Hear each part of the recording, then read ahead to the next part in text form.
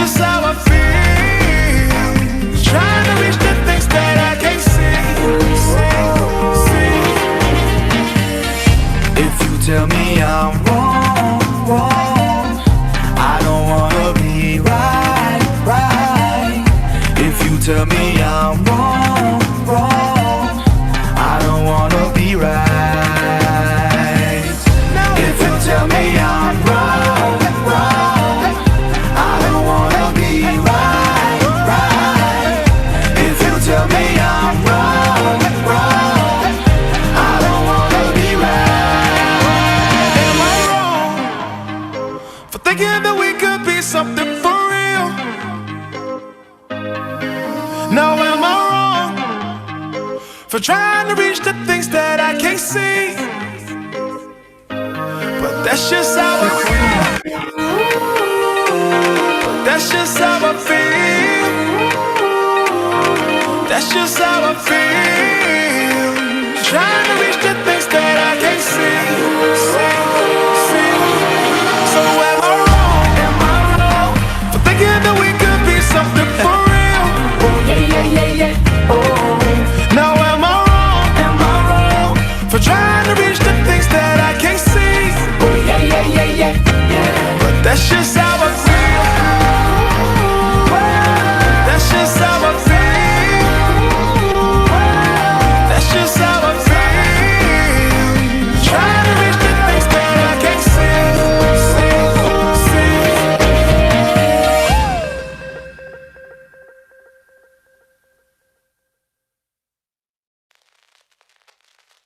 I will make my way. I'm trying to survive another day. Waking up, making love. Better on paper, laying on and on. Just start with dreaming. You end up winning. Waking up, every day.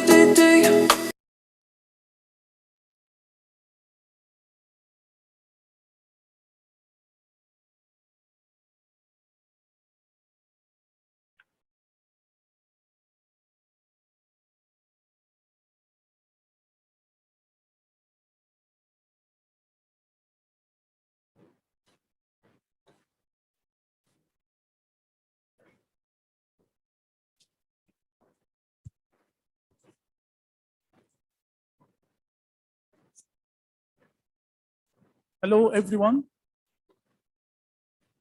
I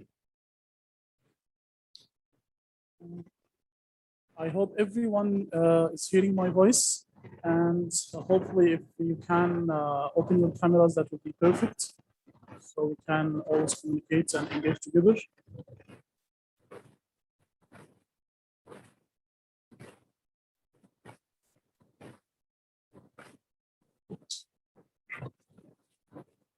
Just one moment, and we are going to start.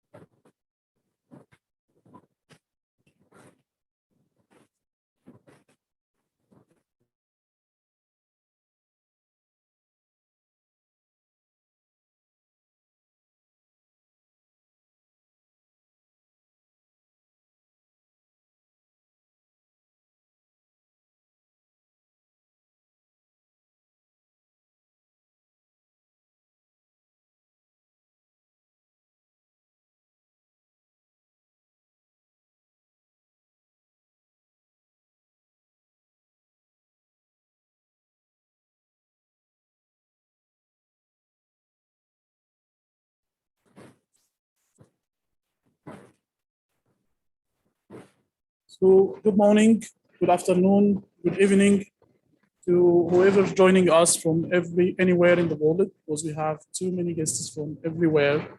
So here we are saying good afternoon now. We have others saying to them good morning, and we have people to say good evening to them. So welcome to everyone joining our summit today. And before I'm starting, I just want to mention something. I want to thank our main sponsors, e-Office, Creative Mind, Mangudo, and Ammonia, and Gain Global. then hope all of us will enjoy this day together.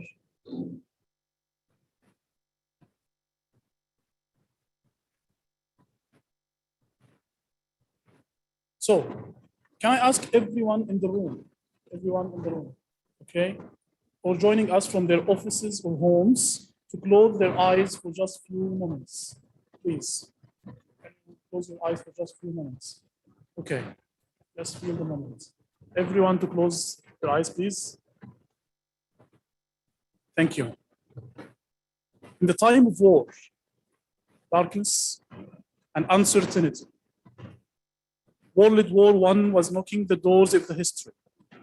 Few young boys, friends, living in the new land of dreams, the United States of America, started a dream of humanity, equality, peace, and social solidarity. They believed in youth spirit and pure souls. This dream transformed into an association with 750 members in less than 5 months in late 1915 and became an active civil society initiative, and the dream spread internationally to tens of countries in Europe, Asia, and Africa. This dream becomes the Junior Chamber of Commerce, JCI, with more than 200,000 members and 5,000 chapters all over the world. Welcome everyone in our first international summit by JCI EURASIA chapter. You can open your eyes. Thank you.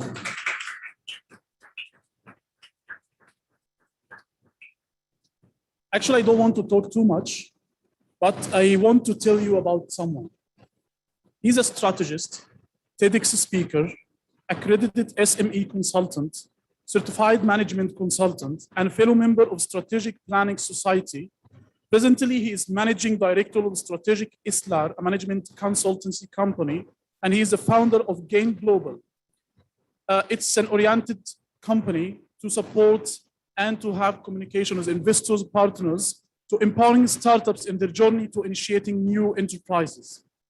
When you meet him, you feel the humility of great people and the value of great leaders. I find it immensely fortunate to be given this opportunity to introduce the great leader and former president of Junior Chamber International, Mr. Ismail Hasnidar.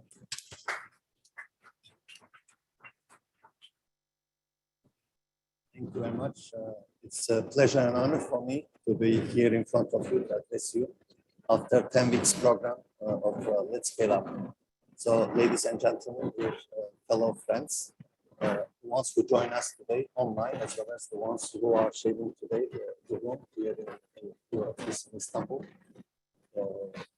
I would like to thank, first of all, regarding the successful journey, because this was almost 3 months journey that we spent together with the one main purpose. The heart of that purpose was to develop together, to grow together, and to scale up together. The message was definitely given with the Let's Scale Up program, with the main program that we did. So here I'm in front of you with two of my responsibilities. One, as was mentioned, being the former Junior Chamber International President, gives me also opportunity to be engaged in support and continue my mentorship, and as well as my support for local organizations. And this local organization is the unique and one organization that I come from as well. It's JCI EURASIA. I would like to greet the dear President, Zedin, dear Zedin. It was a journey for me that started in 2005. Excuse me. Yeah, Your voice is not here. We cannot hear your voice at all. we apologize. I hope now it's better. Yeah, it's okay now. Yeah, okay. I thank you for the reminder. So the journey for me started from a local organization, the entrepreneurship journey, as well as the leadership journey.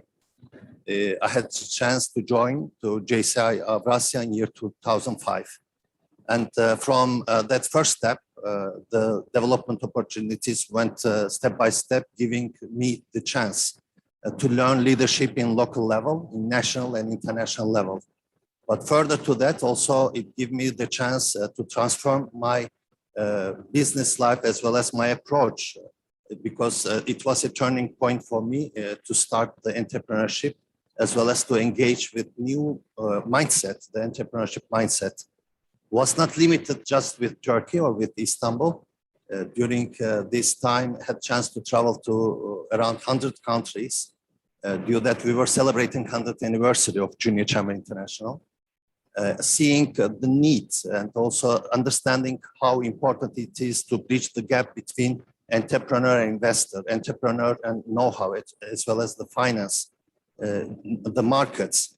This give me the opportunity to initiate as well, to lead by example by initiating Gain Global. Gain Global stays there for initiation, organization, a platform where we have like-minded partners. We are talking, bringing together investors and entrepreneurs, supporters, as well as partners who are there to support this journey, to make it easier and accessible, as well as faster for anyone who would like to initiate new enterprises. We strongly believe to the power of entrepreneurs, that the change starts within one dream that comes out as it is in the story of our beloved organization, JCI. So now I would like to congratulate the team, JCI EURASIA and Gain Global, who made it possible, who initiated this program.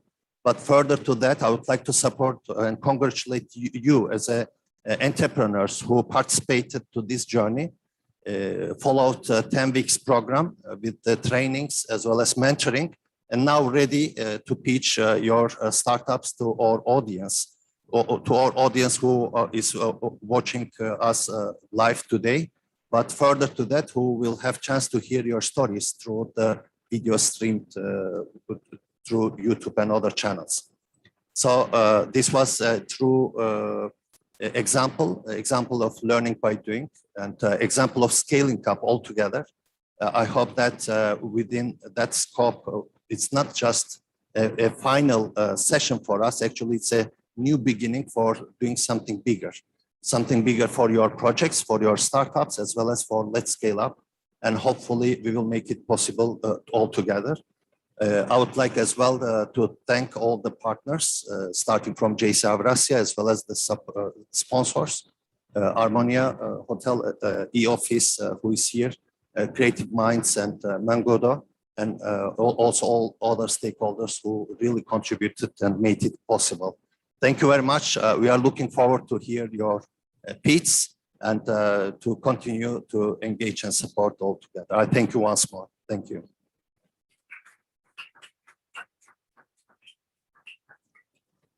Thank you so much.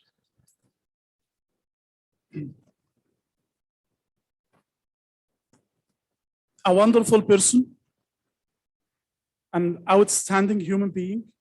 Few words for a person who dedicates a large part of her life to helping others succeed in their lives. A natural leader and a stubborn fighter. Mother of two adorable kids, Can and Rona.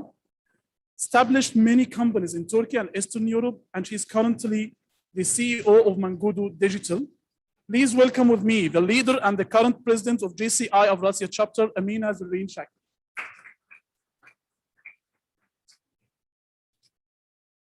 Thank you very much for this very warm welcome, and welcome everybody to our EURASIA Startup Summit. It's a Saturday and here again you are with us. That's really great feeling. Today we are very, very excited because it has been really a long journey of 10 weeks. We have started back on 17th of July of this journey, and today is the final day. So I, first of all, would like to a little bit talk about the story, why we came to this point. As you know, especially the COVID time told us once again how important it is to be agile. And we once again understood the importance of entrepreneurs for our society and for the economy of the country. And of course, as JCI globally, we have also had a RISE initiative, which also supported young entrepreneurs, the SMEs, and also the individuals for their mental health. And I think these three topics, they go very much together and they're all interconnected. So as a result of all these arguments, we as JCI EURASIA, of course, we should have done something for that. And because of that, we have started Let's Scale Up digital platform at the beginning of this year. And then we have partnered with Gain Global, led by our dear President Ismail Hazredar. And that was, I think, the biggest luck for us, such a leader and knowing both sides, both JCI and the entrepreneurship ecosystem and leading Gain Global. That was really great. And we then immediately launched the Gain Global, Let's Scale Up Acceleration Program. As we said at the beginning of this program, we are a group of volunteered people. So it's an experience for us. Let's Scale Up, as our president mentioned, is also a startup who needs to scale up. And because of that, your feedbacks have been very, very important for us. I am still asking for it. Please do provide us your feedbacks, because today might be the last day of this first acceleration program, but definitely the program will go on with the existing, of course, startups, and we are also going to launch new acceleration programs. So this is in fact just the first part, and it's going to go on. I really want to thank our startups and also the mentors very much, because this program was during the summertime. But despite this fact, everybody was very much involved and really willing to help. Our mentors were really great mentors and trainers. Our startups were really ambitious. So that was really very much motivating us to work even harder. And finally, of course, this is a teamwork. As I mentioned, the cooperation with Gain Global was really big luck for us. Also, I would want to thank Ege very much for sharing his experiences during this time. And I also want to thank our national organization, JCI Turkey, and our President Fatih Şengül for making us always feeling their support behind us. That was also very valuable for us. And of course, we at the beginning told you that today we were supposed to be in Bodrum, but I think we all got used to all these uncertainties, and unfortunately, due to some circumstances that happened in summer, we had to postpone it to May. So between 13th and 15th of May, we are going to be in Bodrum in another summit of JCI EURASIA. But today we are here in E-Office, and we are very much thankful for their support and sponsorship. And we are also very happy that we acted as we need to as the young leaders and adjusted ourselves. And we are now here doing this hybrid summit. That's really very much something that we are proud of.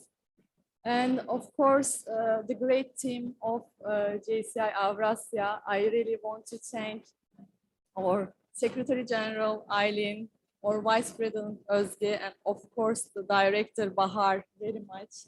They work day and night. I always say it's a volunteered place, but they really work very hard, and we really try to make everything professional.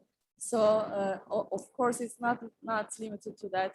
Every member of JCI EURASIA did a lot. Today also we are together with Ege, Feyzullah, Erdem, Double Erdem, and Emre, and many of them are with us. So once again, we learned that when the right people come together with the right mindset, really everything is possible. So I very much thank you. And I would like to once again mention that that's just the beginning of something bigger. Hopefully in May, we will be celebrating something much, much more bigger. Thank you very much for being with us, and please do enjoy the day. We have great speakers and great pitchings. Thank you very much.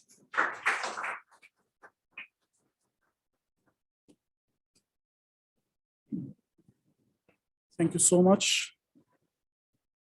a pure soul, a big heart, and mind full of intelligence and energy. Although she was a senior sales and marketing in Samsung and Oppo, then a co-founder of a company called Creative Mind Branding Agency, she is always find time to help and support others. It's really rare to meet someone like her. It's my pleasure to introduce the leader of Let's Scale Up program, Ms. Bahar Surmas.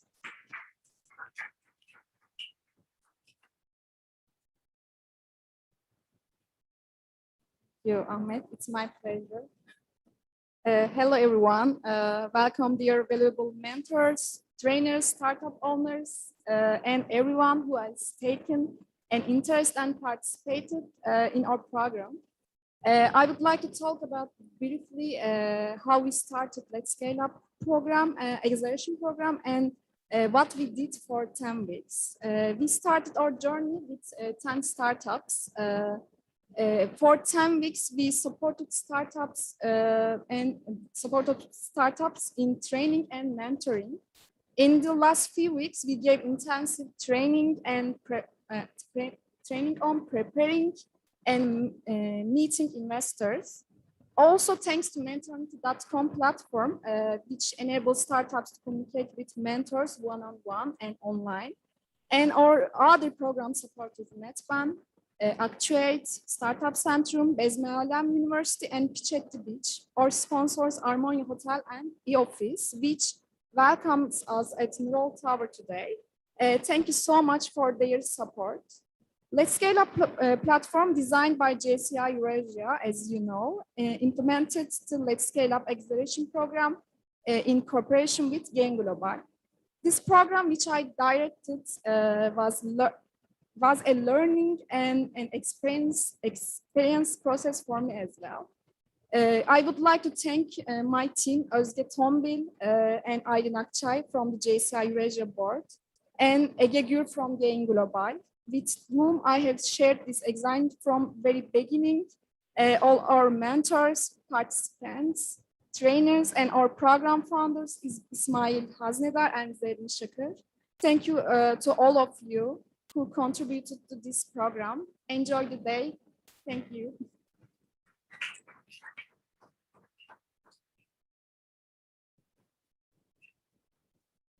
Thank you, Bahar. Since the first day in which JCI started, the organization had a deep belief in the young generation and their ability to change the world for the better. Therefore, the organization's focus was on producing leaders of young entrepreneurs in a healthy and democratic way to be the forefront of entrepreneurs in their local countries. Today, we are meeting one of the most fabulous young leaders with a demonstrated history of working in the consumer goods industry in multinational companies, skilled in business planning and development, product marketing, e-commerce, and team management. He dedicated himself to help people to explore the potential to reach their dreams. I'm so delighted to present the current president of JCI Turkey chapter, Mr. Fatih Çingol. Thank you so much for your kind words. I hope you are hearing me very well. I think there is no problem. Hello to Istanbul. Unfortunately, I am not together with you today. I am at Adana, and JCI Adana chapter, we are celebrating 25 years of JCI Adana today, and I have to be in Adana, and that's why I'm not here in E-Office together with the team. First of all, I would like to thank you for JCI EURASIA, JCI EURASIA. As young leaders of our organization, you did such a solid work, and still you are continuing to do that. And today is, I hope, is a milestone. And I believe as JCI Turkey members, we will create more stronger projects about entrepreneurship. JCI is a world of opportunities, and we are always talking about the opportunities. As when you dive in the JCI, you will see personal development and leadership skills, business and entrepreneurship opportunities, and international relation and cultural exchange, at the same time social projects. During the 100 years, in more than 100 countries, we are doing that.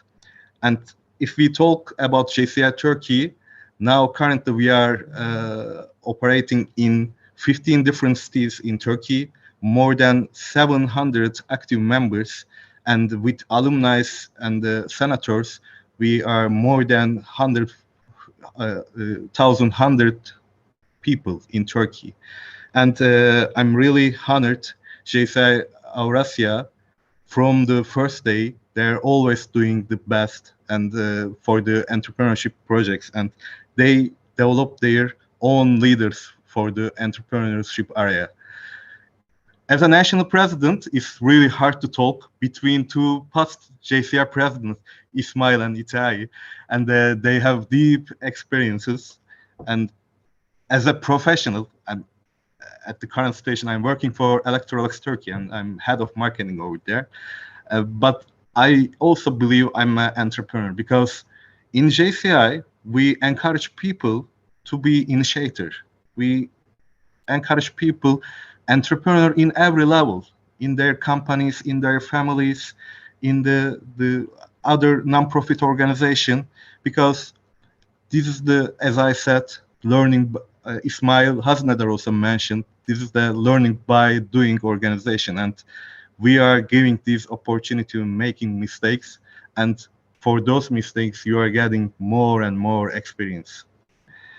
While I'm meeting with our JCI members, I always explain the same station.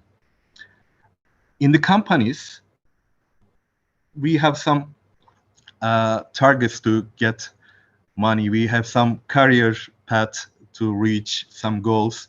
And even we don't want to work with the managers which are not developing us, somehow you have to go in that way. And until finding another solution and another opportunity, you are staying in your company. And it's not easy to change every time if you are not happy. And I always explain to my member, in JCI, you are totally volunteer.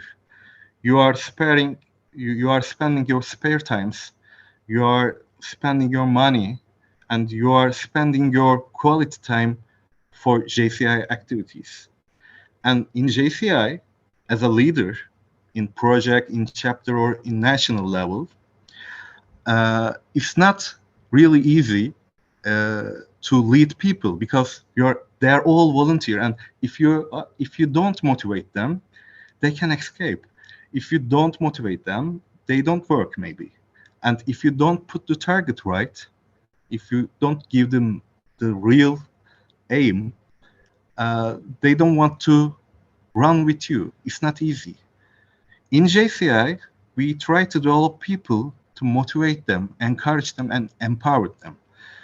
And if you achieve this in your volunteer life, you can be successful in your professional life, in your business, in your entrepreneurship story. You can be successful if you do it volunteer. That's why this is one of the main differentiating point what JCI makes to their member. The members of JCI EURASIA, I believe, in 3 or 5 years later, they will become great leaders, better than today, because now they are dealing with all difficulties, dealing with all the first experiences, and they are learning. This is what JCI service to their members. That's why in the chat I see some of members from some of startups member from the Adana. Also, I'm inviting them to be a member of JCI. And the other thing is also the previous speech also we mentioned what JCI tells to entrepreneurs and tells the JCI members. JCI Rise initiative. What the JCI Rise is? It's a platform within the members. We are sharing the ideas. We are sharing the best practices to sustain the economics after the pandemic situation. Rise belongs to rebuild invest, sustain, and evolve. And the Let's Scale Up project, one of the great example of JCI Rise. During the 10 weeks, we met the 10 very talented startup, and they met with our beloved mentors. And during today also, they will during the pitches, they will explain about their stories, their targets, and their business structure. As I always mentioned also previous in my talk, if you successful in your volunteer time as an entrepreneur, you are volunteer for your dreams.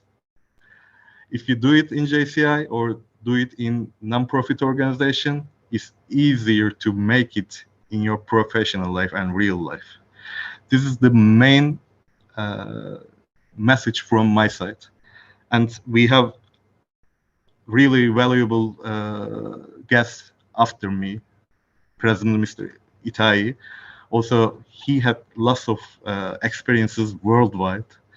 And my last verse belongs to stories about the white collars to entrepreneurs. JCI Turkey has lots of members. Also, President Ismail, as far as I know, he was one of the professionals when he joined JCI and he became an entrepreneur. We have lots of members because in JCI, we are empowering people to release from their comfort zone and give strength for their dreams. For instance, we have members from JCI Istanbul. She was working for the international trade, and she became a chocolate giant in Turkey, and now she started operating in United Kingdom and other European countries, and every day in Turkey, day by day, she is getting bigger and bigger. We have some members who formerly working for Starbucks. They open a new brand for the vegan food, and they started to operating in Europe also. We have some members, they working with their family business, but they started their own dream, and all the power they get from the JCI activities and JCI experiences. I believe for our startup members here, startup founders, you made a great job for yourself, and I believe you will differentiate your business from the others, from your competitors, because you are involving such a great initiatives.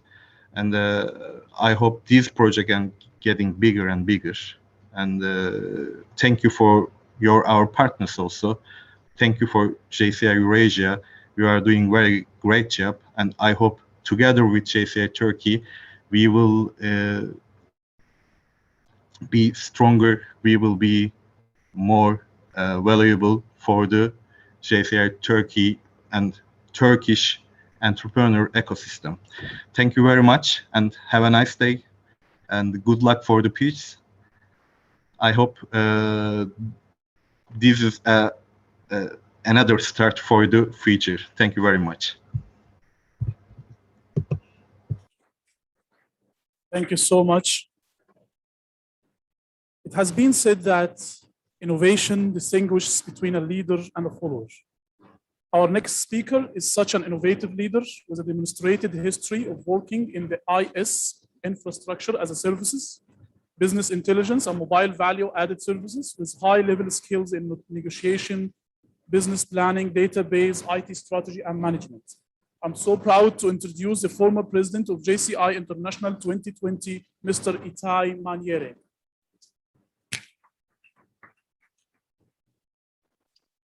Thank you very much, Director of Ceremonies, for a fantastic job thus far. It's quite exciting to be connected with everyone who's on the call today. Let me start off by acknowledging the 2021 JCI Turkey President, my very good friend, Fatih. Congratulations, my friend. I didn't get a chance to congratulate you on your election, and certainly your first outing as you represented JCI Turkey at the just ended Balkan conference. Congratulations.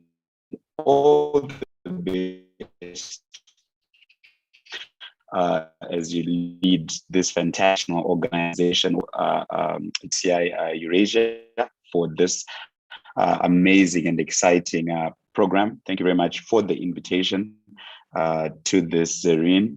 All the best and fantastic work you're doing in the entrepreneurial space, a space that I'm very passionate about, a space that I believe is out to move and shake and have us as an organization take the rightful place on areas of economic development, of national development, and where people can actually see a light shine amongst us, the young people, to ensure that the tomorrow and the fortunes of any economy where we come from can get to thrive, because I believe the future really, really belongs to us as a young people. So it's very exciting for me to see such initiatives being carried out by local organizations. A lot of respect goes to my older brother, one whom I've had a unique opportunity to walk this JCI journey with. My very first time to serve on the JCI board in 2015, he was my president. And what a fantastic time, a fantastic honor that I had to be serving under his leadership. And 6 years later, he is still very much well involved in the organization, most importantly, even in the local organizations in Turkey. I give you my respect, President Ismail, for the amazing work that you're doing through your organization, Gain Global. I can only wish you good strength and good courage to keep on inspiring the next generation of young leaders and young entrepreneurs within the JCI network and even beyond. And such initiatives are ones that I believe will far outlive you. And certainly as you sit back and you watch the young entrepreneurs flourish, you can see your fingerprints in that work that you're doing. Congratulations, and thank you very much for the amazing support that you continue to give to the organization and the entrepreneurial space.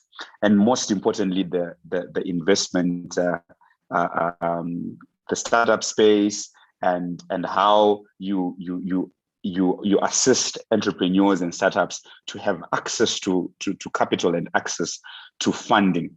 Thank you very much for that. It's also exciting to also see a good friend that's also on the call. 2020 JCI Vice President Andy Lau from Malaysia, an entrepreneur in his own right in Malaysia. Good to see you, my friend, and greetings to everyone who's on the call. To those that are pitching and those that have been on this program, I congratulate you for the courage that you've taken to take that step. For you to give birth to that idea problem that you've always had and always said, hopefully one day, someday, it will see the light of day. And I believe that with every day and every step that you take, certainly it is coming to life. I wish you well. I wish you good strength. And now just to turn back to this program, one that I believe really ties into the initiative that we gave birth to last year, the RISE initiative. One, we talk about rebuilding that which we lost because of COVID-19, and how when we are rebuilding, because we understand businesses have been affected by COVID-19, and so we need to invest into capacity, invest into knowledge, invest into networks, tap into funding streams to enable us to be able to evolve those businesses. So as we invest into those particular ventures or into whatever initiative that we have, we need to ensure that as we do that, it is sustainable. It speaks into a long-term intervention, as it were. And as we do that, we always keep our eyes on the fast evolving times, and we just got to be agile. And as such, we got to be able to evolve post-COVID-19. That's how we gave birth to an initiative called the RISE Initiative, which is to rebuild, to invest, to sustain, and to evolve, most importantly, because times are changing. And certainly, we have seen a lot of accelerated transformation in 2020 and 2021, thanks to COVID-19. And I'm excited to see such a program being run by JCI EURASIA.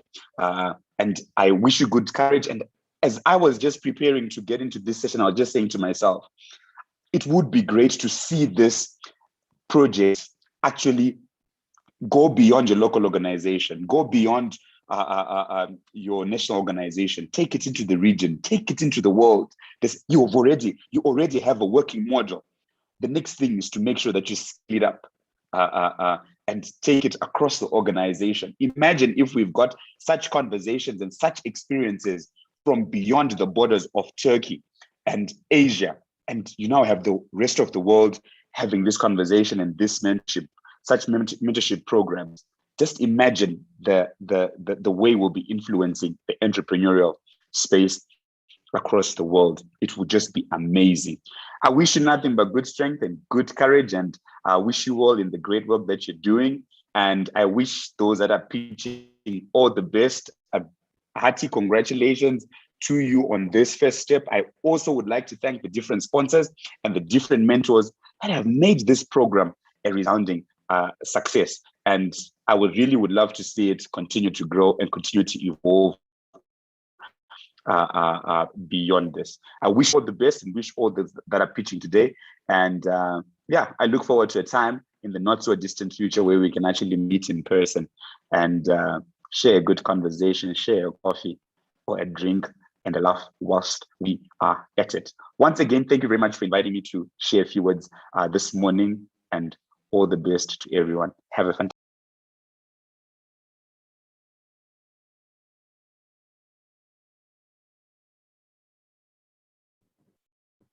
Thank you so much, Mr. Itai. We are really looking forward to meet you in person as well. So, innovation, by definition, will not be accepted at first. It takes repeated attempts, endless demonstrations before the innovation can be accepted and internalized by a startup company. This requires courageous patience. Now we have 6 innovative, brilliant startups to present their outstanding projects. Each project will have 5 minutes to go. So I will invite the first project, Russian Spirit, to the stage to present their idea and the project to our audience. Please, Anastasia, okay. Hello, everyone. Hello, we can hear you. Thank you, that's great. I'm really happy to be here. Just a moment, let me start my screen sharing. Okay, and I'm ready. Okay, so my name is Anastasia and I'm here to present you the tourism project Russian Spirit. Let me tell you a little bit about the concept. Basically, what we want to achieve is to build a web platform and an application with the tailor-made tours to spiritual and authentic places in Russia, in Russian and in foreign languages. The particularity of this project is that the tours will be tailor-made and they will be made to the unique locations in Russia. So not common touristic places like St. Petersburg and Moscow, but mostly the unique locations where people can feel self-development, follow the self-development path and feel united with the place. Tours are developed in the collaboration with the best local guides, historians, archaeologists, and local experts. And obviously, we are working also with the local travel agencies, tour operators, and other players. Just a moment, something. Okay. There are 3 formats of the tours, online, audio, and on-site. So if someone is not able to travel to Russia or they want to discover a place before traveling to Russia, they can find unique locations, extraordinary itineraries, but do it online. And the most fascinating thing is that we can make an online tour based on the needs of the client. So if they want to visit a specific place and they want to make it one-on-one with a local guide, it's also possible. So it's not necessarily pre-recorded webinars with the locations. It's also possible to make it with a video operator and go there online, let's say.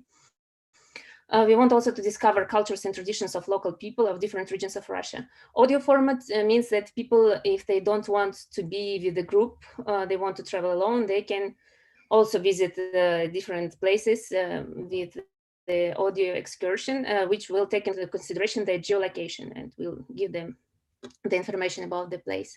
And obviously on-site excursions that are possible in small groups and on one-on-one basis. We have personal approach, so there is a concierge assigned to each client and communication is made in the language of the client, and currently we provide assistance in 7 foreign languages. And you can also choose a different, pick up different destinations. So this is like a format of constructor. So if you build your itinerary or you want us to build the itinerary, we can pick different locations and make a special tour for you. So basically it's a tailor-made thing.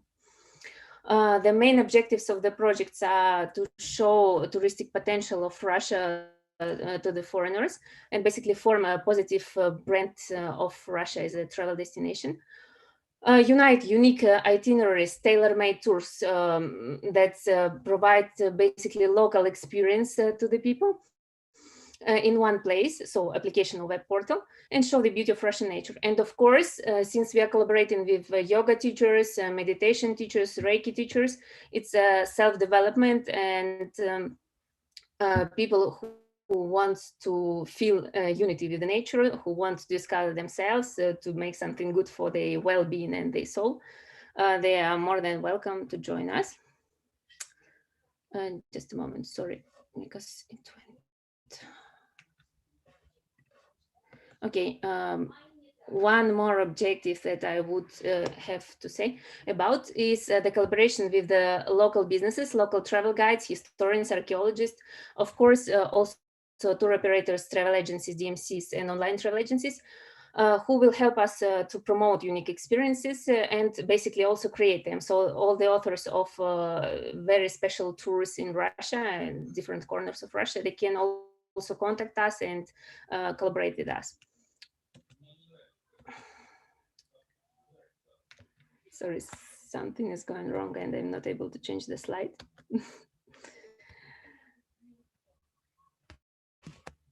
Sorry about that. Okay, yes, well, if it doesn't go further on, I can just continue by myself. Basically saying you about what we currently have. And currently we have a team who's working on different itineraries, and we have already some itineraries that are made up. This is the itineraries on Karelia, on St. Petersburg, and on Leningradska Oblast. They are made already in audio format and in a live format. So we have had some people who already went on these itineraries. We have a travel agency that is functioning from 2014. I personally have more than 20 years of experience in tourism. And I'm also able to provide any kinds of assistance in 5 foreign languages, and my teammates on 2 different other languages. So regarding the target audience, basically those are, those are people aged from 18 to 65, mostly foreigners who are interested in discovering Russia and discovering different places in Russia, but also Russians who want to discover new places, people who are interested in self-development, as I said. And you have less than 1 hour and 1 minute anesthesia. You have less than 1 minute. Yes, okay, I'm finishing. And basically, we have only 2 channels of distribution, the common ones, B2B and B2C. And also, we have contacts all around the world with travel partners, GCI tourism community with people who are from different corners of the world who are supporting us, and the possibility of providing information about us on the free basis. Also a large database of professional guides, psychologists, Reiki, and meditation and teachers and psychologists, as well as travel guides translators. So thank you very Bear much. with us. I'm sorry for the Sorry, technical Christine. issues. No, no, no. It has been very good. Thank you so much.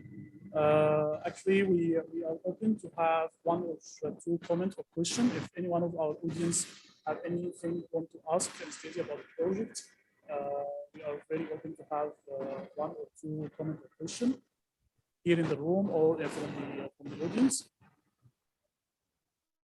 If no, Yes, I would like take to it. ask myself. Okay, I will ask you a question. So Anastasia, now from the project point of view, what was the alternatives in the Russian markets? People, when they want to visit Russia and to know about it, what was the alternatives that you are coming to replace these alternatives or to penetrate the market to say that I'm replacing this with this easy solution? So basically, currently now the majority of tourists are visiting the most common touristic places, such as St. Petersburg, Moscow, Kazan, big cities. Some of people are really interested in Trans-Siberian trains and so on. There are some competitors who are, of course, there are people who are already making different trips in different Russian destinations. And for example, Discover Russia, they do that. But there are no people who are providing unique experiences, let's say, to the authentic places. So for example, we have such places as Altai, Kamchatka, and Baikal that are really touristic places, but not all the foreigners know about them. So it's possible to visit places where shamans are, to visit places where you feel real unity with the nature, for example, as Karelia or Murmansk Oblast. So this is the north of Russia. And those are unique experiences. There are some individuals who are going there if they read about that or they find information about that, but there is no agency that provides the total experience from A to Z, let's say, and to different destinations. So it's for people to be aware about that. Moreover, I would say that there is a lack of online tours on those destinations. So if you are able to find something about St. Petersburg and Moscow, and there are obviously many videos, it's not that easy to find something in foreign languages on such places as Altai or Baikal, for example. It's quite difficult. So I would say that my goal is basically to make sure that foreigners will see the true Russia and will have this unique experience of discovering the country, not only from the main touristic destinations, but also seeing authentic and real Russia. Perfect. So thank you so much. I just wanted to be clear and also to see that you are very clear about your unique value propositions, which I see that you already differentiate yourself in terms of locations and languages and some other things, I'm sure. And we're really all looking forward to use your platform to visit Russia one day and to have this nice experience with your platform. Thank you so much. Thank you. So I'm calling the next startup, which is Blue Colibri. Blue Colibri, if you please.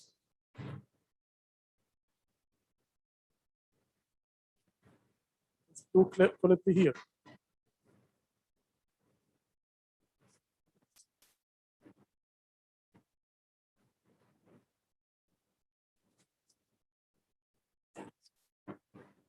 Is Catalin here? Okay, so we can move to the next one until we have our friends from Blue Calibri. So we are going to Atlantis Innovative Solution.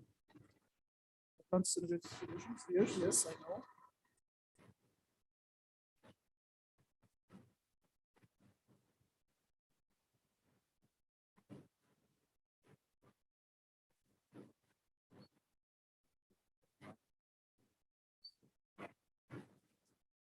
Just one moment.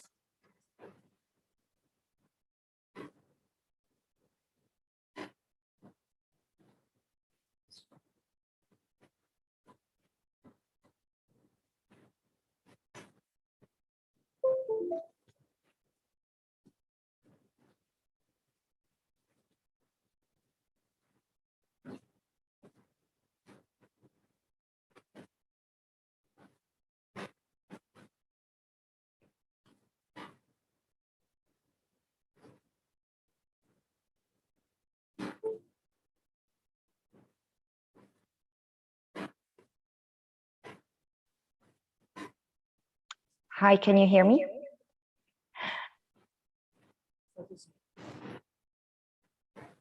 Yeah. Hello. This is Hi, Kathy. hi. Yes, this is Kathy. I'm very sorry. I was joined via my laptop and now it's totally frozen, so I cannot move my mouse. So I joined from mobile as well. It's fine. So, It's fine. but Okay. in this way, you can start. Okay, but I cannot share my presentation with you guys because it's on my laptop.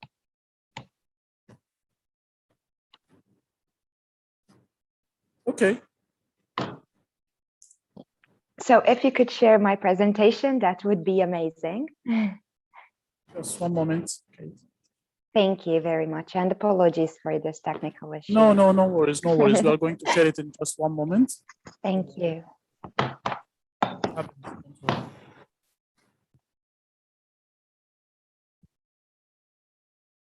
That's it. Amazing. Now we are ready for you, Katalin. You can go. Thank you. Thanks a lot, and it's a pleasure to be today here with you. I'm representing Blue Colibri. I'm not the owner, but I'm responsible for international expansion, so that's why I'm here. Next slide, please.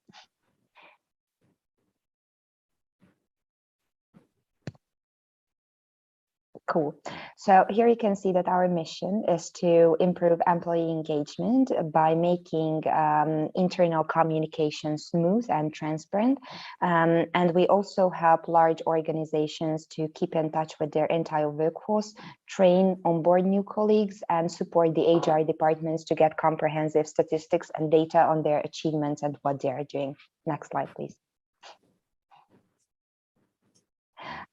We are mainly focusing on these sectors because, next slide, please.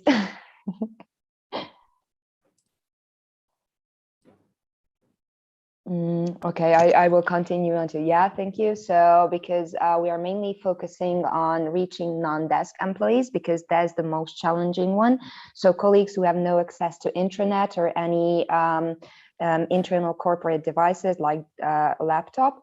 As we started to grow, we are focusing more and more on people who are not only blue collars, but they are just on the move, always like salesperson or people operating on retail. Next slide, please. Okay, it's okay like this. So we have three main pillars with Blue Colibri. First is internal communication, second is HR digitization, and the third one is education. And as you can see on the pictures or the images as well, that we are providing a software solution. So we do have an application for desktop, but we also operate under iOS and Android devices with native apps. Next slide, please. Here you can see our main features. So we really wanted to create a comprehensive tool which can support different functions of the HR department.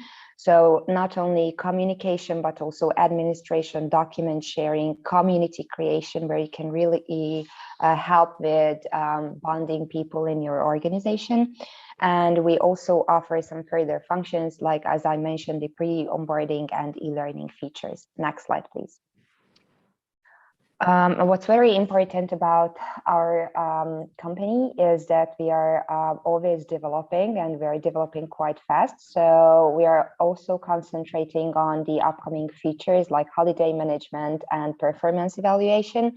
And here you can see a further list of that. And what's very important is that we are working very closely with our clients, which means that we not sitting, in the white tower and just simply try to figure out what the market needs, but we'll actually go there, ask them, test our ideas, and then come up with the features based on them. Next slide, please. So these are our unique selling potentials, which I already mentioned that it's one platform for many challenges to cope with. We are in close relationship with our partners. You can reach your whole workforce with Blue Colibri, regardless where they are distributed physically. You can target your communication, so you can share information with your whole workforce, but it's also possible to just share with one single department. Everything is measurable and backed up with heavy statistics, and the tool can be integrated with different HRM e-learning systems in order to create create synergies in the company. Next slide, please. Just some background information about the organization itself. We are a Hungarian company. Currently, we're operating in more than 6 or 7 countries in the CE region. And this year, we try to focus to put more emphasis on this international.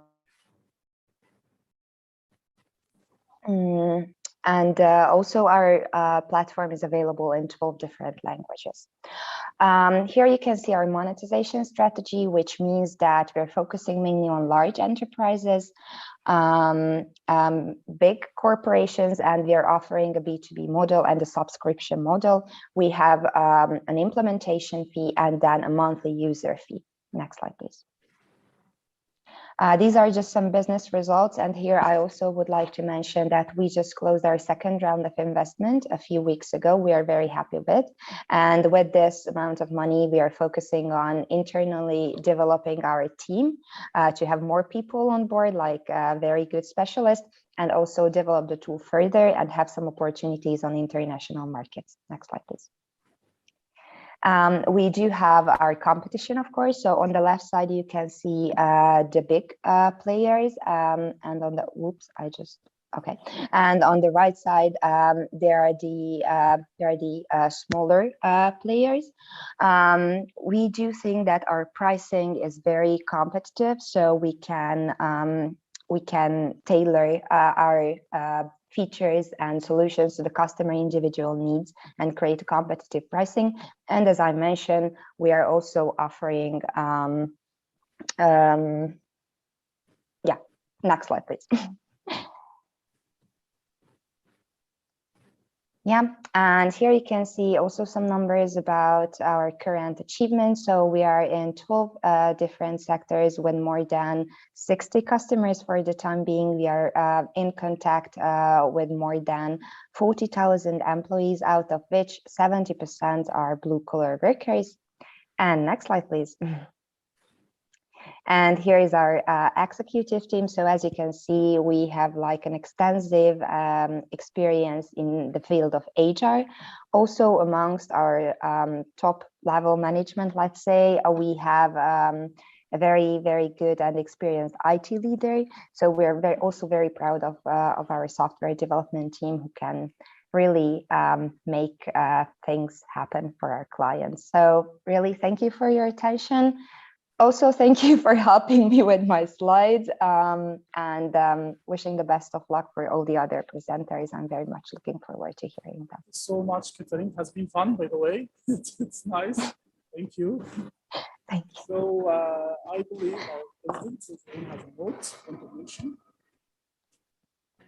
Congratulations, Catherine. I just want to mention that I find it very important because being in this program together, we as JCI EURASIA, we have already started using Blue Calibri, thanks to all of their help. So under the link community.jcieurasia.com, we are using it. And this is especially important for the following days, because we will then upload all the outcomes of this program in this platform, and we will be sharing the links once again. And that was a good cooperation and good case study, I guess, with one of our startups. Thank you very much, and I wish you good luck. Thank you so much. If anyone has a question, if don't, I have a question. So if anyone want to mention any comment or question or note about the project. So I have a question for you, Catherine. Just okay. Because I believe that most of the startups will be excited to hear something, but like the good news you mentioned about the fund you raised, the company raised. What was the essential parameter that helped your company to close this round of fund? Okay, I would say that first you really have to know what type of investor you're looking for. So you have to be very clear with your goals and objectives from even the first step, because when you're in discussions with several investors, they have their own ideas on what they would like to see. So you really have to stick your own ideas and try to find the best investor to it. Of course, later on, you can polish this idea and it can be a co-creation, but you have to be very clear with your goals at this point. And also, you have to see the future for your company, and you really have to convince your investor that together you can make this true. So I would say, of course, there are so many other factors, but this was an important one for us. Perfect. Thank you so much, Katarina, and congratulations from all of our hearts.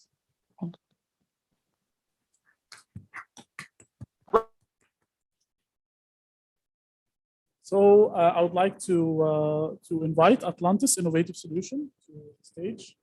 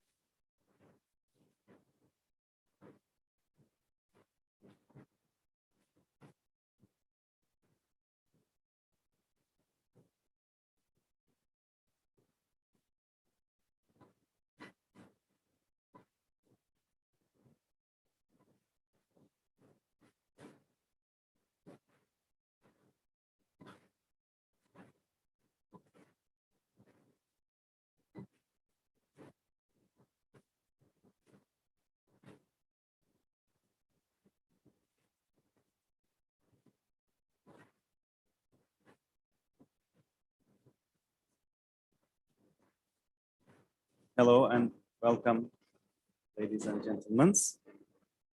And this is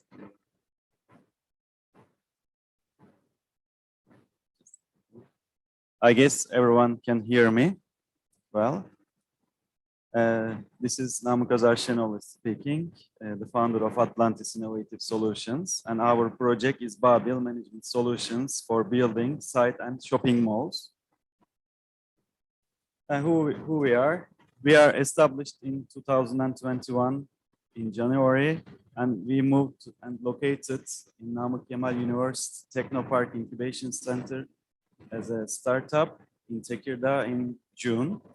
So we are a very new company, but our experience is much more than. And our project is Babil.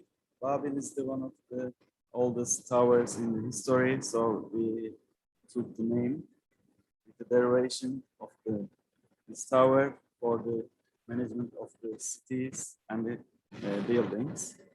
And we are mobile and web-based all-in-one management solution for site management companies, individual department managers, and shopping mall administrations. So we aim to provide a digital platform and centralize all the management processes on cloud for companies and residents.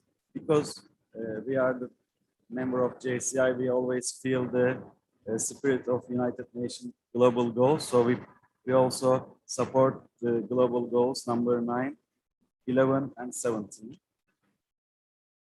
Our customer targets, of course, the management companies for the site and buildings, individual building managers, and shopping malls, because in Turkey it differs and the customer segment is so different. And our aim is to be the most trusted partner in the building management sector. Actually, we are two people. I am the IT guy and the legal responsible of the company, and I have a friend, Tolga, who is good at marketing and sales. So he's the responsible of customer and marketing. Let's have a look close to the market. According to official numbers, 38 million apartments in Turkey, and only 5 million is using a management system from our main competitors.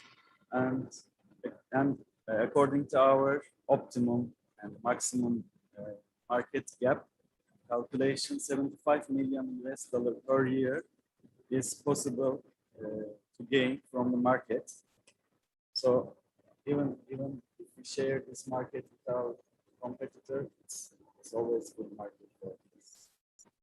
Business model. Our business model is software as service model. So according to customer segmentation, we give some licensing, small, medium, and enterprise licensing according to their needs.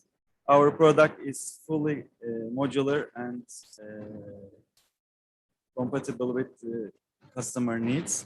Of course, we will start with the try and pay customer acquisition program, and for the enterprises, yearly payments can possible. And as you go, pay as you go pricing would be enabled.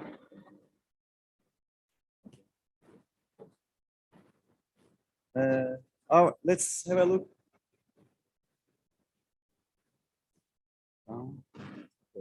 Our management and building program has different modules according to customer needs, according to our analysis. So payment, finance, and banking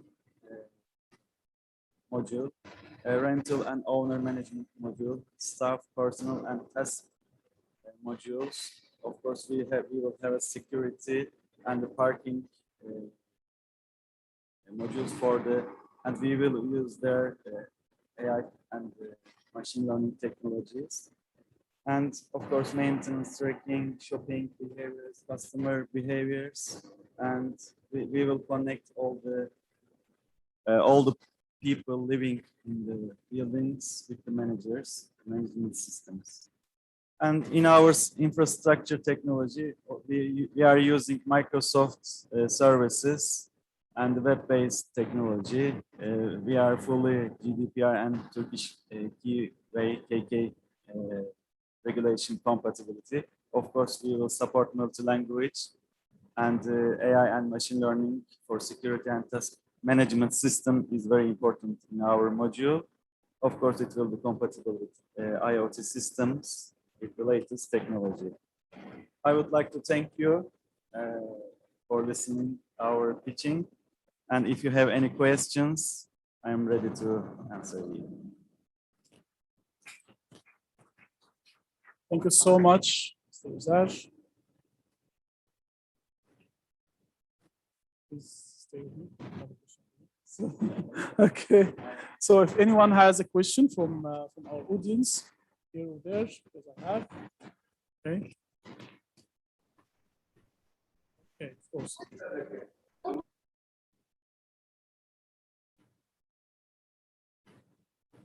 Perfect. Thank you. So Mr. Ismail asked about what the project needs and how we can help and what kind of contribution he needs to support this project. Thank you very much for the question. Our needs is we are just the beginner, so we are looking for the seed investors, and because we have to enlarge our developer team and also marketing team. We have to be in the field more and more, and we have to be on computer with more crowded teams in order to complete in a short time. Because we are in the Technopark also, we have limited time in Technopark as an agreement. So while being in Technopark is very advantageous, even in the taxing and the regulations in Turkey. So we have to use this opportunity as soon as possible. So we are looking for the 25 to 15,000 US dollar investment at the beginning in order to complete very soon and join the market fast. Okay, I don't have a question, just humble advice for you. Because you need to focus, because I saw that you have many services you are trying to cover, and you are playing in what we call red ocean. You have many competitors actually, so you need to differentiate your value very clear, and to focus on few services to start with. That will help you even attracting good investors in the beginning. Thank you so much.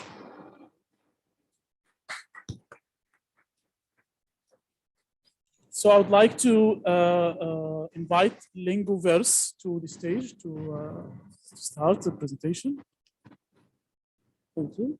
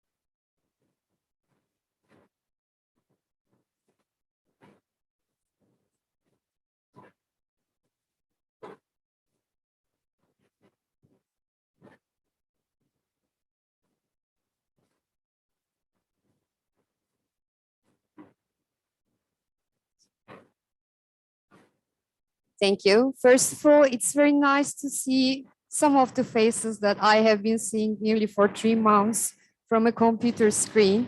I hope I can meet the others in May in Bodrum and have fun together. My name is Ecehan Gözeyik, and I'm here to talk about our educational digital platform called Linguverse. First of all, I would like to talk about our team, all of whom are experienced educators, publishers, and programmers. We all came together with the belief that we can create the perfect digital education program to be a perfect solution for a universal endless need, which is education. So I'm going to tell you how we believe Linguverse perfectly matches the needs of universal educational needs. Here you see some interfaces of our locally launched version, which is Edu for Fun. One of the major features of Linguverse is that it's white label. So any customer can adapt it and use it with their own brand names and logos. That's why in Turkey, our first target group was young learners from 7 to 12-year-olds. And we thought that education should firstly be fun, because the more fun the learners have, the better they learn. So we created the brand name as Edu for Fun with a more gamification features where they can create their own avatars, see their progress in a screen of a village or a space according to the needs of their age groups. One of the other features and benefits of Linguverse is it has a customizable and personalizable content, which is a perfect solution, I believe, because in all countries all around the world, education is a need, but of course the syllabus, the content, the objectives differ from country to country, even from region to region. So any country, any institution from any country can adapt Linguverse, and they can convert their materials, integrate them as an interactive online platform, or even the publishers all around the world, if they are willing to digitalize their content, digitalize their printed content, they can adopt Linguverse as a platform of, as a service and digitalize themselves to compete in a very digitalized world. Business of education, it's a very competitive market. Of course, my major experience is in Turkey, but I try to follow up the trends all around the world. It's a very, very competitive market. So all educational institutions need to differentiate themselves. How? They can differentiate themselves with their, of course, educators, their programs, but mostly with the materials they use. And with the pandemic issue, of course, online and digital education became much more important. And taking the real users, the learners into consideration, they are all digitalized learners. And a platform on digitalized platform that covers all educational needs, I believe will fit all the needs of institutions, learners, publishers, and also the parents. Because Linguverse has a learning management system where every progress of every learner is tracked and can be reported with parents. So if parents are willing to be involved in the process of their kids' child's learning process, they can track what they have done so far. And beyond that, Linguverse has a solution for online assessment because, of course, teaching is a process, but what important part of it is to see the outcome. What do normally teachers do? They do exams, but Linguverse will help them to save time. How? With online assessment program, they can evaluate, check the progress of every child, and get instant feedback to be shared with the students, with the teacher, and even with the parents if they want. And beyond that, I would like to say that It has one other feature that most educational institutions do not only use one program.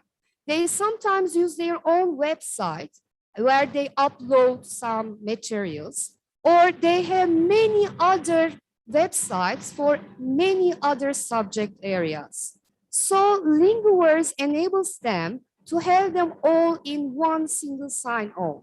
They can prefer to use their own website, and we can embed Linguverse to that. Or you can ask for us to give links to any other websites that they are using integrated in their program. So this feature gives them the benefit of being user-friendly, saving time, and the problem of having chaotic parents who don't know where to log in, how to log in. To sum up with, we believe that Linguverse is a perfect solution for many, many, many educational needs all around the world.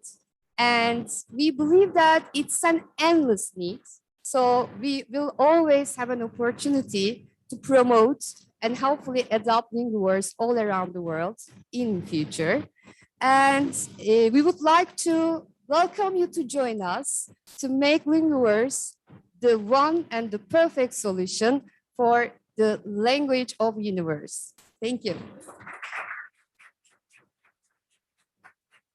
Thank you so much. It has been fun, really. Fabulous presentation. Thank you so much. So before me, if anyone has a question, because I have. Yeah. Okay. So from my end, I just want to know in which stage now is the project from the business perspective. Thank you for the question.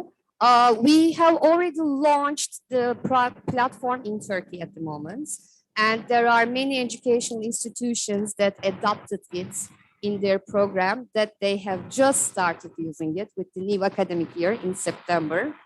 And of course, there are many other features that we would like to add, improve our program. That's why we are so happy to be in a platform like that. So the basic answer to your question is we have launched it, we have started to sell it, and we are looking forward.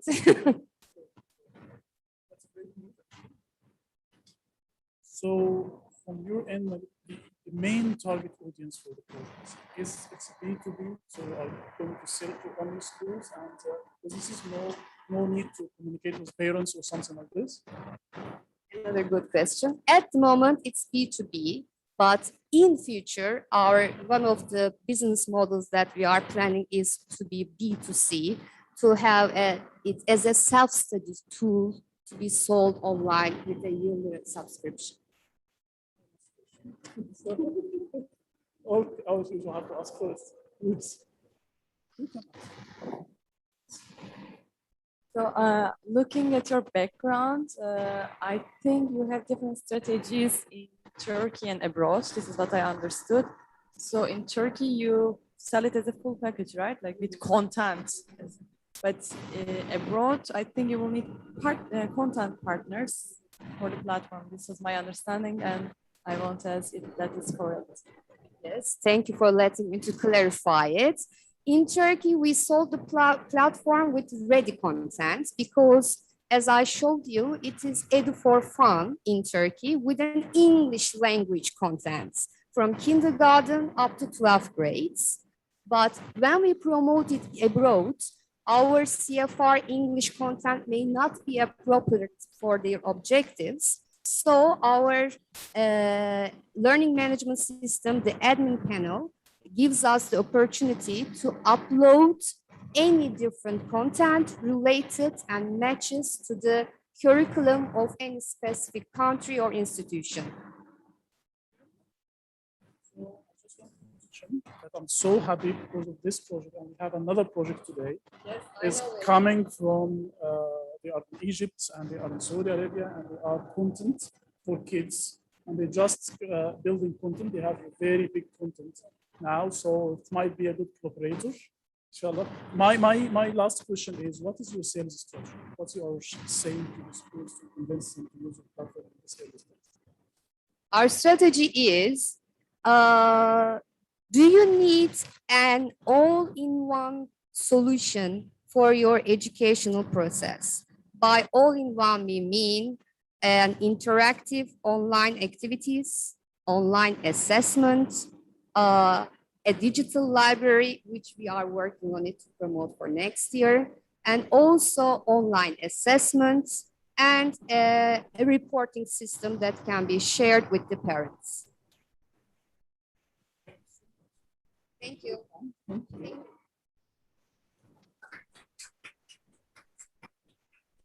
So we have come to our last startup for this session, which is quiz. Okay, we have a question, another question, sorry.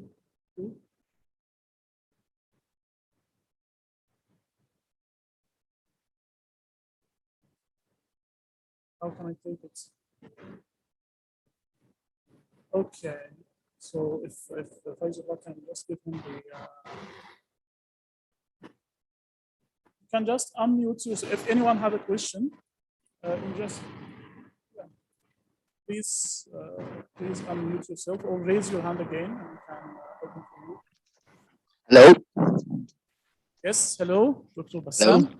Thank you. And sorry, because I joined the meeting or the Zoom, not from the beginning, but I like the final startup or project. And I'm asking about, you just asked one of my questions, which is in which stage you are in. And the respected lady answered that she just started to sell for, I guess, schools or universities.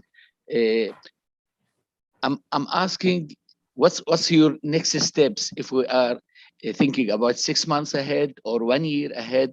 What's your plans? And if you can just tell some financial numbers, if that's possible. Okay, thank you for the question. First, our first target is, of course, to keep our existing customers because they have just started using it. Okay. And we want to make them happy and willing to continue using it. And in near future, one of our targets is, of course, to have much more customers who adapt to use it, increase the number of users by keeping the existing ones and adding new customers, and also trying to contact abroad customers, trying to be in the market of other countries. I don't mean by countries, United Kingdom or America, but the countries that English is a foreign language, is English that they learn not as a second language, but as a foreign language, because the market is very similar. As a third step, we can promote it to UK or US again as a platform of service because they can use their own platforms in it as well. For financial parts, I'm not ready to share at the moment, but would like to share with you when I get back and work on it, if it's okay for you. Okay, thank you very much. Thank you. You're welcome. Thank you, and can we get the contacts of the people who are? Yes, of course. We are going to share all the presentations, okay? And we will share all of, if you are follow our JCI or EURASIA or Let's Scale Up program LinkedIn pages, which we will put the links in the chat now, so you can follow us and you will find all of the information about all the startups joined in the program, so you can find the contacts and everything. Thank you. Thank you. You're most welcome. Thank you so much. Thank you. So our last presentation for this session will be Quiz Flight. So I'm inviting Quiz Flight to start his presentation, please. Okan, yes. Hello, yes. Hello, Okan, we can hear you. So, hello, thank you. So it is a great experience for me to be here. So thanks for that great organization to you. I am Okan Ünverdi, and I am working on company, which is a development company, and I am leading almost 100 people as a CTO. And in parallel, I decided to create a new startup, which is Quiz Flight. So today I am going to explain what Quiz Flight is to you. I am 37 years old and I have one daughter. She is 9 years old. So during pandemic, so we have to share our home together with her. So I got a chance to see what educational technologies exist in current market. So as a parent, I saw too many problems with the existing technologies, that they are not good in user experience and they are really platform dependent technologies existing. So I decided to create a new project named Quiz Flight.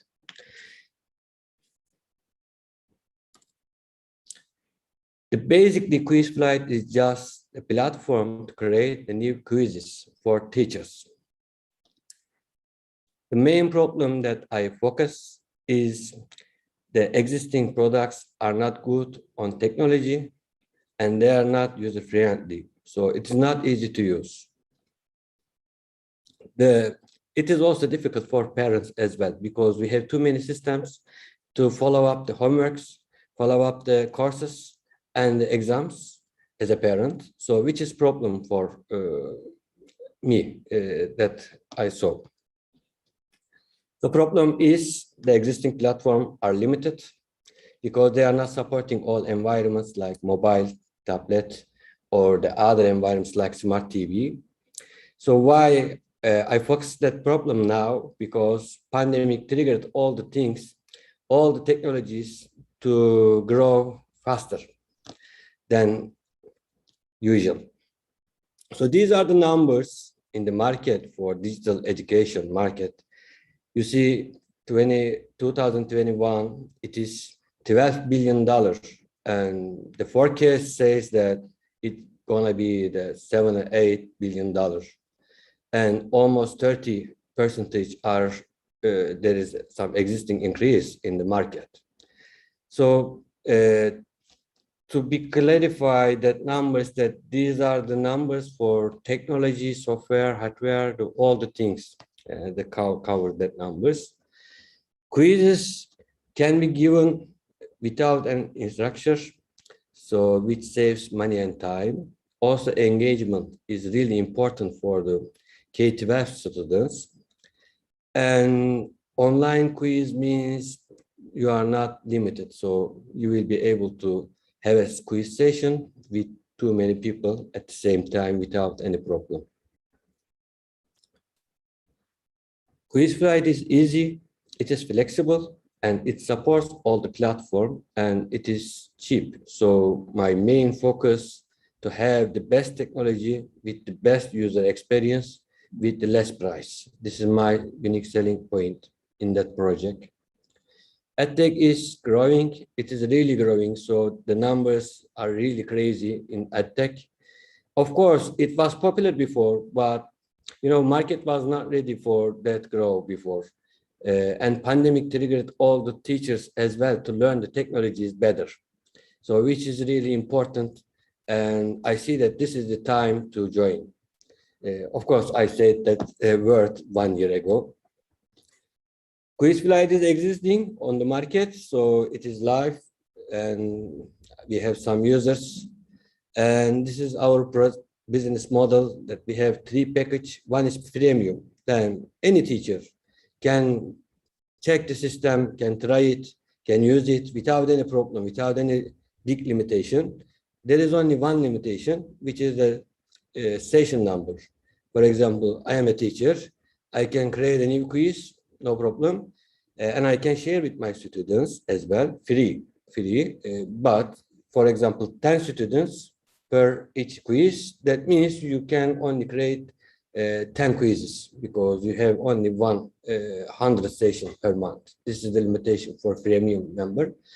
And we have other packages like standard and premium. These are the details that we are providing. These are the competitors. They really focused on the game, but of course, gamification is really good. I support that idea as well, but this is education and something needs to be serious.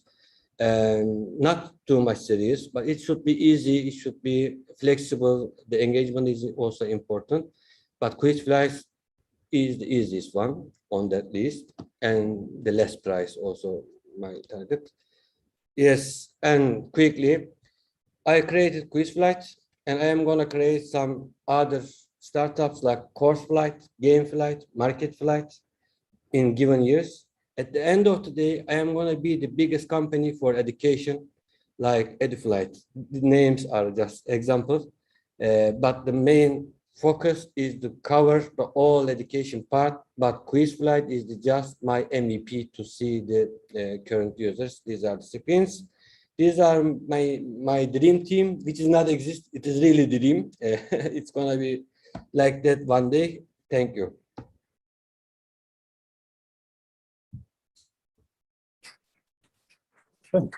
Thank you so much, Okan. It really has been fun. I like the spirit and I like the ambitious you have.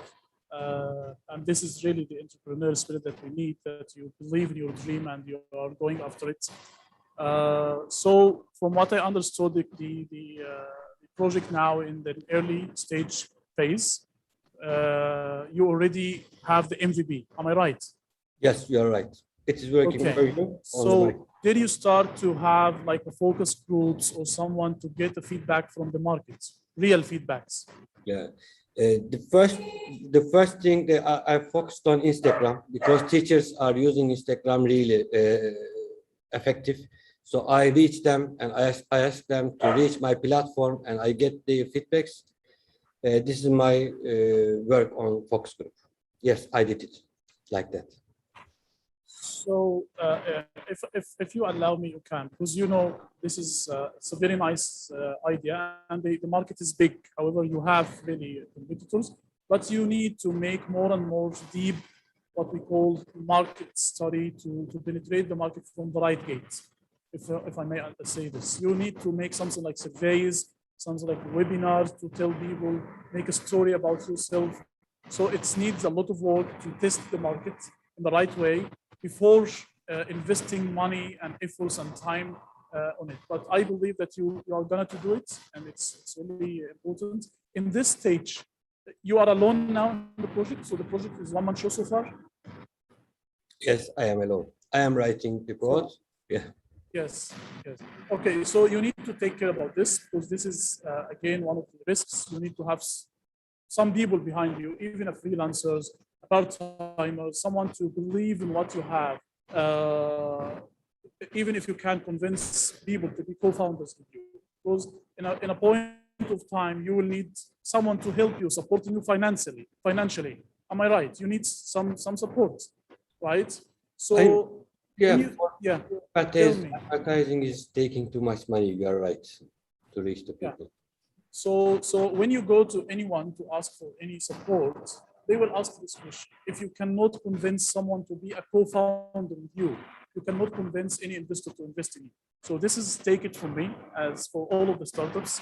If you guys, this is a rule. If you are just working alone or you don't have a co-founders, this is very risky. But I believe, Okan, that you can do it. You have this spirit. You can convince many people to be a co-founder in this fabulous platform. Thank you so much. If anyone has any comment or question. So thank you, Okan. I have a question to Okan. Yes, sorry. Yeah. I myself am serial angel investor. So allow me to ask, please, some questions. Now, Okan, I understand you built this quiz making platform, and you are saying it's going to be user friendly. And now you are targeting, of course, B2B business, right? You are going to sell it to schools, right? Or to client, or B2C. Who's your target customer? Just to start understanding the idea and the futuristic what you call how you are seeing your project. So is it B2B or B2C? But please don't tell me everything, because to start everything, that means it will not work. Yes. You need to be focused again, as my friend said a couple of minutes ago. As a startup, you need to focus on a specific money stream or income stream generator, then you expand, right? Yes. So what's your next steps? So my focus is B2C, because B2B is not easy. In my current company that I am working already, it is really difficult to manage the custom requests. So B2C is easy, but it is also difficult because teachers are paying and they are not responsible to pay for the tools that needs to be used in school. That is the problem that I am trying to solve as a model. You are right. I expect the school should pay, not the teacher, right? But teacher needs to trigger them to pay because I need to reach the teacher first. Okay, but your service is, I'm thinking of the private schools, of course, because either your platform is very good, then you target the Ministry of Education to get a huge license from you and give it to every public school, or you are going to target the private schools, the international schools and private schools, then they will pay for it. But of course, I don't expect the teacher to pay from his pocket to bring it to buy tools to schools, to students. Okay, now the international schools and the private schools, they have their own learning management system, and part of the learning management system is quiz making or testing features, okay, which you are offering. Okay, now as a private school, what will make me buy your product? If I guess every international school has their learning management system which has this feature. Yes. The main thing is user experience. The second thing is the price, because they really needs to pay too much money for their servers and their development teams. Anyway, they are paying it. Anyway, they are paying it because it's part of the package. But of like course, Ecclesaria and other. Sorry for. Yes, you are right. You are right. But they need to increase their team and development effort to reach the technology, because it is increasing day by day. For example, COVID says that users need to use tablets, but they are not able to support it. I see on the private schools that they are really having big difficulties to support that kind of technologies, because they are not, this is not their main focus as a development. Okay. At the end of the day, Okan, again, it's going back. Thank you, Dr. Bassam, for highlighting this important point. It's not only for you, yes, Okan, it's for all of us, for all of the startups we have. We need, when you start any project, you need to be very focused on the customer need. If you are defining that your customer need, the schools or the teachers, you need to go there. You need to ask. You said that I saw that the schools has some problems. You need to verify this. You need to go yourself to the school to have a conversation with the manager, to go to ask them what kind of solution they do, and to offer for them your solution and to see what is the feedback, something like this. This will be really helpful for you. Okay, and just a quick, Okan, what is your background? You are an engineer. Yes, I am engineering, computer engineer people, yeah. And okay, I'm secure. So this is because, you know, the engineers always, I'm an engineer myself. So engineers always love the labs. Okay, so you still in the lab for quite some time, improving the technology, but you are not the marketing and sales guy. The marketing people always push you to go out. You need to push yourself to go out from your office, from your lab, to go to start testing the market, asking the people before you asking for any fund, or even yourself spending too much time or effort on something. But yeah, I like, again, the idea. The potential is big. The market is very big. With the Corona time and the behavior of all of this education business has changed. So you have potential. So all the best we can. We really wish you all the best. And we are here in JCI EURASIA and Let's Scale Up program. We are continuing supporting you and all of the projects to have the successful unit. Thank you so much. Thanks for your both kind feedbacks and comments, and I will keep on my mind, and I will follow that way. Thank you. Thank you, and thanks to Dr. Bassam for his valuable questions and comments and advices. Thank you. Bye-bye.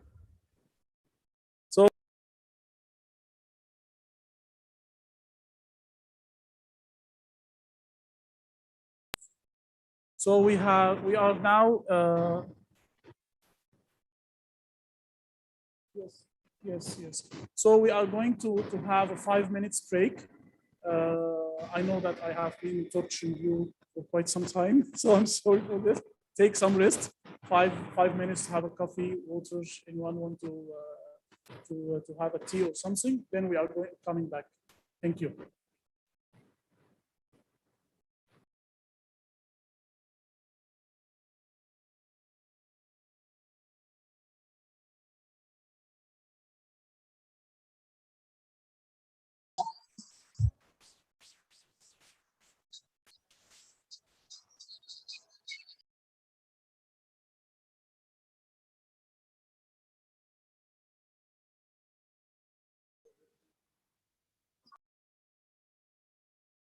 Level up, level up, level up, level up. Exert your X, level up. Love yourself, level up. Drop that weight, level up. It's time to win, level up. Them old mistakes are gone. I won't do them no more. That's old news, there's new news. I done did that before. I turn nothing to something. My comeback on 100. Less talking, more action. You just gon' see coming. I just keep elevating. No losses, just upgrading. My lessons made blessings. I turn that into money. They gotta never settle. This view is so much better.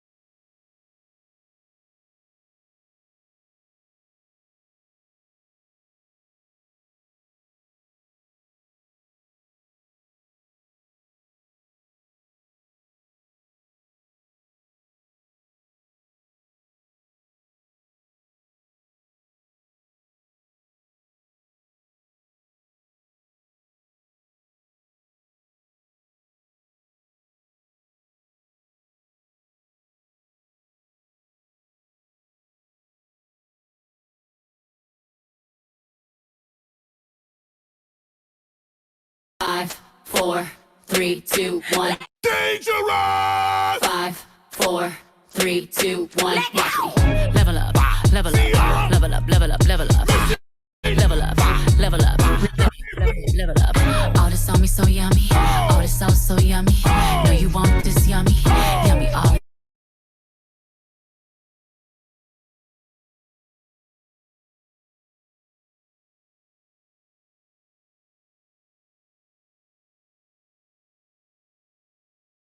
your tummy. Level up, level up, level up, level up, level up, level up.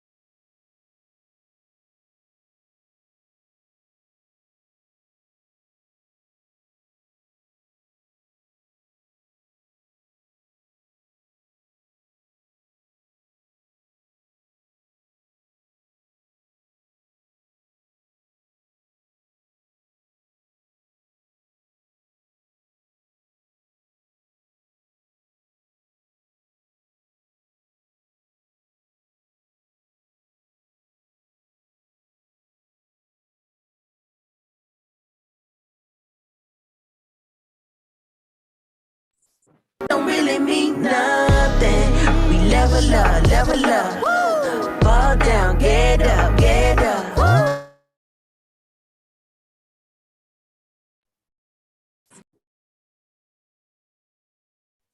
So I think we have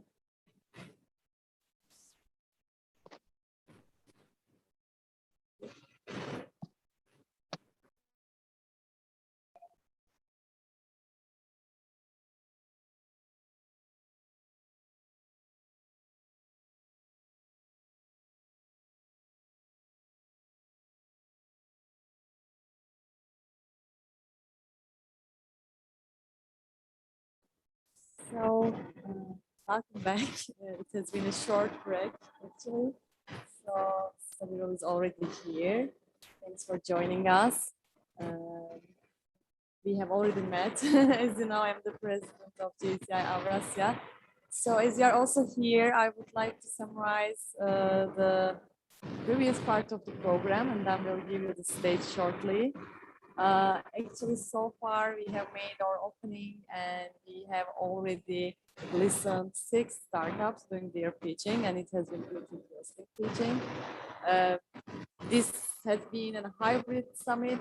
As we just made the break, the seats are empty now, but partially the audience is also here with us in Istanbul in a office. I would like to thank all the participants for being so interactive as well. Our moderator Ahmet is on his way to be back. And also in the meantime, I also would like to summarize what we have done so far in our program. Let's Scale Up program started on 17th of July after a selection process of startups. So we have started with 10 startups from 5 different countries, and we have mentors from, I think I can say, all around the world, Mexico, Iran, Europe, everywhere from the world. It has been really interesting summer for us. Every Saturday booked with sessions for 2 hours. And now today is the final day. But just before you came, we did mention that this is in fact the beginning. We are going to make other programs, and hopefully in May we are meeting in Bodrum for another EURASIA Startup Summit. We will see how the world will go, but if the circumstances allow us, we want to be physically together in Harmonia Hotel in Bodrum, hopefully between 13th and 15th of May.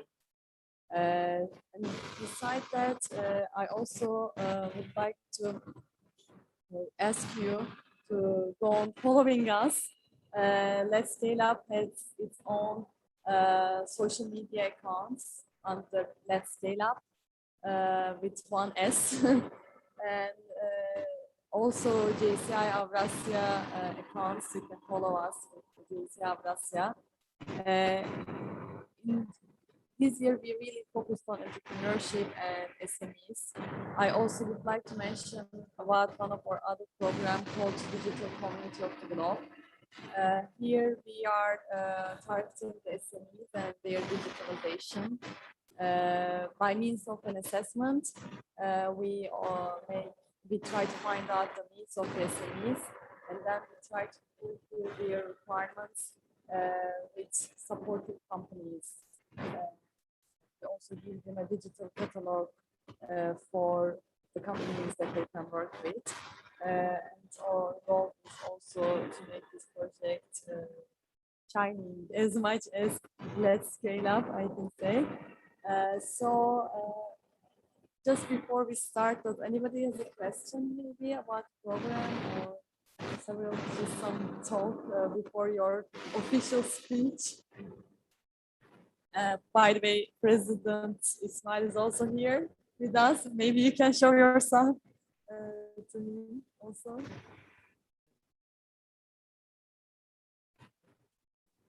I thank you, Zerrin. Also, it's really pleasure for me as well. I'm following all the pitches as well as speakers. Now we are looking forward for the second part of the session. with the team here. So we will just start with Sabirul Islam. I would like to take this opportunity to thank for accepting the invitation to be here, to be in front of our friends or starters experience. With the support of the speakers, mentors, it's possible. So now we will pass the floor to Sabirul Islam. I met through JCI, so just a brief introduction. Sabirul Islam is or TOYP honoree. What does it mean? It's one of the 10 outstanding young persons of the world.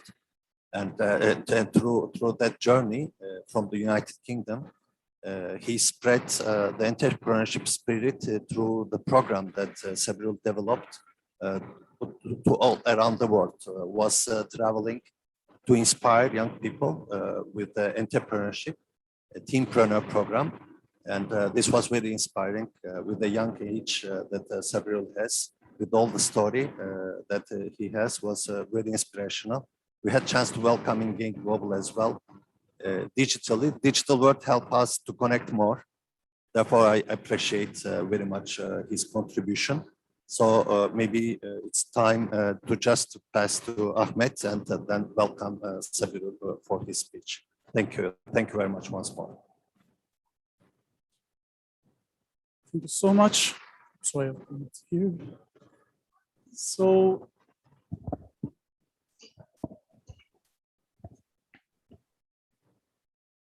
one of the most motivational quotes actually I have heard from Samuel Beckett, that he said, ever tried, ever failed, no matter.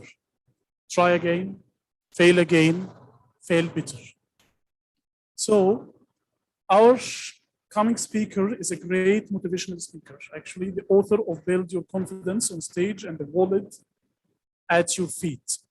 He devoted his life to helping emerging leaders use their full positive energy to face the life challenges and to achieve their dreams. With 11 years experience as an expert on self-development, leadership, and presentation coaching, working across 5 continents. Please show me the positive spirit of welcoming our valuable speaker, Mr. Sabirul Islam. Thank you very much. And thank you for the wonderful introduction. And also the invitation to speak at this wonderful event, and to hats off to President Ismail for reaching out. I think it's an absolute privilege to be able to speak and address young, passionate individuals who want to become entrepreneurs, or on the verge of becoming entrepreneurs, or on the journey of being in entrepreneurship already, because it's a subject which I'm so passionate about. It's a subject which I've been speaking about vastly around the world. And it started very young, and I want to dive straight in because there's a question. There's a question that struck me very, very, very young, and I'm talking when I was in my early teens. And this was, when you leave this world, what will you be remembered for? I was taken back. This was a question that hit me on a random night when I was just about falling asleep. And all of a sudden, when you leave this world, what will you be remembered for? And I couldn't for the life of me answer that question. Why would it hit me? Why? Who am I? And what am I going to be doing? And what is my legacy? And the thought about legacy was a question or a phrase that really did not define me at that point in life, because I was somebody who was very much challenged by a difficult upbringing, someone who was challenged by very much negative mindset and negative mentality because of the surroundings. Always had self-doubt, always had that negative self-questioning that I can't do this, or this isn't for me, or am I good enough? And these questions led to statements, and it all of a sudden became a journey of misery initially. And to overcome that, it required a sense of inspiration, guidance, motivation. And this happened very young. I was born and raised in the London Borough of Tower Hamlets in East London. And it's a community here where predominantly, even though it's in the United Kingdom, it's predominantly from a Bangladeshi background. So like almost 95% are Bangladeshi people. So my diversity, even being in the UK, was very limited. The school I went to was predominantly people of Asian origin. And all of this had a huge significance in the way I was raised. But there was one thing that really struck me, and this was people taking initiatives at a young age. And this was my cousin. He's a year older. And at the age of 14, so I was 13 at the time, he has the audacity to set up his own business. I was scratching my head thinking, how does a 14-year-old set up his own business? He had the audacity to even name himself managing director. He gave himself a title. And I was so blown away and taken back by the whole idea that a 14-year-old can actually run their own business. Mind you, he wasn't the most creative person. His idea, by the way, was designing 12-month calendars, customized calendars for teachers in school. So I'm thinking, forget about his idea. It's the fact that he's got a title beside his name. He's got a business card printed with his name and managing director, his company name. I want to be associated with them. I want to be around people like that because I had too much negativity around me and I needed some form of guidance. And I saw him as that form of inspiration. And inspiration played a big, big factor because I see every individual, whether you have a goal or not, whether you have an ambition or not, you have somebody who inspires you one way or another, somebody who motivates you or needs to motivate you or wants to motivate you, or at least is doing something that empowers you to want to be like them or perhaps follow in their footsteps or do something that energizes you, gives you a sense of direction. And this was him. And I went up to my cousin and I'm like, cousin, can I work for you? And it was one of those moments where I didn't have a CV. I didn't know what a CV was. I didn't have a resume. I didn't have any of this stuff. I just went up to him, cousin, can I work for you? And he knew me, of course, we're cousins related. He gave me a job and he gave me the title of a production director. Now, by God, I did not know what that meant. What does a production director mean? And I was in my chair in his office, and his office was the teacher's lounge. And he'd employed five of his friends, including myself. And I'd be going in every lunchtime, and I'd be swinging on the chair like this. I'd be swinging on the chair. Islam, your voice is quite breaking. I don't know if the internet connection you have is having something. Can you hear me now? Is it better? Hello, can you hear me? Sometimes better, sometimes not. Yeah, I can hear you. Okay, go ahead, please. Yeah. So as I was saying, so I'd be swinging on this chair, and it would be one of those things where I didn't know what I was meant to do. And 2 weeks later, he sends an official letter through my home post. He sends an official letter through my home post. This was my first ever letter I received. And all it said was, "Dear Sabirul Islam, you're fired." I was hired and fired by my own cousin. And I was 13 years old, and the anger, the rage, the frustration. He's my inspiration. He's my guidance. He's my light. He's my shining light. And I want to be like him. And yet he has the audacity to point his finger at me and tells me, Sabirul, you are not good enough. What does one do at that point in time when they experience a moment of rejection, failure? The whole world has come crashing down on them. And that's how I felt. And it was one of those moments where I did not know the direction I was heading. I did not know who I would turn to. And at that point, I realized that when I have no direction, I'm back on ground zero. I'm back on ground zero. I need this sense of positive mentality to come through somehow. And my positive mentality was a sense of revenge, that I want to be better than him. You know, he employed 5 people in his business. He was 14 years old. I'm going to employ 6 when I turn 14. He designed calendars for teachers. In school, I want to design something for outside the school. You know, just thinking like that, these small little things. And when I turned 14, I recruited 6 of my friends. By the way, they were all tech geniuses. I have no clue in the world of IT, and we set up a web design business. And I ran this for 2 years. But just the initial phase of when I launched this company, you know, as I said, I wanted to get my revenge on my cousin. And not necessarily that I want to be an entrepreneur, not necessarily, but it enabled me to discover something, a sense of communication, a sense of networking, breaking outside of this community, this culture that I was raised within. And having started knocking on doors in big banks in the city of London, I would walk through ABN AMRO, JP Morgan, Merrill Lynch, HSBC, huge banking companies, just walk through their door. I'm Sabirul Islam. I'm running this company. My company, by the way, was called Veyron Technology. We named it Veyron simply because we were all fans of cars, and the Bugatti Veyron was like the fastest car in the world, at the highest brake horsepower at that time. But again, when I walk through these banks, I literally just introduce ourselves and saying the words, can we design your website? To random people, whoever walked by, can we design your website? And this was our direct sort of sales pitch, walking through random people, whoever we could find in these banks, can we design your website?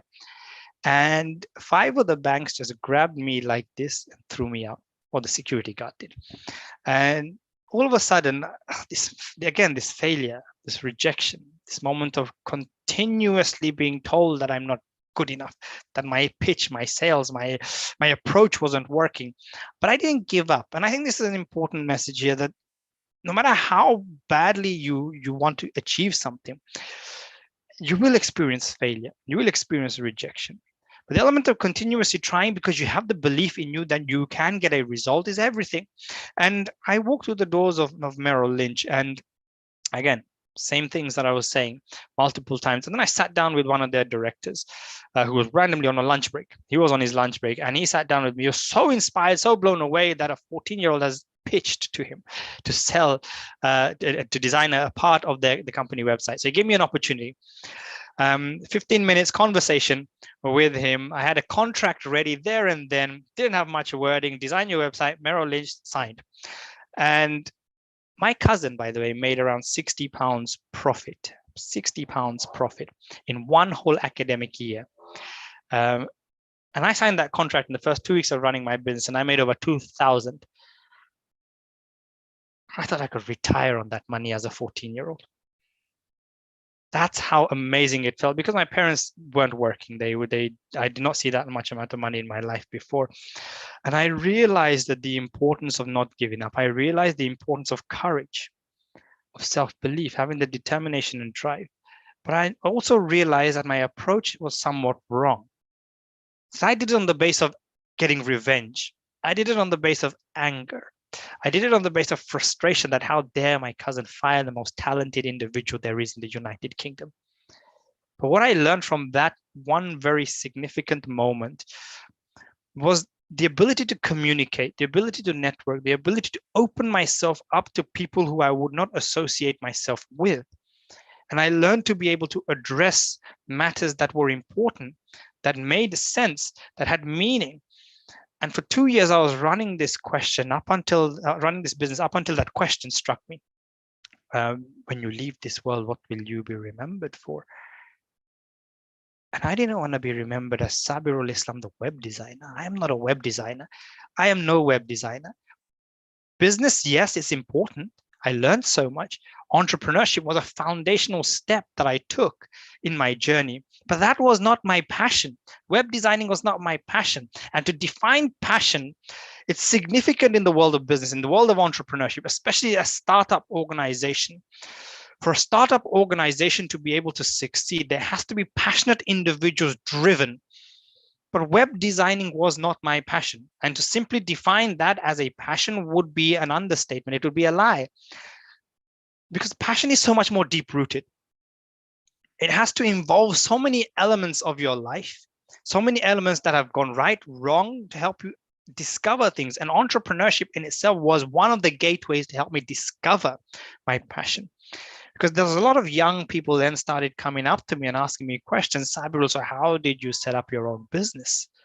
What did you do? What was the approach? Because I learned so much, and I felt I packaged information and knowledge that I captured.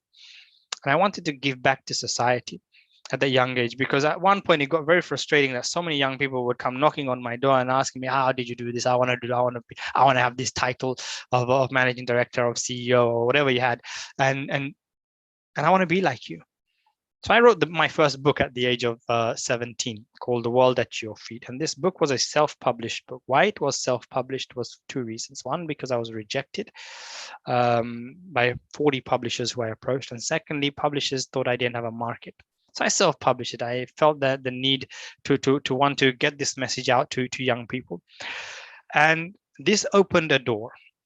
I realized something, that one opportunity often leads to another.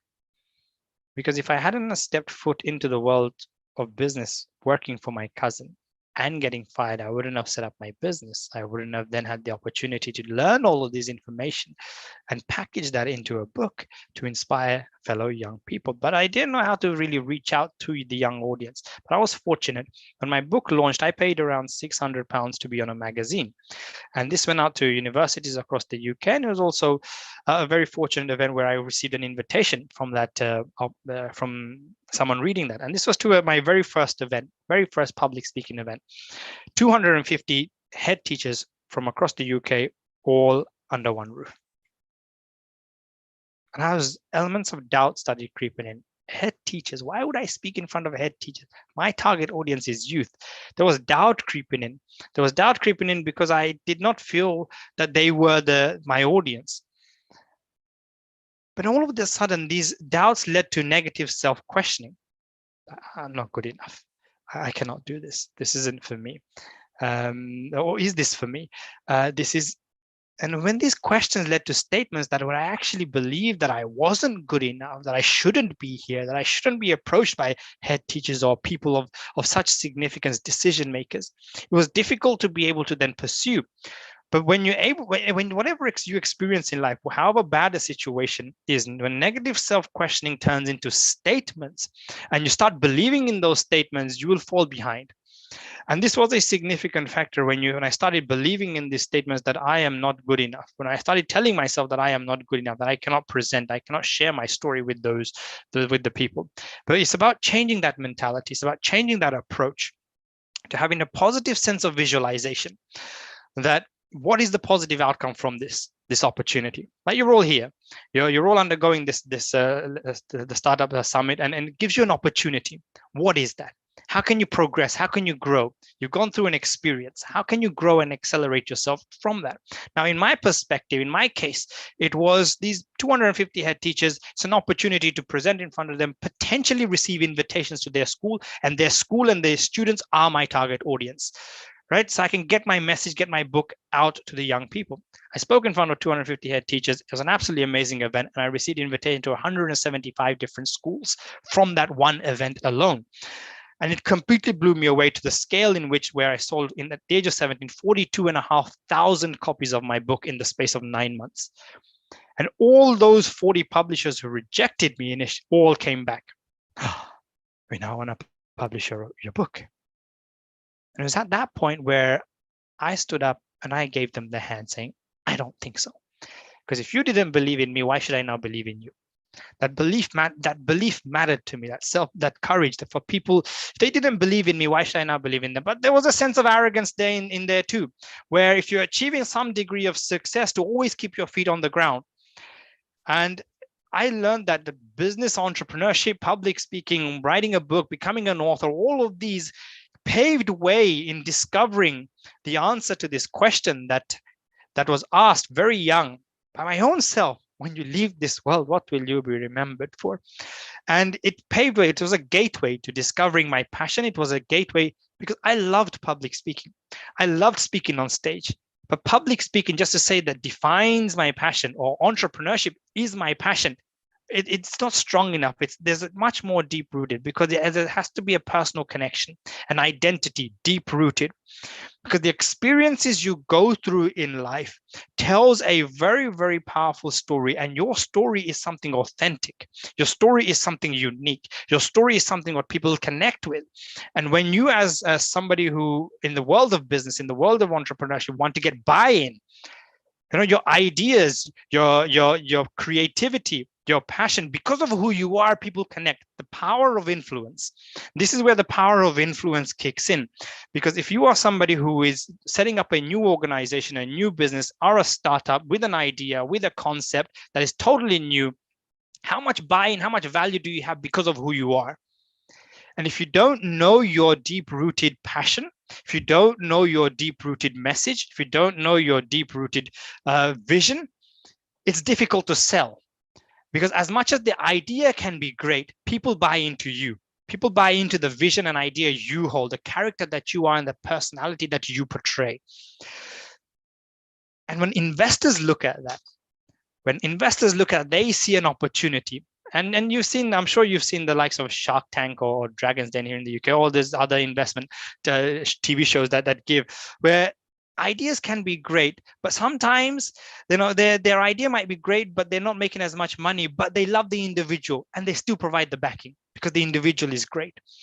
So what I want to share with you is that for you to be able to succeed in the world of business, discover who you are, what it is that truly makes you unique and exceptional.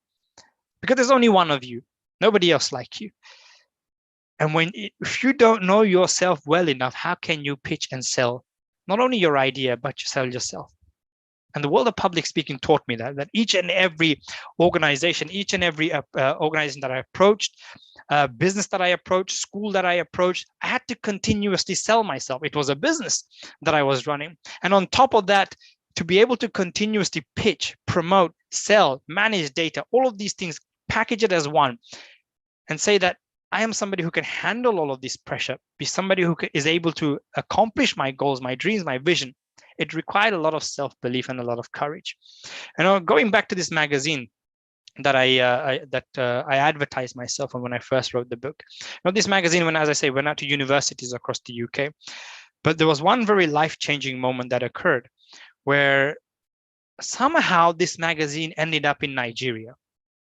I think it was one of it fell into the hands of the former first lady of Nigeria, so the president's wife gets hold of this magazine. I paid around £600 to be on this magazine.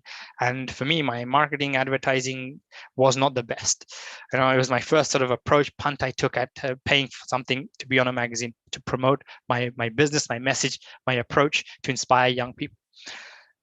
And I get a random phone call from the former first lady of Nigeria who says, Sabril, I've read your article in this magazine. I find it very inspirational.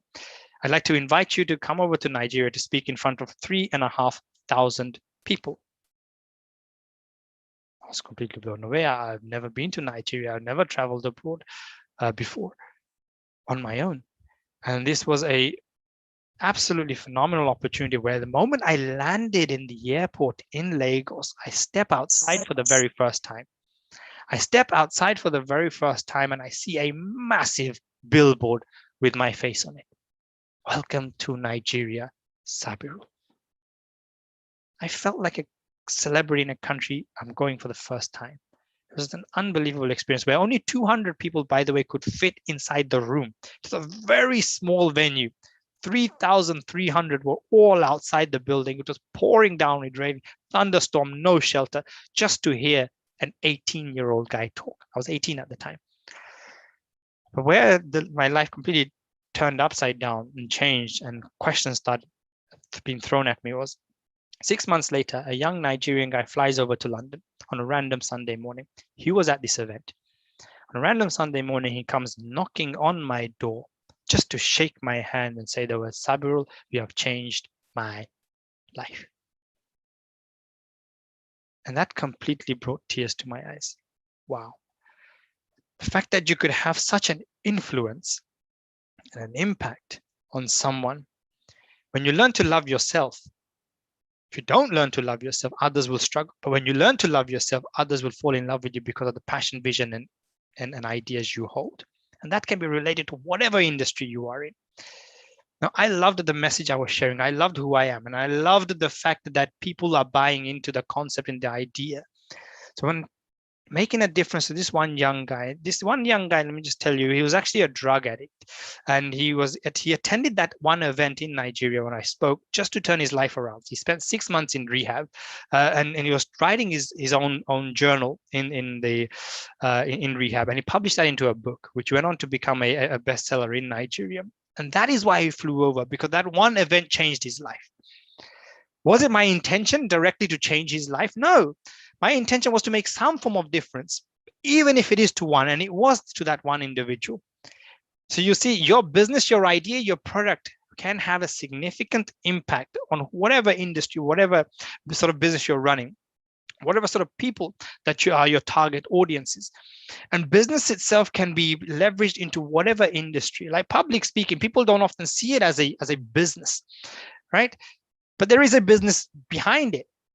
And so it's not always about just speaking on stage and howdy ha, the show and the performance, like theater production, for instance. You know, you go to a theater event and you see the grand performance, everyone gives a round of applause and goodbye. There's a lot of back work that gets done. There's a lot of promotion. There's a lot of marketing that gets done. There's ways in which to get it out there. Everything has business involved, no matter what industry you are in. And so for me, the idea of setting my first business at the age of 14, running a venture for 2 years, I actually got into the stock markets. Merrill Lynch came back to me at the age of 16 and said, you know, I've been so inspired by your story that they actually invited me to go over to New York with a group of young people on a fellowship program where I learned how to trade in the stock market. I came back and became a junior trader in the London Stock Exchange at the age of 16.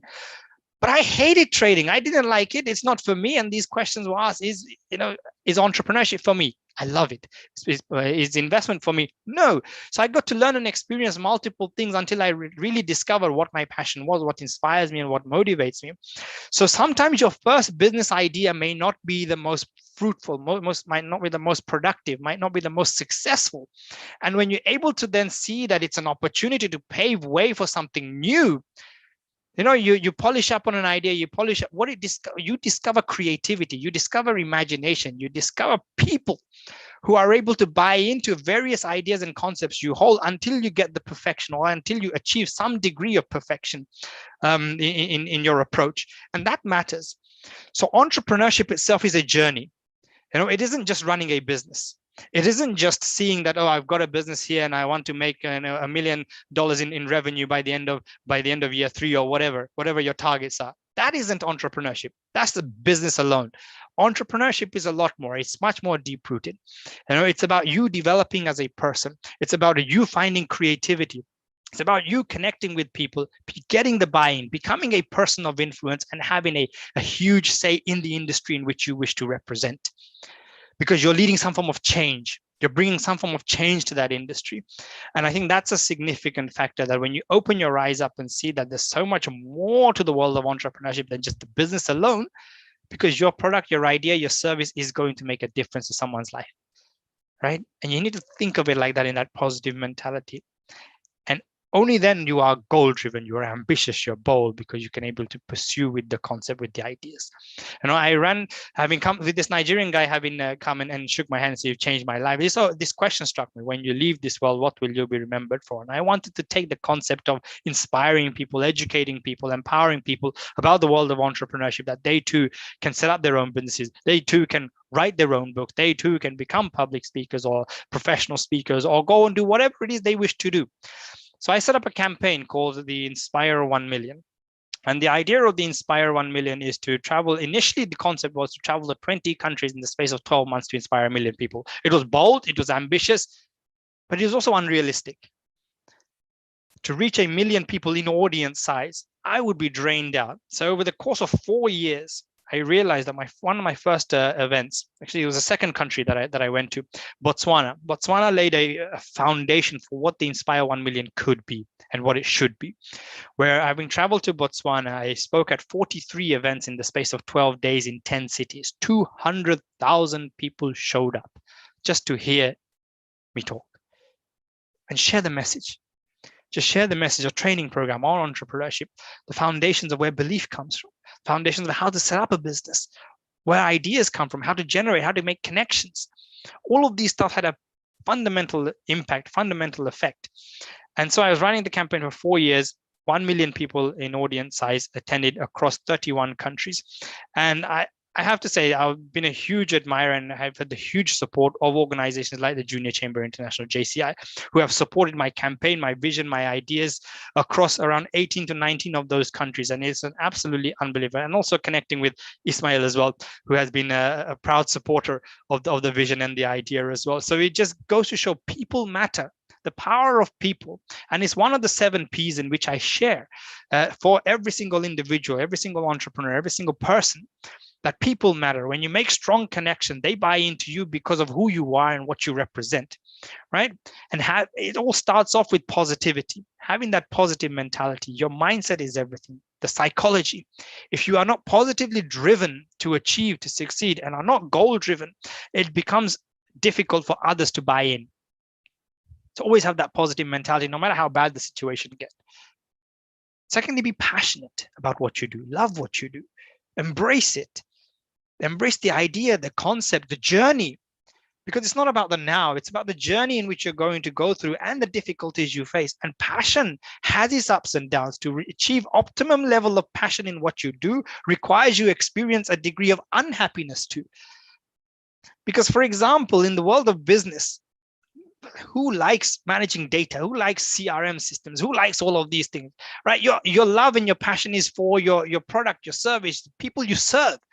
But you need to do all the back end to be able to succeed. So to achieve optimum level of passion requires a bit of unhappiness too, so that you're able to fulfill that. Next is perseverance. The third P I call is perseverance, hard work. Hard work driven, followed by persistence. You keep trying, no matter how many times you fail. And one of the P's I value so much is purpose. Living life with meaning. Because that question struck me: when you leave this world, what will you be remembered for? It's a journey to answer that question. It's not something that you will answer overnight, but find and discover purpose and what that means for you. And have patience. Nothing happens overnight. No relations are built overnight. No business succeeds overnight. And as I said, the final P, which I started off with, was people. So make the connections that are important, but discover the person within first. Who are you? What do you represent? What powers, what authority, what significance do you hold? And what piece of the jigsaw do you represent in this world? And when you're able to discover that, people buy into you, whatever your concept, whatever your idea, whatever your business. And only then do you become a successful individual in the world of entrepreneurship. So I hope that's inspired you all to bring the world at your feet. Thank you very much.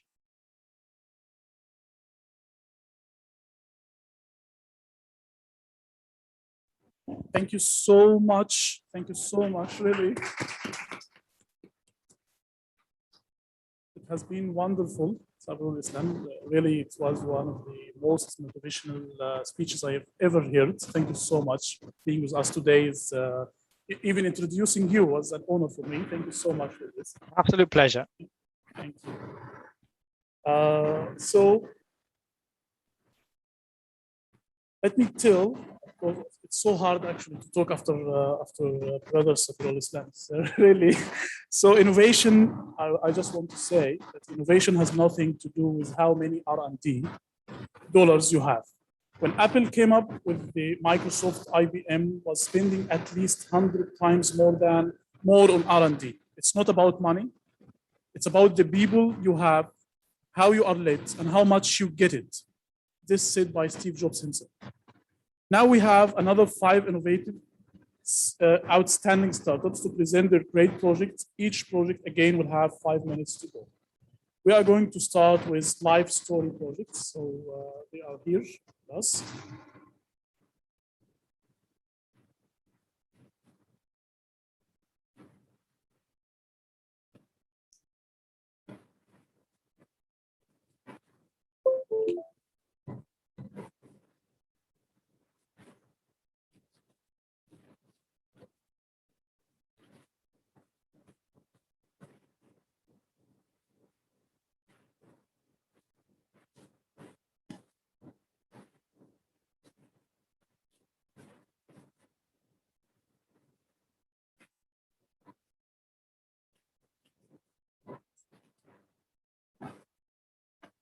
Hello, everyone.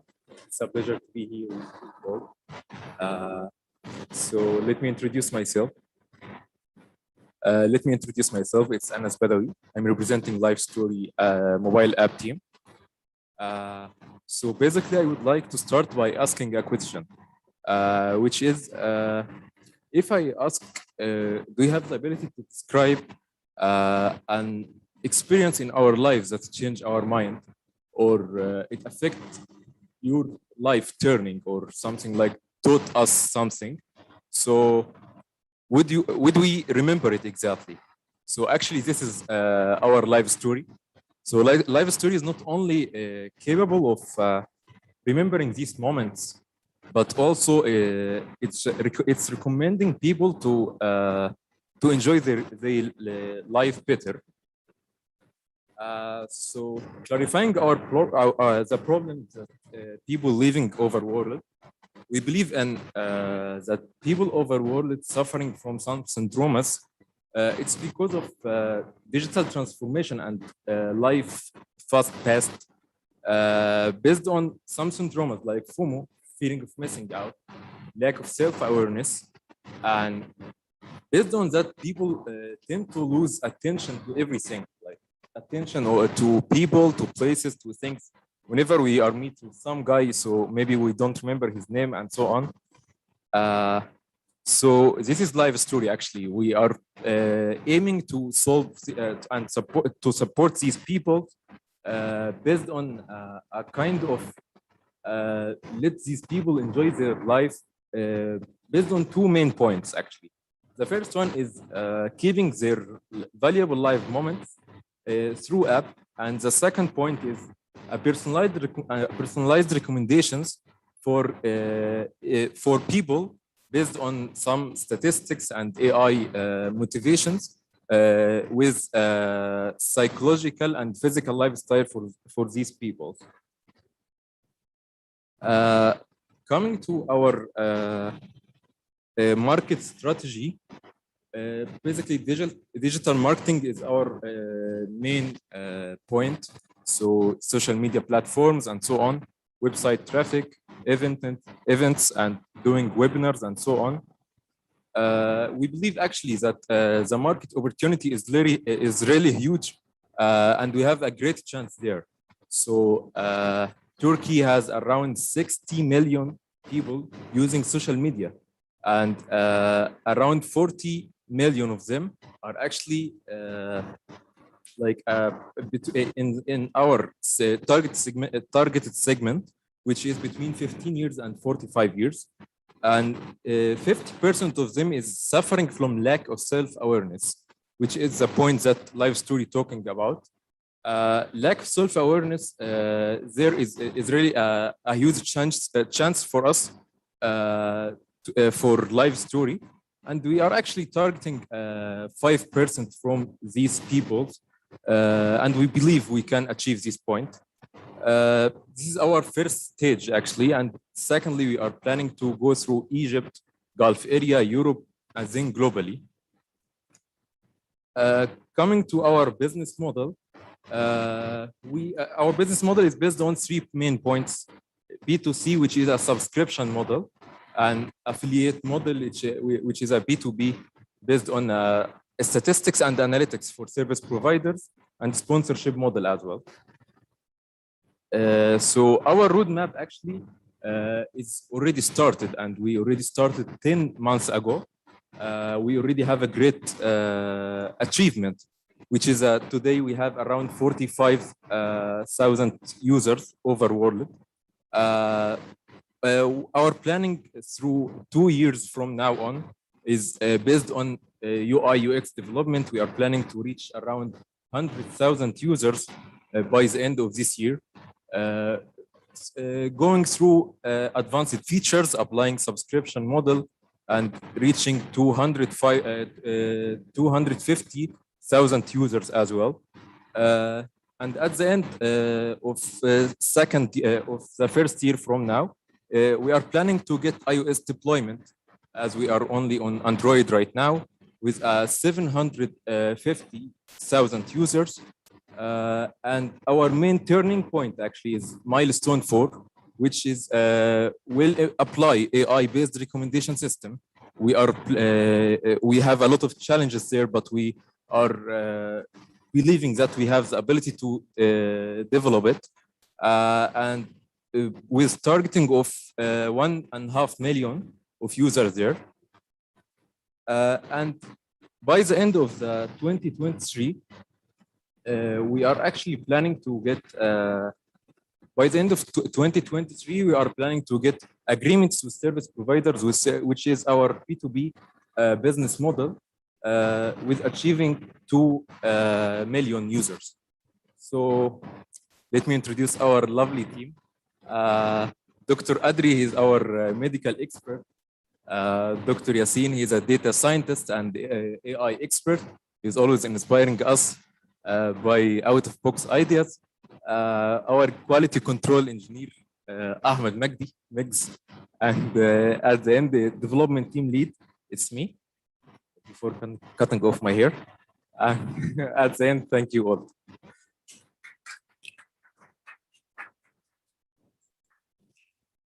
Thank you so much, Anas. That's been this presentation. So if anyone has any question or comment on the presentation, we are very open to hear or listen.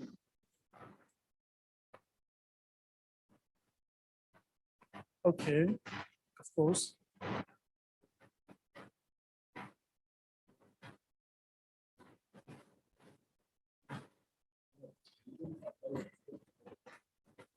So the question was asking about the number of users they have, the 45,000, if they are active subscribers or paying money. So far, there is no activation for the subscription-based model, or people are not paying, which is good to start to attract people to use the app without asking them to pay money at this stage. So I believe it's the right structure to begin with. Anyone else? Of course.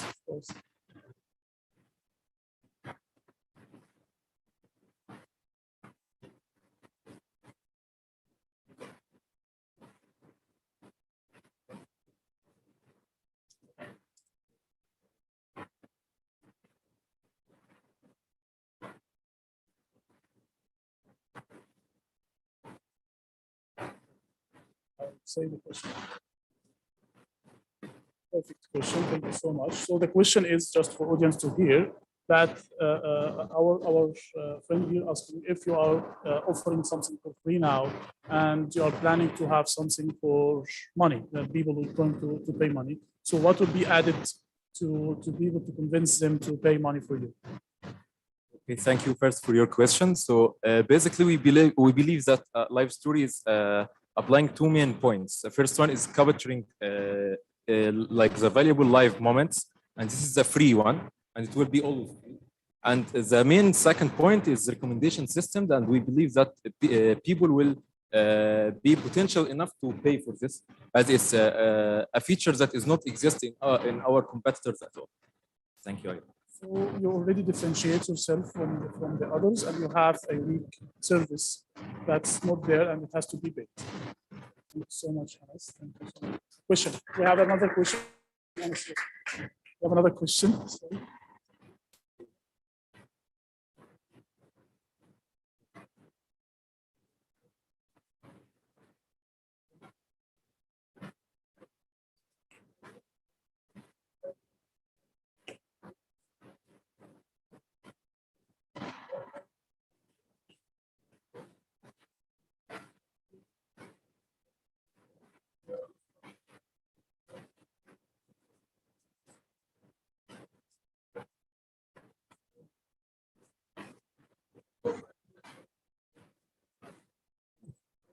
All of us go.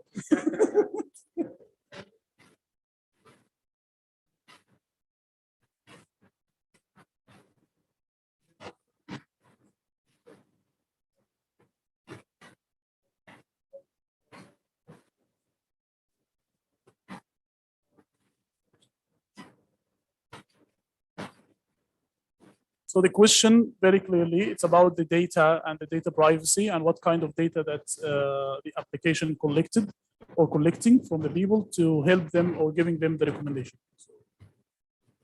First, thank you for your detailed question. So actually, we are collecting all type of data. We are starting from text, notes, images, videos, voices, and so on, locations, emojis, and so on. So actually, we are trying to collect all kinds of data that user may try to save it or memorize it. This is the main point. And I wanted to say that actually the user is not our product. So this data will always be secured, will always be safe. We are just making statistics and analytics based on data without any kind of yeah, it's anonymously. Yeah, exactly. And for your second question is for the data itself, how we are extracting it. It's the magic of AI actually. So based on magic of AI, we can create like a separated model for each customer, like for each user. So let's say I like eating and you're like sports, for example.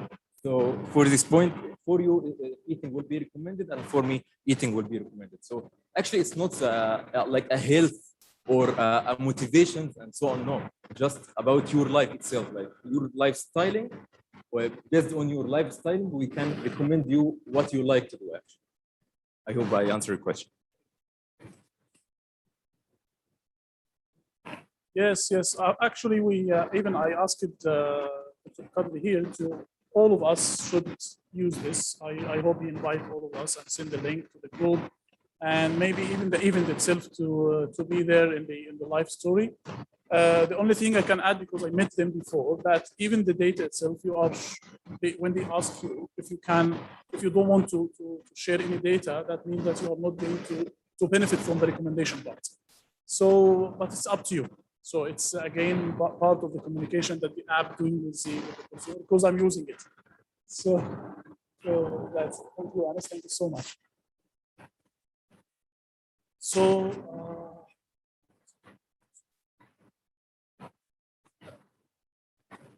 our next startup will be Xeon.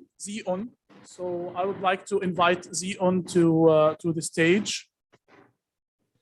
If you are there, please unmute yourself and start sharing your. Yes, hello. I have unmuted myself, and please allow my camera.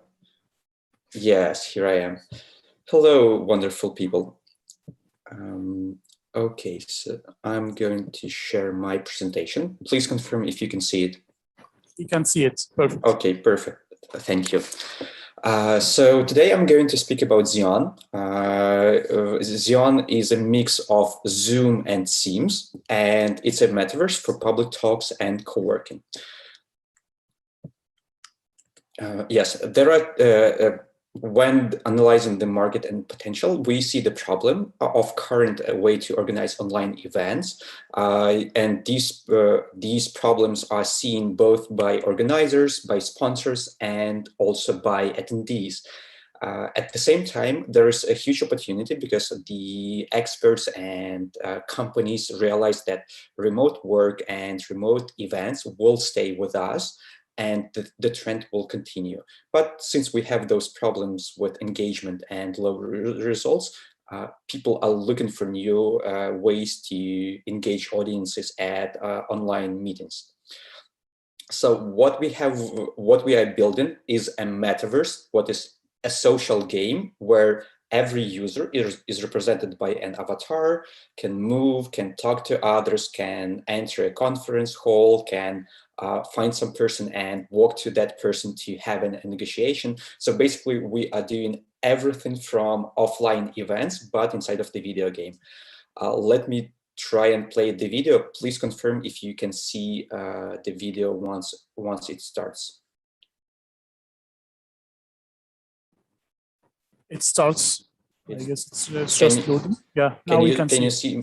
Yes, and can you hear the sound from there? When I click, can you hear this? No, it's quite far. Okay, then I will be talking instead. So you can see this avatar who is attending a conference, and there is a speaker presenting some content in front of the audience. And that's our way to replicate the reality. And people can share emojis, they can dance, they can interact with one another, they can talk with the voice just as you usually do. You just need to walk very close to that person and you will have a negotiation. Then we can send messages, and what helps to find each other fast. We have music stages, and every person can customize an avatar by uploading a picture, and the system will provide a similar look and appearance to a real person. Okay. And I'm back with my presentation. Okay, So the industry is growing very fast, and experts oversee that it will grow from 100 billion in 2020 to 400 billion by 2027, and all type of communications grow. Once we succeed to achieve 1% of the market share, that means 4 billion capitalization by 2027. Why we understand that it's the right moment to do this application, because there are cases when people and companies were using online games. For example, Joe Biden was running an election campaign in Animal Crossing.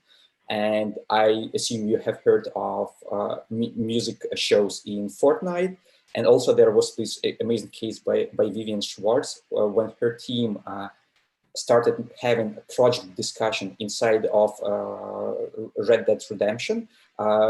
It had a lot of hype, and a lot of other companies started doing the same. So what is really important is that these three apps are just games. They are not designed for meetings or for election campaigns or anything else. And it means that there is demand, but there is no tools.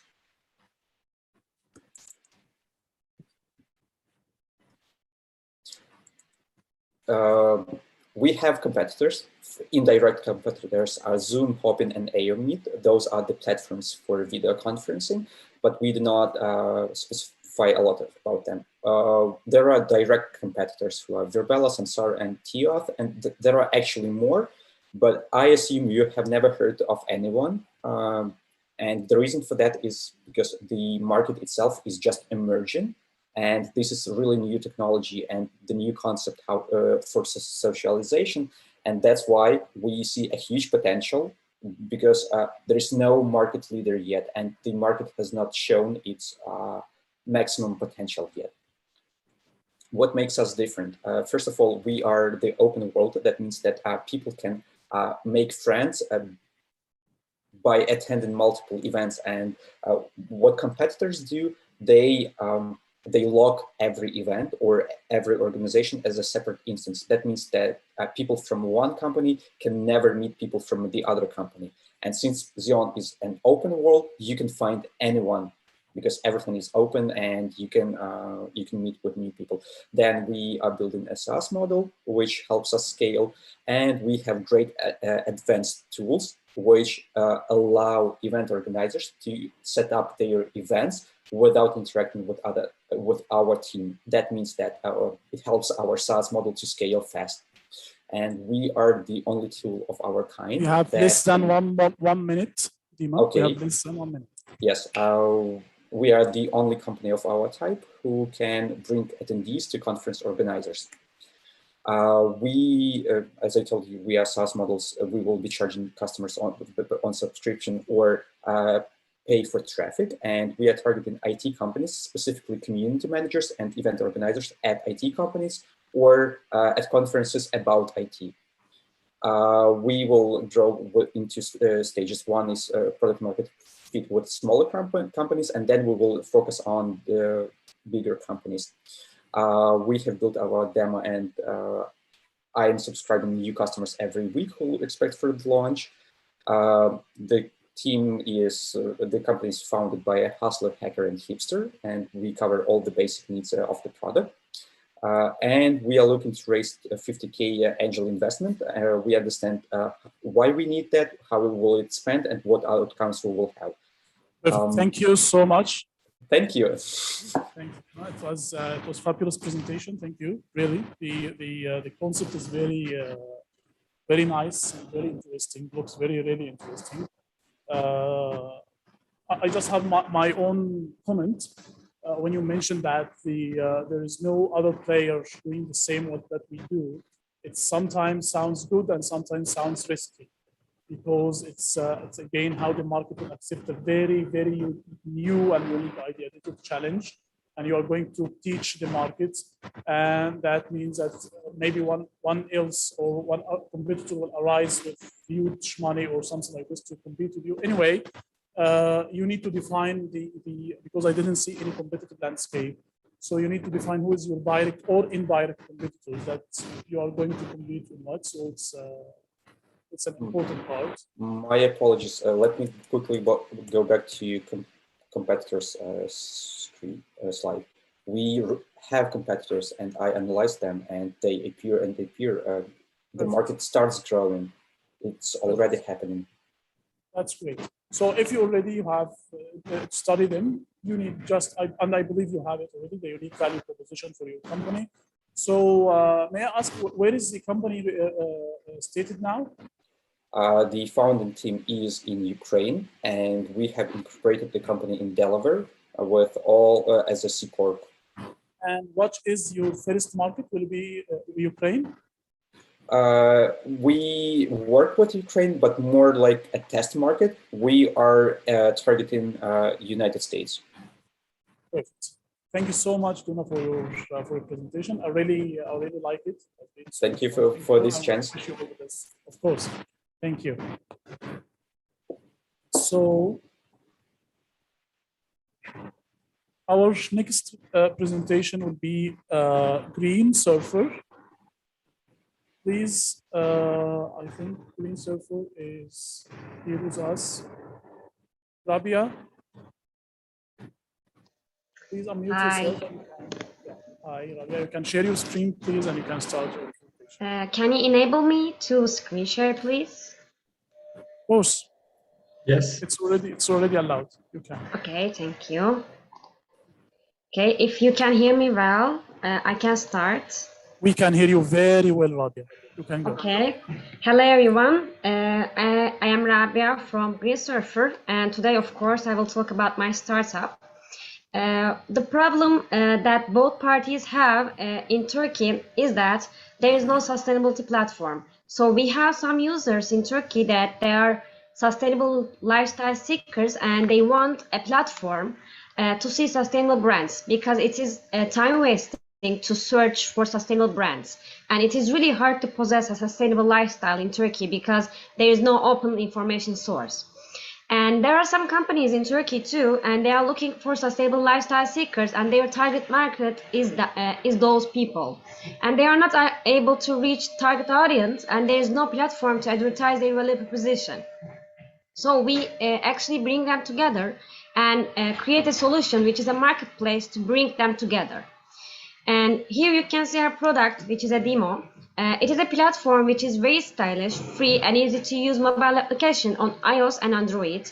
And we serve in 5 different industries, which are clothing, home decor, cosmetics, food, and tourism. While doing those, we will create a community which includes valuable and informative content on sustainable lifestyle. And also we will allow users to make comments and ratings, because we make them feel belong to this society, this community of sustainable lifestyle seekers. And here you can see a demo of a video. And for the next one, you will ask me, you have some sustainable lifestyle seekers in Turkey. Yes, but you cannot serve only 1 or 2 people. So there is a projected market size made by our team. Actually, in Turkey, we have a target market which is youngsters, university students in Turkey who are aware and sustainable lifestyle seekers. So we have around 7 million university students in total, but only 10% of them are aware of our nature and aware of sustainability, and of course they care about the nature. So we have actually 7,000 K plus market size to reach out. And now it is better to understand how we will reach them. Our strategy of go-to-market is that, we will use social media and content marketing, because you know that youngsters are always using Instagram, and always they follow always viral photos and viral videos. And our first thing to do is that reach a certain amount of users to actually convince brands to become our partners. So we will use email marketing also for student clubs in Turkey, and to reach out those target audience. We will use positive social proof and loyalty program benefits in the later stages, because we are social entrepreneurs and we always care about positive social proof, and our target audience actually cares about what they make a change, like what they change in this world. For the brands, we will use email marketing to reach out to them, and we will tell them we have this amount of target audience of yours and you can promote yourself in our application. And non-profit organizations are really key to our strategy because they are actually the key players in Turkey. There is no startup including sustainability brands in their application. So they are the actually first party that we must contact. We have a unique value proposition, and actually this is the first application in Turkey, so we don't have any direct competitor. We are changing lives because we are making their life easier to find sustainable places. We create an open information source for everyone in Turkey, and we will create a community that cares about nature. Thus, we will promote green consumption and green production in Turkey. While doing those, we are serving 10 out of 17 UN Development Goals, which shows that our problem and our solution is global. Now you will ask me how you will make money, because this is the most important part. We have two modes of making income. Pay-per-click model actually is inspired from Trivago. We will charge the website traffic, and we will get a commission from every click to any brand. Also, we will rent some advertisement spots for brands for visibility. We have a first year estimation of monthly revenue, which is $19,000. And you will ask me, okay, you have done many much things, but do you have any proof? Actually, we are at very early stages rather than unlike the other startup pitchers here. We have attraction. Of course, we have been a Let's Scale Up Accelerator member, which we are very proud of. And also we have won the 3rd place in Falling Walls Lab 2021 this year. And also we are a member of Otto Teknokent Garazi, and we are supported by them. For the timeline, you will ask me, okay, what is your plan for the next years? For a support program, after the support program, we will start creating content to make our users. You have 1 minute, less than 1 minute, Rabia. Okay, we will find partners. Less than 1 minute. Okay, and also we will test the idea in 1 year, and according to the result, we will make the launch. I have a great team which is very diverse, and we are all students, so I can ensure you that we have energy and of course patience. You can contact me via our website or mail, and thanks a lot for your attention. That was all.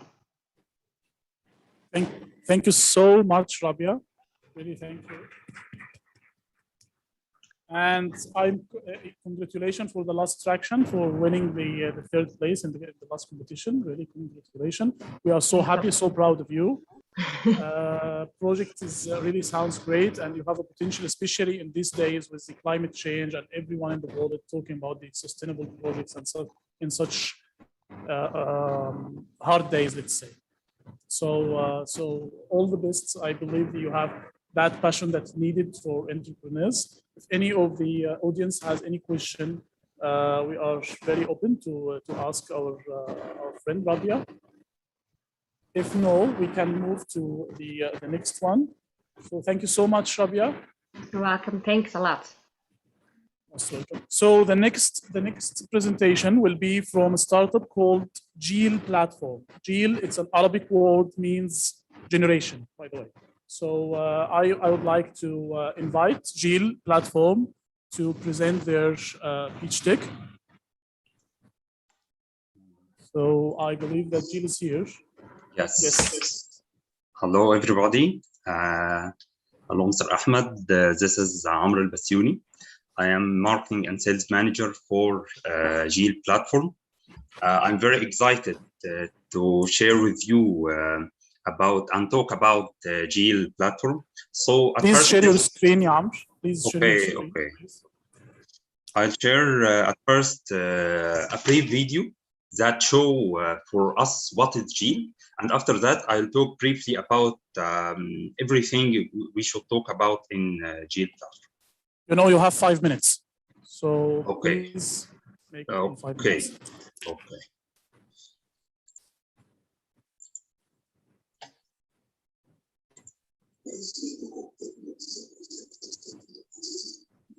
No, actually, the voice is not coming, Amr.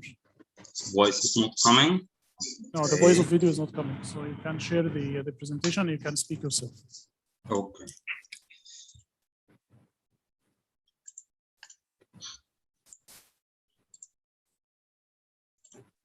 Okay, let me share presentation. Yes, we can see. Great. Okay. Okay, about Gene platform, we are looking forward to have 25 and 5 and 1 in 5.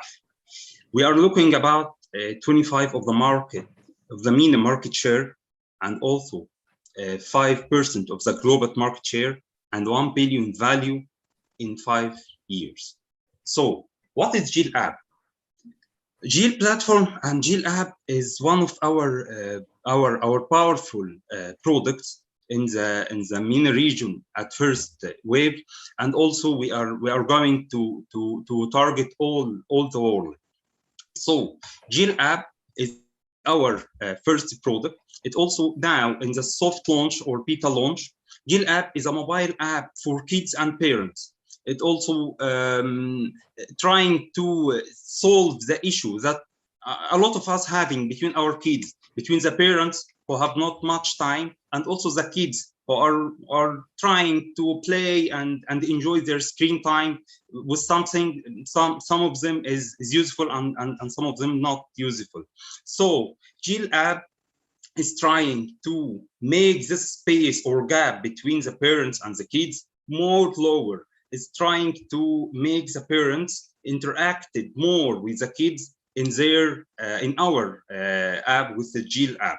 I'll talk more about GIL app. We also in GIL platform have another product with GIL courses. We are trying to use all the content and values in each episode that we have in GIL app to be a course to support the kids how to deal better and how to learn the values in interactive way, and also supports the parents or the teachers in the school version to help them how to learn the kids these values also in interactive way. GIL courses is available now from GIL platform. Also, GIL content, series, stories, songs, podcasts, games, all of them are now in GIL app, and also it will be implemented in another products. To be available soon, we have GIL School Services. So GIL School Services is customization for GIL app to be suitable for the school platform and the needs of the schools, the different needs of the schools. GIL printings, we are also going to print all the comics and the cartoon of GIL app to be printed. So also we are going to use the magical characters of GIL app to be toys to be sold in the different kids stores. Okay, now GIL app, we have launched the alpha version in 1st of February 2020. Then the beta launch was 15th of September 2020, and our final version or first final version will be at 1st of January 2022. Okay. The problem that we found is the security and the safe, enjoyable edutainment content. Somehow we can't find trusted content for our kids. Also, the available edutainment content is poor. Not all the content support the education beside the entertainment. And also the weakness of the parent-child relationship, and also the difficulty of finding interactive parent solution for parents with their kids. So we try to find how we can make our solution that fulfill the market need and the high market need for safe, enjoyable, and edutainment content that feeds the young children.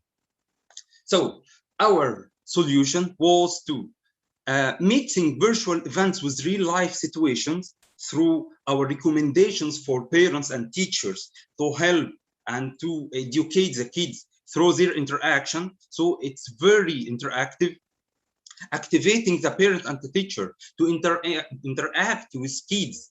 And that would be from some articles about the needed value to be improved with the kids, and also will be interactive programs to be implemented in about week or 2 weeks to help kids to be changed. Also providing proposal and special content.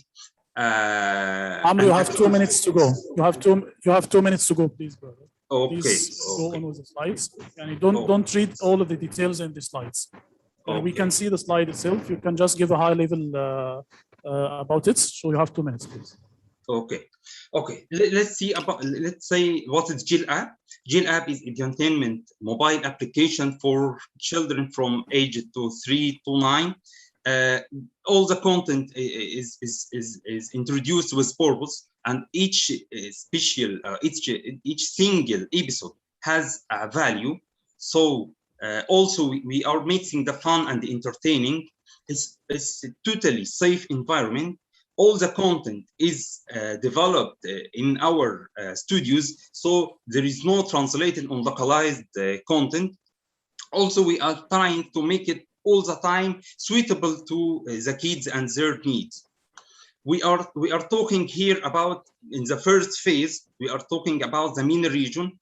About 27 million kids are targeted, or the total number of children are targeted for our platform. So we can go from that our business model will be B2G for governmental entities, the different governmental entities, and also B2B for schools, for telecommunication companies, for Arabic teaching centers, for Islamic centers in the Western countries. Also, B2C is our focus. So we are going to focus on the MENA region in the first phase. But after that, we have another language and other versions of the app.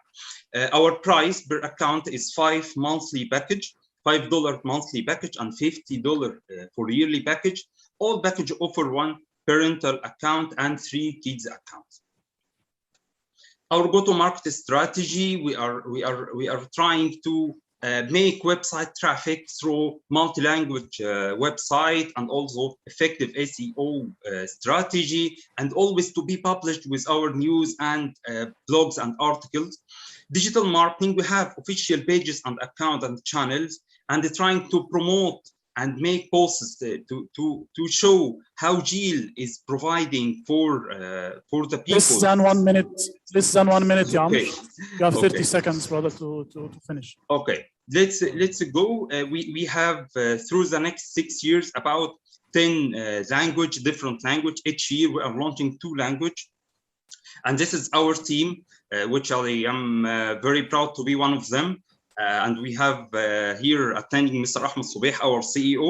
So I'm very happy to share that with you. I'm very happy to introduce GIL platform, and I'm finished. Thank you so much. Thank you so much, Amr. Actually, I didn't thought that you can finish in this short time, because I know it's a big presentation. I saw it. So thank you so much. That's been very good. And the very good thing about that I'm using GIL myself, me as a parent and my kids. So I know the value of this application actually. And even I'm inviting everyone that he want to use it with his kids. It's very, very nice application. So if anyone has any question for GIL application or any comments, we are very open to ask Engineer Amr with us here. So I have just one question, Amr. What is your based market now that you are focusing on? Currently, we are targeting the MENA region and the Arabic countries in our phase 1, but currently also we have customers from all over the world, like from Europe and from USA. And how many users you have so far? Currently, we have more than 200,000 users, and counting. We are growing. Perfect. So in that short time, you have 200,000 users, and this was through your marketing strategy. Yes, So yes, and 200,000. before our final version also. Oh yeah, that's of course a good traction. We are really so happy that we have an application from MENA region today with us from Egypt, and that's very cool. Thank you so much on being with us. Thank you, thank you.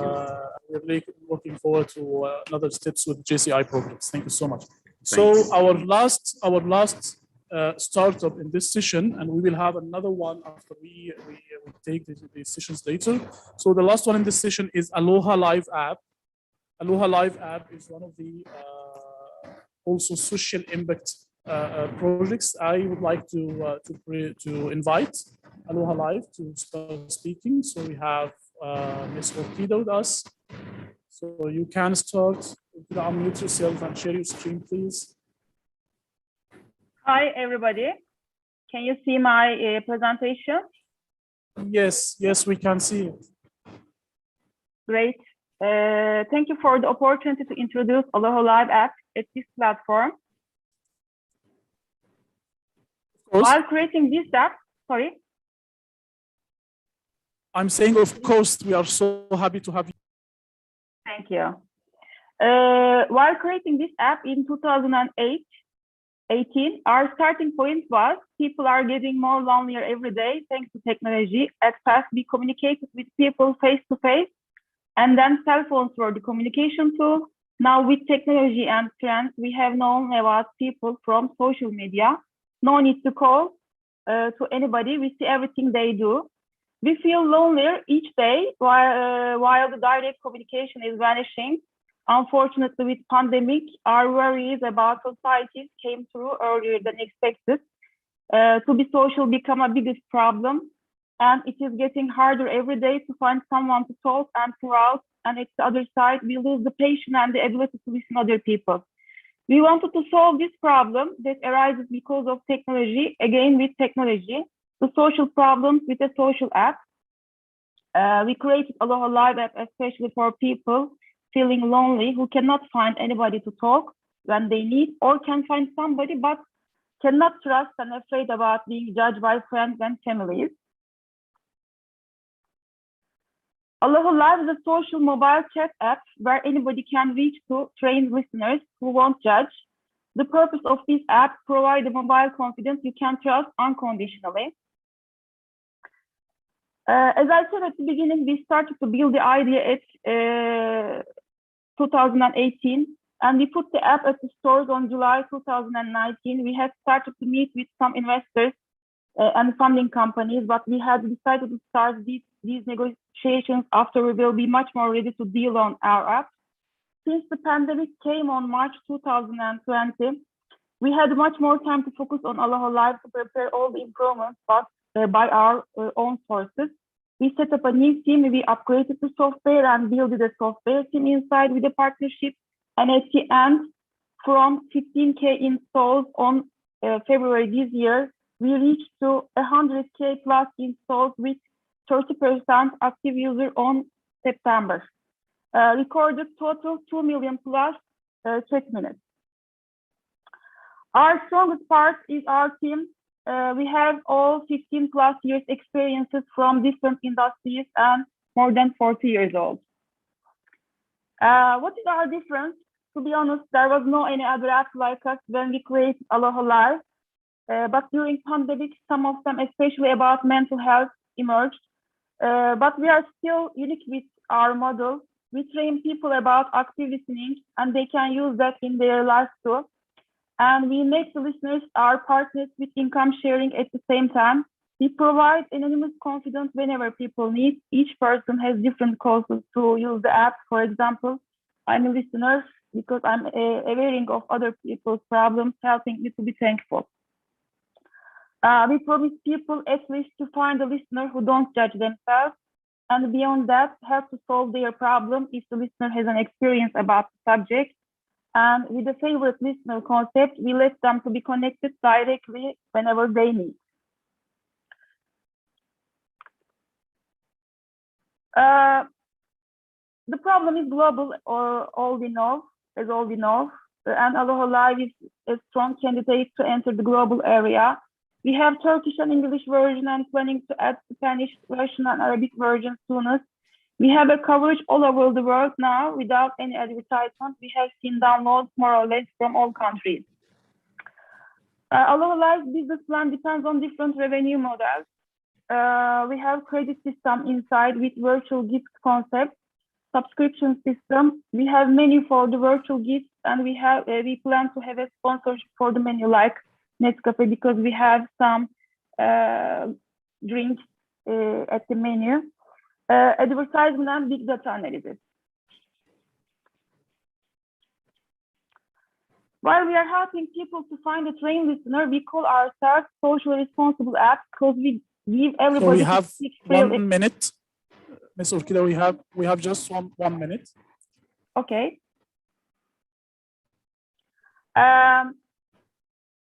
While we are helping people to find a train listener, we call ourselves social responsible app because we give everybody to speak freely certain amount of time each day, and we design a system with TCOs and brands working together. We did this plan last year for searching for new investment, and we achieved the most of them. Only we couldn't add video and audio call features. For the rest, we did, and we are very proud to do that with our limited resources. Our team worked for free for nearly 2 years. We do everything, but from now on, we need new team members. That is why we need new injection. We reached to our first target of 100K, and from now on, our next target to reach millions with adding new features. We are searching for investment. Thank you for listening. If you want to hear Thank our you so much. Thank you so much, Urkida. It was, of course, we should listen. It's all about listening. Thank you so much. The application idea, the concept is very, very nice. Really, people need to listen to each other. And the good thing that we can find someone listen to us without even knowing who is he, or find no problem to talk to people. That's very, very nice approach and very nice idea, actually. Thank you so much.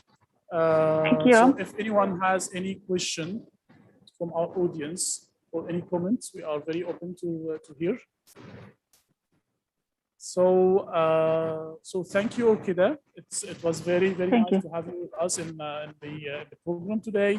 Thank you for the opportunity. Thank you. Yeah, you're most welcome. And actually, you and all of the startups are going to introduce you to the board of the investor board. So it has been a pleasure having you today. And please keep all of you, because we have a lot of good speakers again, perfect ones, going to speak. And after the next session, we will have the final startup will talk, which is Cameo project. So let me tell you about something. Just as energy is the basis of life itself, and ideas is the source of innovation, so innovation is the vital spark of all human change, improvements, and progress. This is said by Ted Levitt. Now we have a very valuable session about innovation and corporates with two great speakers. Our first speaker founded and managed his own brand management agency for over 3 years. For the last 5 years, he has been a member of Turkish Airlines and currently serving as the corporate innovation manager after following 3 years of experience as Invest on Board coordinator. His professional identity and corporate duties has never been as a setback for his serial entrepreneur side and award-winning internet startups. Also, it's my great pleasure here to introduce Mr. Ahmed Farouk Tuna, the corporate innovation manager at Turkish Airlines. And we are on date with a very valuable session from our highly valued speaker, manager of the digital business development at Turkish Airlines Technology, Mr. Engin Durmaz. Hello, everyone. Thanks for inviting me for this good event. Also, I congratulate every team member of the Let's Scale Up program.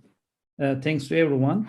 As you mentioned, this is my 6th year in corporate innovation management department.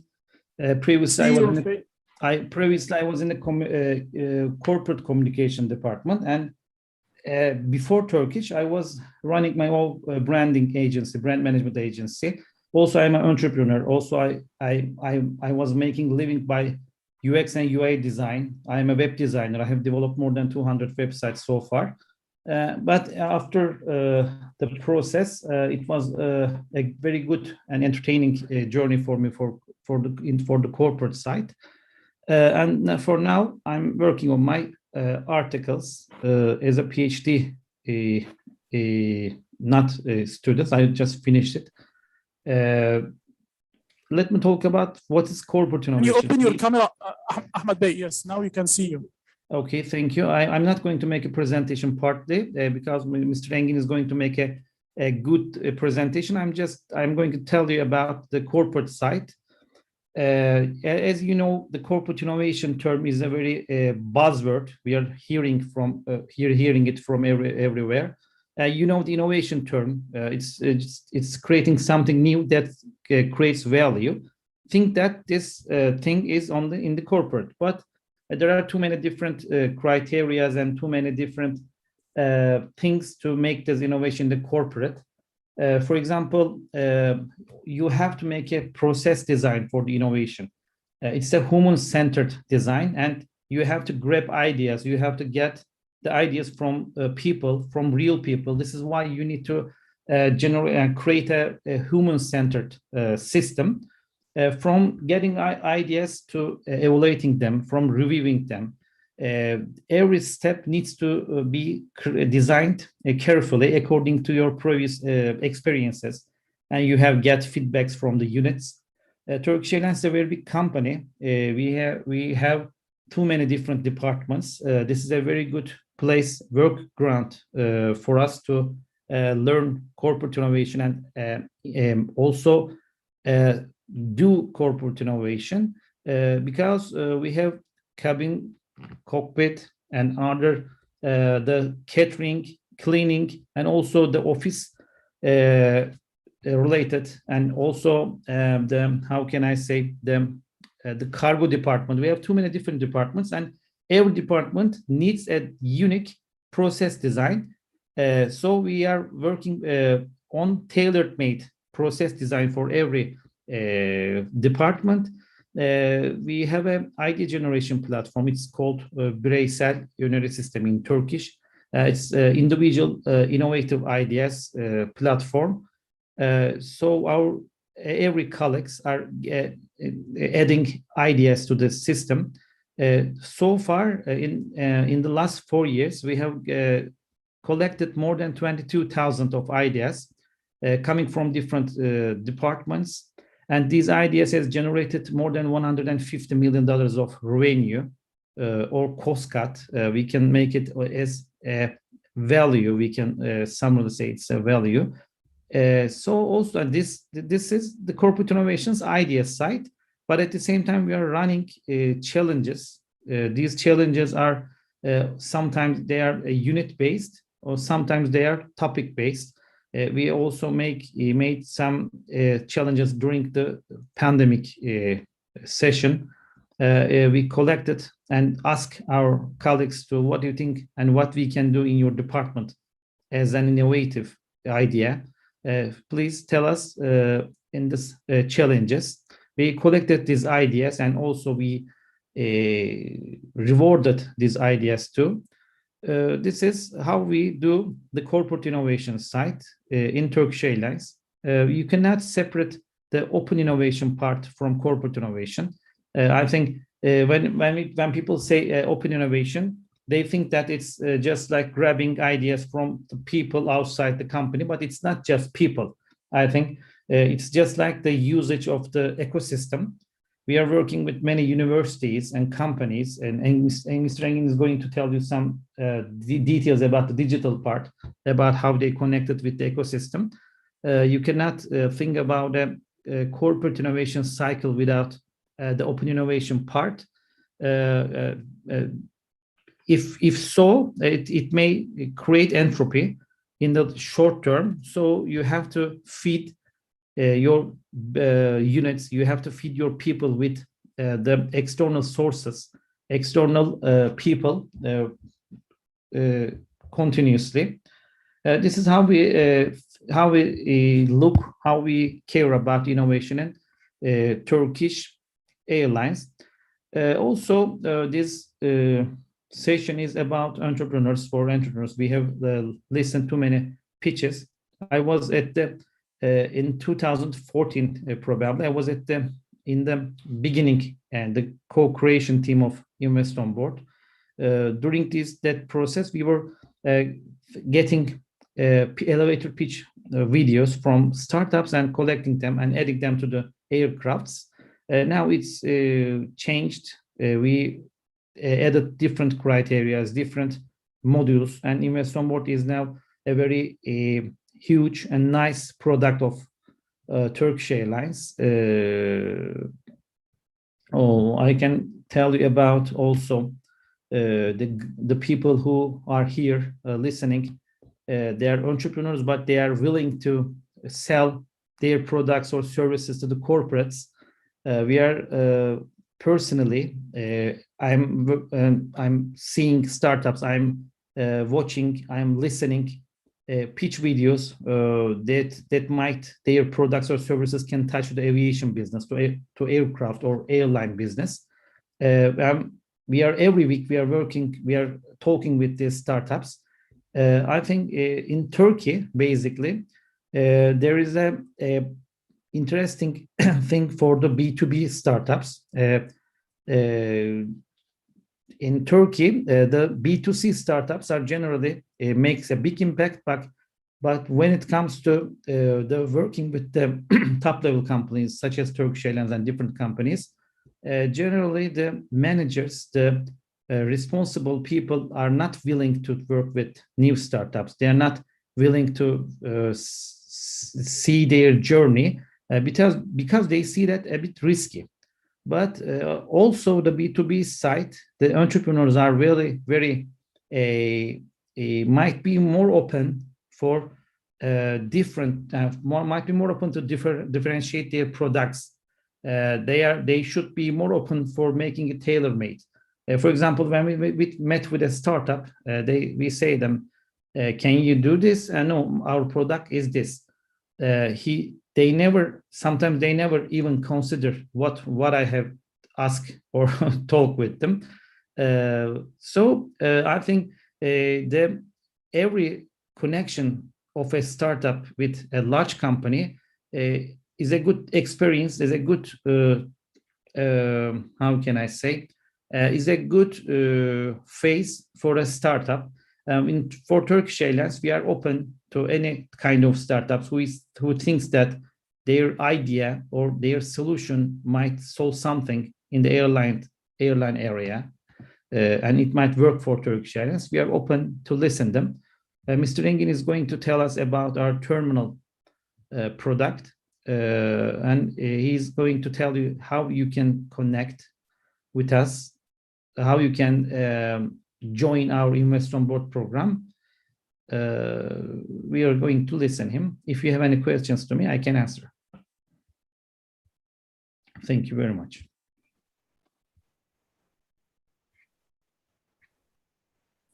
Thank you so much, Ahmed Bey. Thank you so much. It has been a pleasure having you with us, and we are very open to listen to Mr. Engin. If anyone have any question or any comment or need to ask anything, we can take the questions after Mr. Engin's session.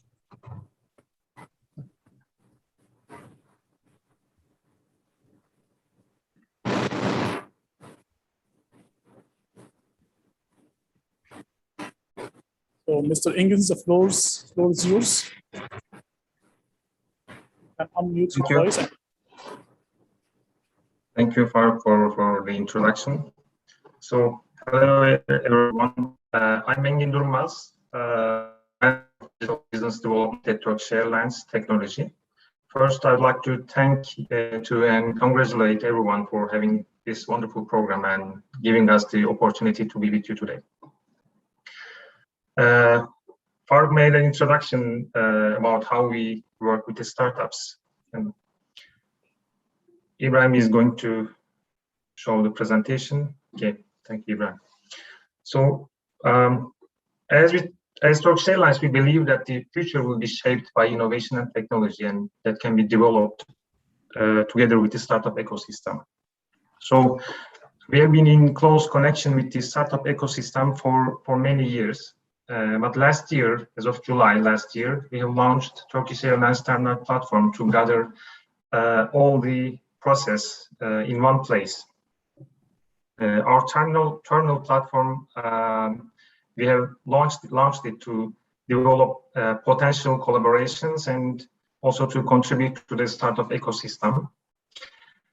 This platform is not only about technology, it's Turkish Airlines platform, and we work with all units of Turkish Airlines and also with the subsidiaries.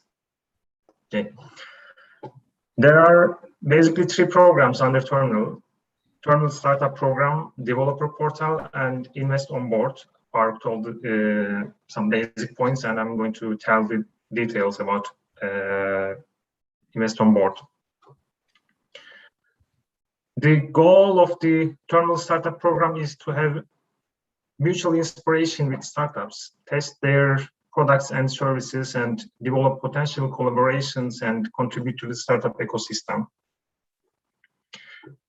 What we provide to the startups, we provide mentorship from experts working at Turkish Airlines or at other companies or universities.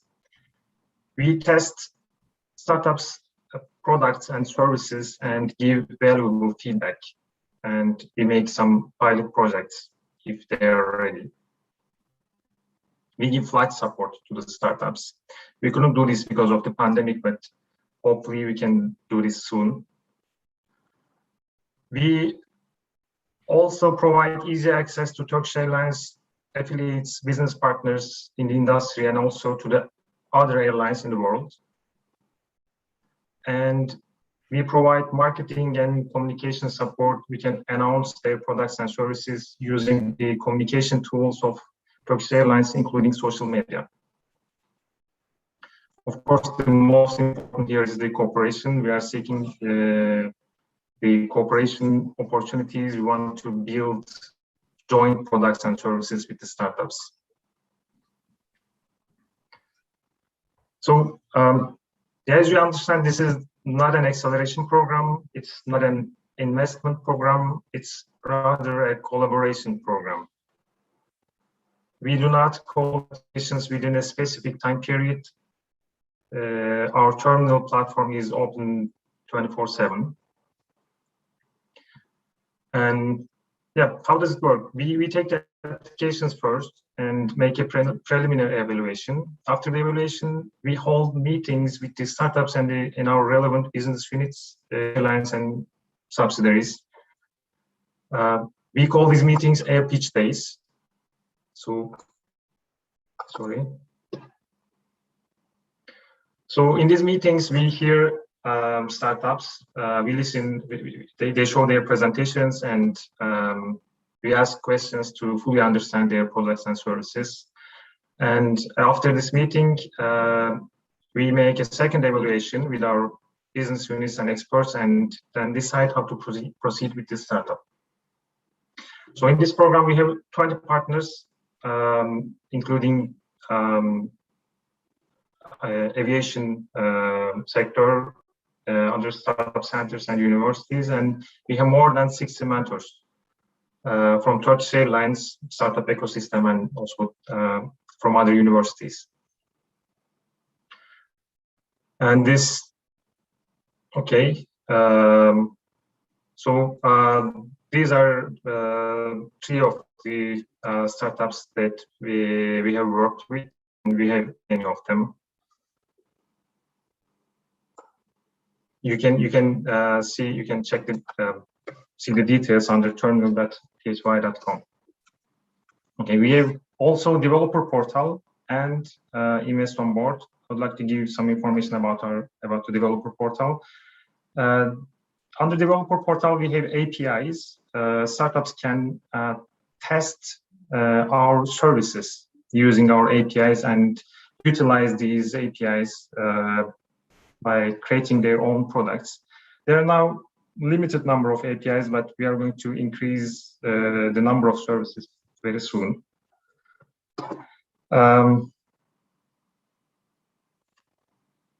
Okay, I can explain Invest on Board. I think this is the most interesting part here. So as Invest on Board platform, our goal is to help startups to find investment in the sky. How do we do that? First, startups shoot their own videos and send their application on our website, investonboard.thy.com, investonboard.com. If the video meets all the technical and content criteria, first we upload the video to the website, then we upload it to the sky, to the airplanes. So there are more than 200 airplanes in entertainment systems. And please correct me if I'm wrong, every video is viewed more than thousands of times by our passengers, and the number of passengers of Turkish Airlines was around 75 million in 2019. Of course, it has decreased due to the pandemic, but I hope we'll catch this number very soon. Also, the previous slide, we have the technoparks and the acceleration programs can also shoot the videos of the startups they support and put their logo in the video, somewhere in the video, and send the video that way. So you can also do that. We have more than 100 videos uploaded to the airplanes. Okay.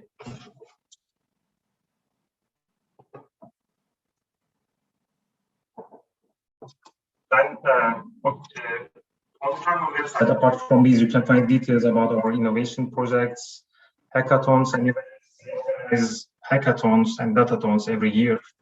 And also we have Technoblog in the website. That's all I'd like to tell about our terminal platform, and I'd like to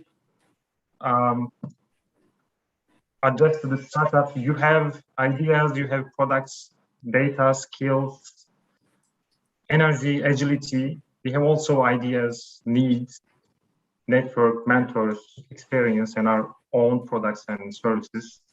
Any combination of these can create additional value for our customers, for us and for you. So come whatever you have, and let's see what we can achieve together. Thank you. Thank you so much. Thank you so much, Mr. Engin, Mr. Ahmed. It's really, really impressive, let me say. This is something I really impressed with the approach of Turkish Airlines, and with the idea that it's my first time hearing about this program actually. And I didn't see anything such like this in any other airlines all over the world. I don't know if anyone else do this, but really, it's really impressive. It's, I don't know what to say. It's really, I'm so happy and I'm so glad that we have you today with us. And we are going to promote this program everywhere, every single one of us, all of our networks, myself even personally. I'm going to promote this program for all of my networks, startups, mentors, acceleration programs, not only in Turkey, even in the region even. So it's we'll be happy to see that. Really, yeah, we are really so proud, so happy, so glad, and it's my honor even to introduce this idea to others. And really, we are all of us. I'm speaking on behalf of all the team here in JCI EURASIA Let's Scale Up program.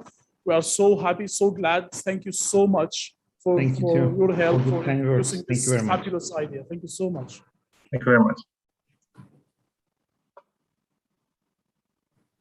So now, to everyone, we have our last startup today, which is from Latin America, from Colombia. The good thing, guys, today that we had startups from all over the world. We had startups from Hungary, we had startups from Russia, we had startups from Egypt, we had startups from Colombia, we have speakers from Bosnia. I mean, today we are all over the world. Thanks to the technology and thanks for all the great efforts that have been done with the team. So I would like to introduce Andres, Camio, please, I'm inviting you to the stage to present your presentation. Yes, thank you very much. Most welcome. Check if yes, can share the screen. Yes, we can see it. You can go. Okay, yes. First, thanks for the opportunity. So, hola a todos. Hi, I'm Andres Gutierrez, industrial designer and former partner of a bus manufacturing company in Colombia. At Cameo, we are bringing together hardware and service for agile, clean, and smart transportation. Initially, in order to solve a global issue, last mile delivery problem. Why? Because it is complicated and expensive. It helps to traffic congestion and to create environmental impact. How are we planning to solve it? Via smart mobility, doing accurate data collection, using agile and adaptive vehicles, lightweight and modular, and having our own low-cost, clean energy power fleet of bioelectric vehicles. Basically, what we are developing is compact bioelectric vehicles that collect accurate data on road, are supported by web app and operations optimizations mobile app. And basically, our traction, our progress in 14 months on air has been 34 business clients recurring. We have made 44.5K effective deliveries, and we already have $18.6 US revenue. Our business model is mainly a service fee model. One of our vehicles is able to produce $39.6K US in a year, fully operating. It means 50 deliveries a day and 1.5K deliveries a month. And if we have a 10% consistent monthly growth rate, we can end in a third year with a $20.8 million annual recurrent revenue. Our market, of course, is initially Colombia and Latin America. Latin America and 6 biggest cities are a market of $715.8 million a year. And we are in a $41.2 billion a year in a global market and trending to grow 70% by 2030. What makes us different from our competition? We have several and a lot of competitors in the region and of course in our country, but we are the only ones to have the ability to create easily, and I will tell about it a little bit more later, a low-cost own fleet of compact bioelectric vehicles that allow us to provide 1.5 to 3x less fee to our customers. We have smart delivery, accurate data information that allow our clients to take informed decisions in order to improve their delivery performance. We have ads on wheels, printed advertising on our vehicles. So we manage wide brand in order to provide an opportunity to advertise their products to our clients. And we are the only one in our region with no CO2 emissions in our deliveries. Our go-to-market strategy is going from focusing on small businesses to focus on mid-size and up-size businesses with more than 1K shipments per month and consolidated and growing. Now we are using social selling via conversations using our network in LinkedIn. And we have planned some pilots in order to do close to 46,000 shipments per month by second quarter of next year. We already are in conversation with those clients. And why us? Basically, I have 20 plus years experience in design and manufacturing of vehicles. We have a CTO and co-founders that have 18 plus years experience in software development and in growth marketing. What basically we are looking for, we are opening an angel investment round or pre-seed round of fundraising of 300K. in order to finish the hardware and software developments in progress, to produce the first 30 vehicles or camions, establish an initial production line, and of course, structuring a team to achieve our first year's growth goals. Thank you very much for the opportunity, and this is Cami. Muchas gracias, Andres. Thank you so much. De nada, you're welcome. It was very good. I see the huge potential actually in this market, and you have mentioned about the competitive landscape. And already my humble advice to you that you have some unique value proposition, some unique selling proposition. You already have it, but don't differentiate yourself with the price. Always differentiate yourself with the quality of the service and the other service that you can add, other feature that you can add. Price always is not the right way to compete with the people. The other thing that I can imagine the amount of operation and the hustle that you will have, because this kind of projects needs a lot of operations. So it will need some time.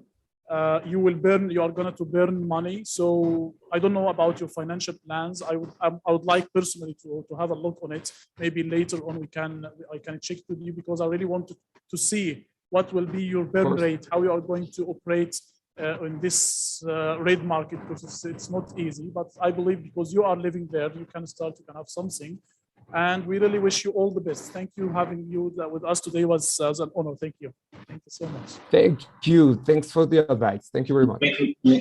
Maybe Ahmed, if yes, able, just few words. First of all, I would like to thank Andres also for being here. We know that there's huge time difference between Colombia and other areas of the region. I know Andres joined like 5 p.m. or 5 a.m. pardon me, to this event. Really appreciate for that. Secondly, I didn't know this, by the way, Ismail Bey. I didn't know this. It's really huge difference. Appreciate it. And meanwhile, we have a great speaker that we are looking forward to hear. Israel Pons is with us. Israel also is the president of VBAF Fund. And also in the same region, same area, correct? From Mexico. Yes. And, there are really strong networks in the region regarding World Business Angel Forum, XALA, and some other networks. I'm sure that it will be a great opportunity maybe to be connected to move forward. Just wanted to thank and to introduce quickly through that a minute session. Thank you for that. Thank you. Thank you again, Andres. So Nelson Mandela once said, "It always seems impossible until it's done." Now we have a session of success with a man he believed that the impossible can be done. Our valuable speaker is the Director of Strategic Alliances and Impact Investments with a portfolio of more than $20 million. He's a co-founding partner of Angels Den Mexico and Angel Nest Holding, where he has generated a responsible crowdfunding platform and has been a mentor of winning projects in the network-based contest, where he represented the Mexican market in the Netherlands. He's an active member of jury panels in different competitions in Mexico. De la bienvenida a nuestro valioso invitado, el señor Israel Pons. Hola, everyone. Hola.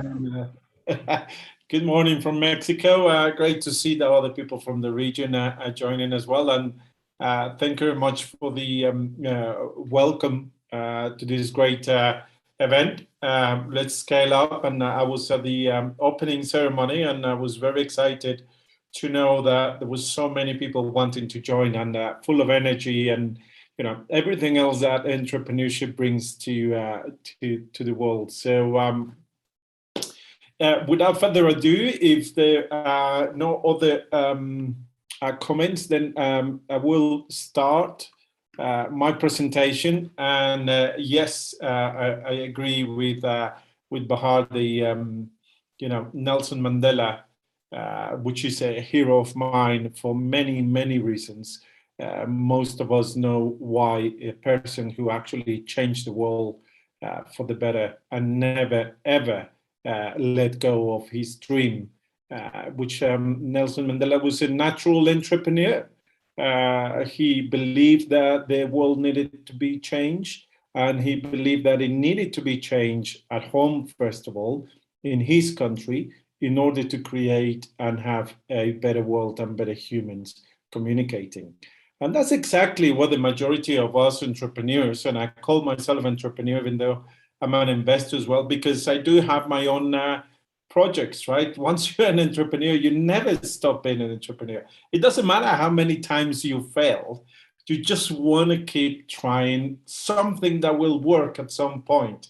You know that something that you are creating will solve a problem, but also you know that challenge that you have, first of all, is for yourself. You are worried about the things, but normally it's because there is a necessity within yourself as an entrepreneur that doesn't let you sit down and watch telly comfortably, right? You need to do something to change the world. So every entrepreneur has that. And Nelson Mandela said, you have to try everything that hasn't been tried before in order to change the world for the better. And I'm just going to share a couple of things, and maybe if I can probably allow me to share my screen. It's just something of what I do now. But whilst we wait for that, I will tell you a little bit about my story, which is probably a story that many entrepreneurs will feel identified with, or we have been there as human beings. You can share the screen. Thank you. We have all lived under different pressures whilst we were growing. Some of us had family pressures, some of us had environmental pressures, some of us had financial pressures, right? There has always been something that gives us a challenge since we were little. So my story comes, I was born in a very small town outside of Mexico City, in what you will call a very traditional Mexican town. It was a ghost town, pretty much what you've probably been used to wrongly seeing in some of the spaghetti Western movies. I come from a small town like that, a ghost town, where the majority of people had left the town because the gold had finished. The gold and silver that in my town in the mountains, it wasn't there anymore. So I'm a brother of 9 of us. Most of you know from my generation that back then, so there was no problem with having as many kids, right? So whatever one ate, we could say that somebody else will be able to eat. So families just kept having children, and a number of families also. This is within the Turkish community.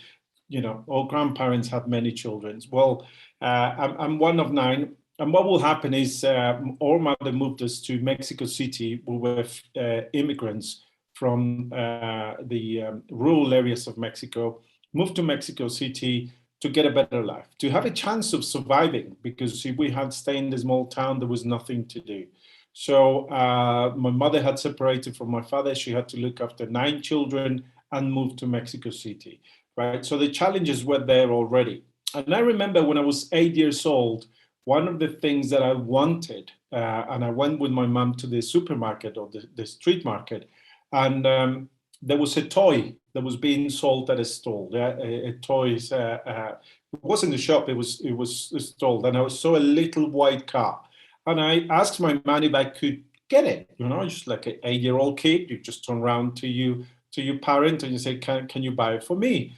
And she actually said, well, no, we're not able to get it. And I asked, why not? And she said, well, because we haven't got money for it. We have got money for food, but we haven't got money for toys. And I said, well, how do you make money? If we need money to buy the toy, how do you make money? And she said, well, you have to sell something to get money. And I said, well, how do I get money? What can I sell? And she said to me, okay, if you want to get money, then we will buy jelly, this powder to make jelly, and you can sell it in the street, and then you'll be able to get money to buy your toy. So at 8 years old, what I did every night at home, I will boil water, I will pour the powder, I will be stirring and stirring and stirring it until it was ready to then 4 little tubs, plastic tubs with jelly. And I could only do 2 flavors because that's all I could remember as an 8-year-old kid. So there was the green one, which was lime, and it was the red one, which was strawberry. And with a tray in my hands, I remember going out and selling it in a street corner in Mexico City. I will go into the school in the afternoon because I wasn't able to go and qualify for the morning lessons. So in the morning, I will come out early and stand in the street corner with my tray as an 8-year-old kid and look at all the people that will go to work in offices. So I will try and sell my jellies. Pretty soon people start buying it. But I discovered something once I was 8 years old, which now I know what it means, is that if I look at the people that were walking towards me, if I looked at them in the eyes, and, you know, as an 8-year-old kid, not like now, as an 8-year-old kid, I was a good looking kid, right? So I was like, okay, I had a nice smile and everything. If I looked at the ladies that were going to work in the offices and smile, I knew they will turn around to me and buy my jellies, right? Now I know that that is called marketing. How do you market yourself to someone? How do you make contact? So as an 8-year-old, I didn't know. But what I did know is that if I look at them, they turn around to me, they buy a jelly, they touch my hair like, gracias, and you know, what a nice looking kid back then, not now, but it was great. So I started working on my skills of how to sell it. Anyway, that's how my entrepreneurial life started. I knew I had to work hard and late. I had to make the jelly whilst all my friends were out in the street playing football. And I had to also be good at selling it, be good at portraying myself and smile and be there and then count the money, separate the money for what it was going to be my ingredients for the following day and buy them that afternoon, and what it was going to stay with me. So eventually I bought that car, that little white car, which my mom still keeps at home, saying always every time I go home, she reminds me of how I started my life as an entrepreneur. And somebody who actually said, go and be an entrepreneur. Of course, the word entrepreneur didn't exist. So what happened after that is that I just couldn't stop myself from creating things. And eventually, you know, migrating and traveling. And I think it was because we moved from the small town to Mexico City that my life has been about traveling. So I had an opportunity to then move to the UK and start working in the UK. And I lived in the UK for 23 years. And I became an angel investor, became an entrepreneur in the UK. But the story wasn't so nice and said, I come to the UK and I already got a soft landing, I got an accelerator and I got an incubator, they're gonna look after me, they're gonna show me how to do the business, and then they're gonna introduce me to investors, and then my dream is gonna become a reality. Investors are gonna give me money, I'm gonna spend their money, I'm gonna lose it, and then I'm gonna create another project. No, there was nothing like that, right? Right, like many of us or some of the financial immigrants or hard-pressed immigrants have arrived to other countries. I go there, I started working in a restaurant. I was cleaning floors. I was mopping floors when I got to the UK. In London, in Piccadilly Circus, there was a restaurant there, and I was mopping the floors, and I was washing glasses, and then I became a bartender. I started doing cocktails. I was very good at it, and eventually I became manager. I became director of this company of new projects because I was always inventing something new. And I became the director, the first executive director, non-European, of dark skin, of the largest leisure company in Europe, which was based in London. So I joined the board, and I actually had to be somebody who had to fight against the traditional status quo. But what happened to me is that after working for somebody else, I thought, I can do it for myself. I'm going to go out there and create this business because I'm now the most important director in the whole of the company, because I'm in charge of opening the new markets, the new concepts, designing restaurants, designing bars, designing cinemas, designing hotels, designing new gyms, how they were going to work. And I thought I can do it for myself. So I went out there. And back then there was no, I didn't know I was called myself an entrepreneur. I just thought I'm a business person. I'm a businessman who's going to go and create his business, right? So there was no, I wasn't called an entrepreneur. There were no angel investors, and the bank was the only people that were ready to lend me money in exchange for leaving the papers for my house, you know, my wife and my children as a guarantee that if anything goes wrong, the bank will come after me and it will take absolutely everything away if I didn't pay the loan. But that was the only way I could get money. There was no other way. There was no government agency saying, we're going to push entrepreneurship because it's going to change the world. No, I had to do something out of necessity. I needed to do it for myself. I needed to become successful, because I already always thought, okay, if I can do it for somebody else, I've got to do it for myself. And I'm going to create a great concept where people are going to enjoy it and people are going to feel different. Anyway, I did my project. I went out there, I opened a chain of restaurants. It was absolutely successful. It was amazing. I was in the national newspapers in the UK. It was fantastic. Then I went to do other company, and then I opened another company. And after 3 companies, all of them very successful, I had the biggest grin on my face. I was like, yeah, everything I touch can turn into gold, right? And Midas, of course, I can do it, I can make it. But all shock of reality. After you think that you as an entrepreneur can actually take all the decisions, your ego comes into play. And your worst own enemy for any entrepreneur or for any human being, but for entrepreneurs in particular, is your ego. Your ego is gonna prohibit you from taking the best decisions that you can take, right? The very first next business that I did and I signed off, my ego allowed me to forget and not to decide to go to a lawyer to check a contract that I did with the largest brewery company in the world.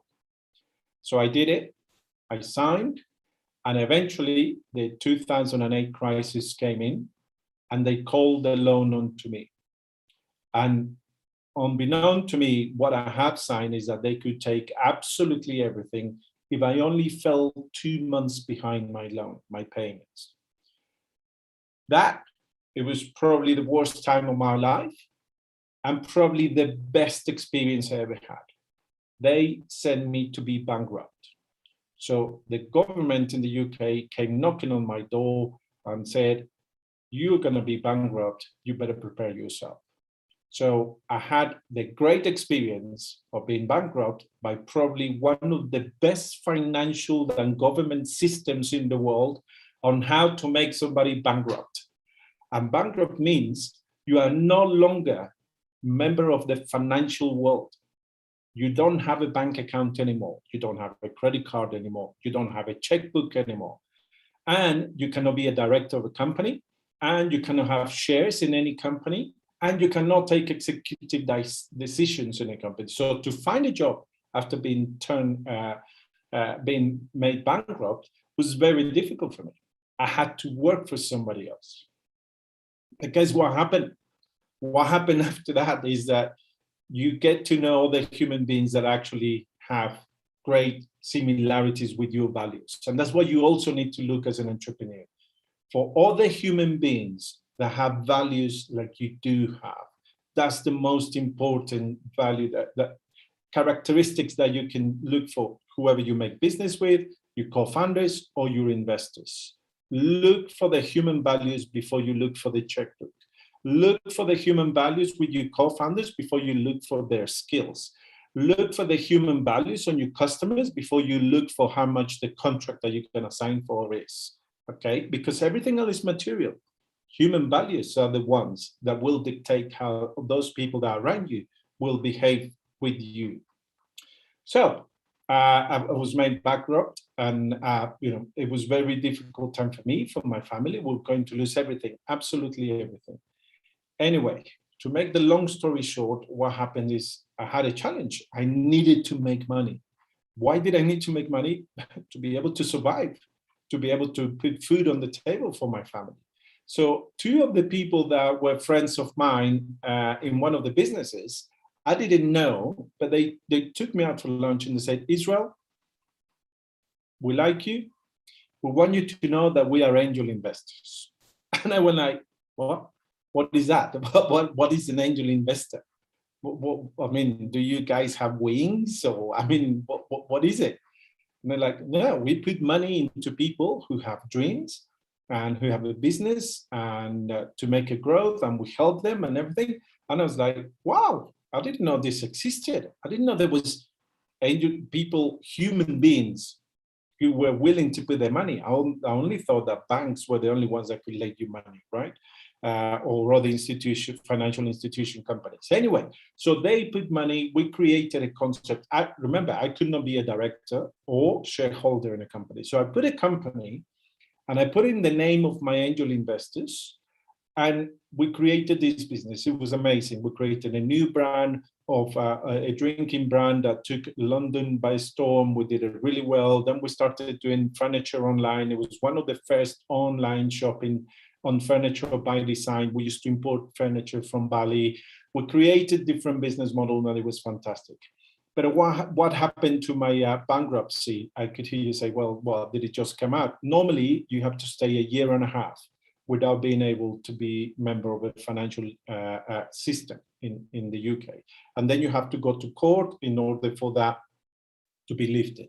But thankfully, 3 months later, I was declared into bankruptcy. The government came knocking on my door again, and they said, we fully investigated, and we believe that you weren't at fault, because normally you made bankrupt because you committed a fraud or something that was really wrong. And they say, you haven't done any of that.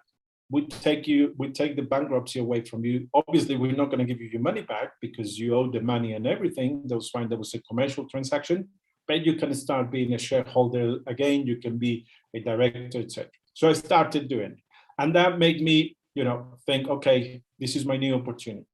But having met those angel investors and seeing what they did, it also made me decide to then come into angel investment myself, to help other entrepreneurs to make their dreams a reality. And really, that is what an angel investor does. Forget about, I'm not going to go into details, how do you do it, how much percentage do you invest, what else do you look at in a business model. Remember, the reason why an angel investor invests is because they want the business and you to be successful. They don't invest so that you can lose your business. They don't invest so you can not be successful. They don't invest so they can take you out of the company. They invest because they believe in people who are innovating the world, creating a solution to a pain, and they're going to be successful. So they look at you, first of all. They look at the jockey that's riding the horse. You invest on the jockey, which is entrepreneur. The horse can change. The horse can be changed. The train, the horse is the business model, and the business model is always changing, right? So the jockey is the one that you invest in that can last the whole race and can win it. Of course, there is a team behind it that help to train the horse, that help that the jockey is confident enough to be able to do it. But angel investors invest on that. And based on those human connections and why an angel investor goes with the entrepreneur, that's why the VCs, the venture capitals, they like to invest in businesses where there are already investors in. So I'll give you a quick example.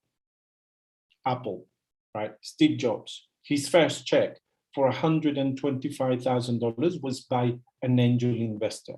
The same angel investor that helped Steve Jobs come back and take over Apple again, that because the angel investors stayed on the board and said, look, we're doing things wrong. We need to get Steve Jobs back. And he made sure that the board agreed to bring Steve Jobs back. Google will not exist without the angel investors' checks when they came in, right? Twitter wouldn't exist. Facebook, this guy wouldn't, we all know the story behind it. Without the brothers' money, he wouldn't have done what he's done, Zuckerberg, right? So everything else happens afterwards. But without those initial checks of angel investors, you will, find it even more difficult to be successful. So the VCs like to go in projects where there are angel investors, and then the bigger investors come in, and then, you know, the bigger ones and the bigger ones. So that's why the figure of angel investor, for me, is the most important figure in the whole ecosystem of early stage investment. Without that, it's very difficult that you as an entrepreneur will be able to take better decisions. Because remember, your ego, if you take your own decisions, can take you into making the wrong decisions. When you have angel investors, you have a structure around your board, you have a way of taking decisions, you have meetings, you have to present results. The angel investors bring a lot of disciplines. What are your KPIs? It doesn't matter if all of a sudden you lose money. It doesn't matter if the sales are not going so well. Remember, human values, transparency. Angel investors, we know that you're going to lose money. We know that it takes time to create a business. So we have to be patient, but we have to help the entrepreneur to be successful. That is the key for it. So this story that I'll tell you is, why did I become an angel investor and why did I get involved into investing, right? And some of the things that I do nowadays, and I'm a member of at these ones, as it was mentioned, I'm a co-founder of an angel group in Mexico. It's based in Mexico, but we operate in the whole of Latin America. We have been named one of the most active angel networks in Latin America by the IDB, the Inter-American Development Bank. We do an investment every other month right now, and we're not happy with it. We need to be investing on one project per month. I'm a co-founder. I'll show you a little presentation, quickly a picture of the page. We just did our last event in Cozumel in Mexico. I'm the president of the WBAF Angel Investment Fund Committee and High Commissioner for Mexico. We are looking at raising $100 million. We investing already on the first startup in Spain called Brio Agro. I'm a partner at GP assigned 4 billion euros, a global investment fund focused on AI. That's $1 billion funds. I'm a partner on E1, which is a Mexico-based fund on agrotech for $20 million. And also I'm an investor and advisor in a Canadian fund on the esports industry. I'll do that because I find it, you know, entertaining, and you've got to invest on things that actually make you, you know, be happy, right? I don't invest in anything that's boring. We can also we invest in the blue sea economy, and lately we're starting to invest in biotech and nanotechnology. So those are some of the things that I'm now involved on advising and investing and making sure that people take better decisions. Normally I train a lot of business people, men and women, to become qualified angel investors. I finished a course in Zambia. We're about to start another course in Chile. We're looking at starting a course in Australia. You know, things of, you know, what should happen. Investment readiness is probably one of the most important ones, given the fact that normally entrepreneurs talk the language of entrepreneurs and investors talk the language of investors, right? And the entrepreneurs are always asking why the investors are not investing in me. And the angel investors are always asking why the entrepreneurs don't know what we actually need. So we normally, when we train the investment readiness, we train the investors and the entrepreneurs at the same time. So we deliver the same concepts, we deliver the same language, so that the marriage that we're looking to happen, it actually creates and makes sense, right? Because there's no point on you going to pitch in, you know, what we say in a language that the audience or the investors are not ready to listen. Normally, you will also see that when you go to an event or to a conference, you always see the investors talking between themselves, and you always see the entrepreneurs talking between themselves. They're never doing networking with each other. So we also do like a training, we call it a 1-minute networking introduction. We do that with a great friend of mine, which is Seb Siegel, the co-founder of Starbucks. So we train people on how to actually do networking. And when I say people, is entrepreneurs and investors, right? That's the ecosystem that we love. So that's one of the things that we love to do, and I love to train people. And also, I'm the head of the Global Investment Department within the WBAF Business School. And to finish my talk, I don't know how long I have left, but I'm sure I can still 5 minutes, Ahmed. You have, Ezra. It's okay. Great. Thank you. I promise you, I won't bore you, everybody. And I hope you're finding it interesting. It's fantastic. Thank you. What I'm saying, I do like to present quite quick and not to take too much time on going into things. But this is something that was born out of my experience, right? You have all gone to places and to conferences where the majority of the time we end up in a hotel, in a conference room somewhere, and it's always looks exactly the same. You go into a room, there's 4 walls, you got up early, you put your best suit, whether your business suit for men, your business suit for women, you decide on what tie you're going to wear, how to impress the people that are going to be there. You got your pen and your pad ready to go and take notes of the best speaker lineup that you have seen, etc. And the conferences, they all look the same, right? They all serve horrible coffee with biscuits that just make you get fat. And I eat loads of that. So I always get annoyed with myself during the coffee breaks, because you go out there, the coffee is bad and the biscuits are bad. But not only that, you don't have sessions to do proper networking. And you're actually dressing up as somebody different, not your everyday wear. You sort of go, well, I'm going to a conference, I've got to look business-like, right? And in your daily life, normally you don't look business-like, right? So you dress up to be somebody different. You get a badge that says you're an entrepreneur or you are an investor, and then everybody gets categorized, right? And you know that happens around the world and that happens everywhere.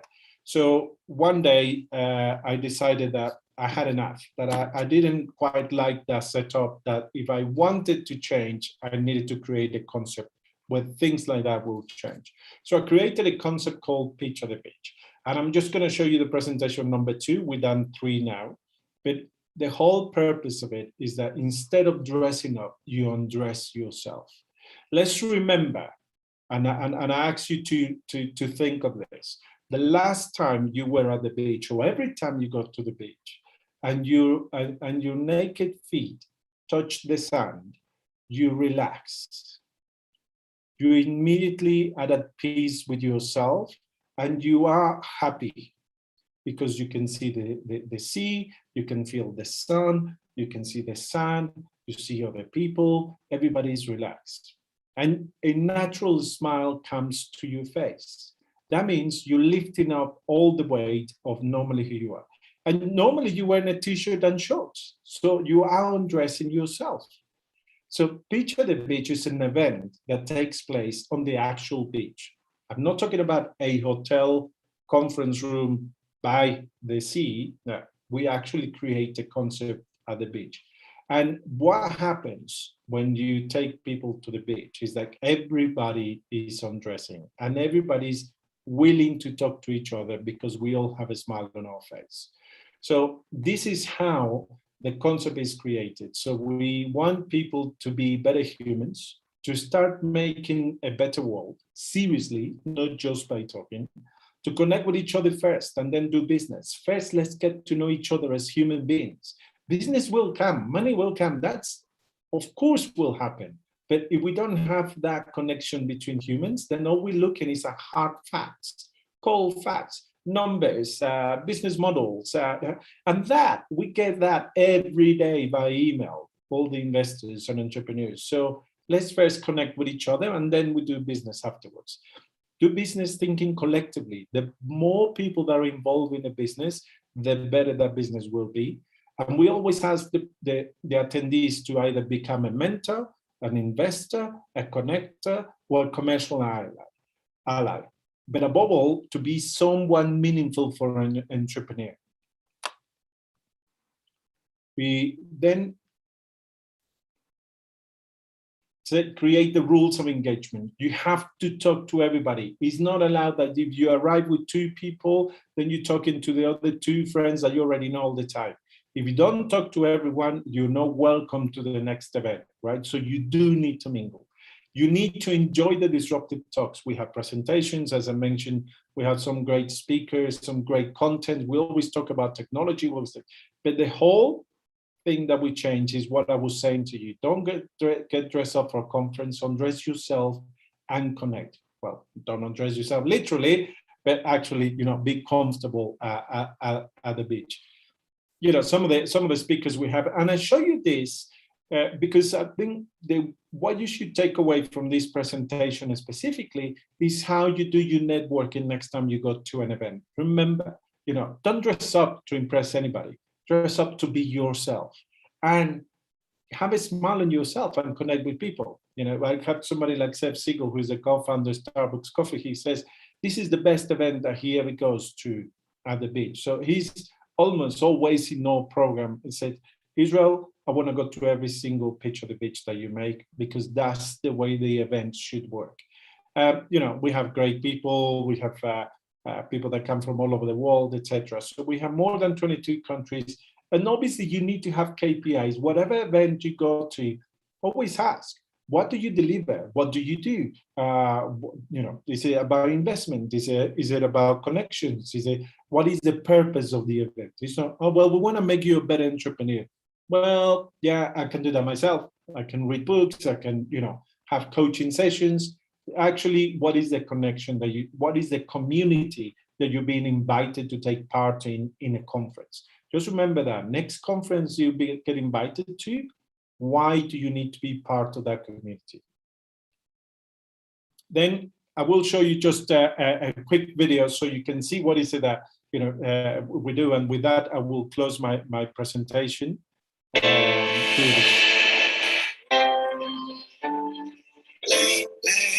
been thinking, baby, we could get away and never look back. Love all the bad. Love all the bad.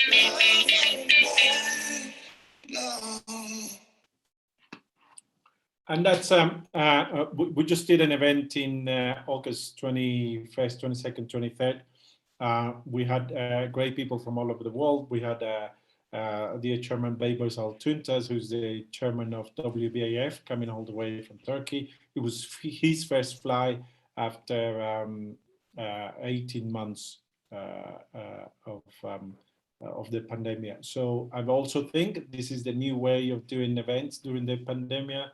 And we know that COVID is here, it's not going to go, but we can, you know, we can't be ourselves locked up all the time. I'm a person who believes that we have done that. We all, you know, have to be vaccinated, and we have to look after each other, but we cannot stop being in contact with each other physically. So the sooner we start making safe events in person, the better it will be for humanity, because we all have to be in contact, right? Humans cannot be digital only. And I will hate to see a world where we all become just digitally connected. I'm fine with technology. I love talking to you guys on the other side of the world. Fantastic. But I would love also being able to shake your hand and have a cup of coffee and talk to each other in person. That human touch has to still be there. Thank you very much, everyone. Go and be great entrepreneurs. And remember, you can be successful. Anybody can be successful. You just need to find the right people to surround you and the right investors, right? Thank you very much. Thank you so much. Thank you so much. Has been great speech, very motivated. Me personally, really want to thank you. I know my Spanish is not good. This is my first time using it. So muchas gracias, muchas gracias, really. And I would love to ask you, we have a panel after a few minutes. It's with the title of Level Up Elevator. And I really love, so if you, it's a favor, I really want to ask you if you can join us in this panel along with Mr. Kevin to be with us in this panel. We will just discuss how to level up. I will have a couple of thoughts. We want to discuss it with you, if that's possible. Before the panel, we would like to welcome Dr. Reza Kadılar. He's a senator of JCI. We just want to welcome him and give him a speak to speak to us and to say to him, welcome to our event. It's our proud. We are so proud. I'm so proud to have you with us, Dr. Reza, today. Thank you so much. So you have the mic. Ahmet, thanks for this warm introduction. I have tried to be longer with you, but due to my connection problems today, I'm still not for sure that you will hear me well, but I hope we'll keep up. Just a few words, if I may. Congratulations. That's a great initiative. I have listened to just a few presentations, but I will follow them all, receive the deck for presentations. I congratulate everybody joining this event, because at the end of the day today, what the world truly needs, we need disruptors. Disruption was a bad word when I was growing up. I'm a banker, okay? So the startup domain has always been something really outside of my control. For a banker, disruption, not a good thing. But even the bankers learned that disruption is what we need today. I was just attending a 3-day conference based in Hong Kong, but of course on Zoom during the last 3 days. It was corporate startup world, how they can come together. There are wonderful opportunities if we can find ways to really collaborate. One advice, if I may, for the startup domain, there are two things. One is the dream and the common goals that brings us together. And most of the startup founders, I truly appreciate their dream, their enthusiasm, their passion. But of course, what brings us also together is the exit scenario. So I will kindly always ask my colleagues in the startup domain how to create this recurring income and how to find out the best way to exit. And the second thing, there is no such thing working with a big corporate. Startup corporate collaboration, you at the end of the day deal with people. So the people who work for the big corporates who are in the startup domain, they have a big responsibility to really reach out, because at the end of the day, there are lots of organizational mismatch. The decision time frame is different, upside, downside, the risks are different, and the potential collaboration going forward could be very bumpy. But I think with a fair trade, with trust, with good contracts, those things can be achieved.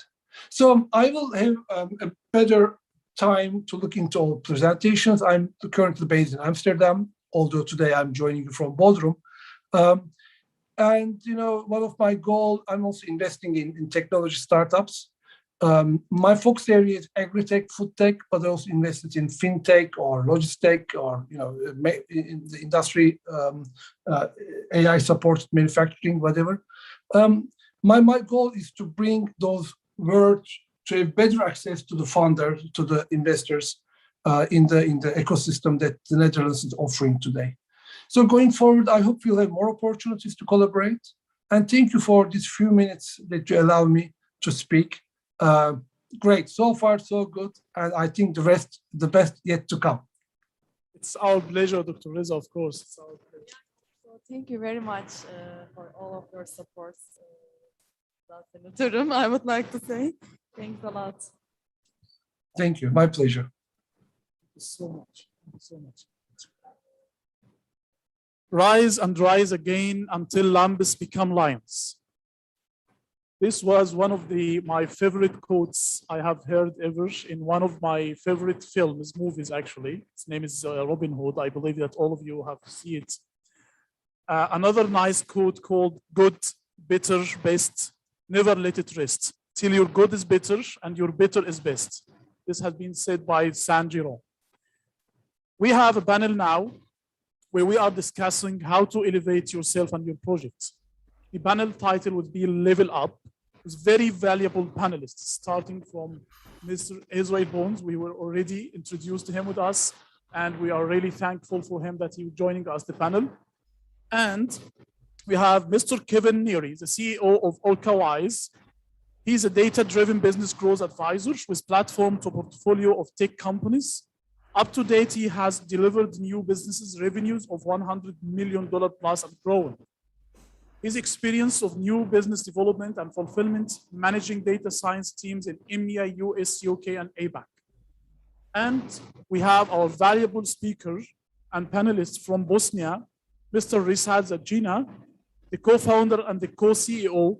He's leading a crazy company, which I'm a big fan of this company actually, called Ministry of Programming, which is a venture builder helping startups succeed. They have been recently ranked as one of the top 50 fastest growing companies in the Central Europe by Deloitte. They are also the first company from Bosnia that made it to the Financial Times FT 1000 list in 2020. So I'm really so happy, so glad that we have this panel.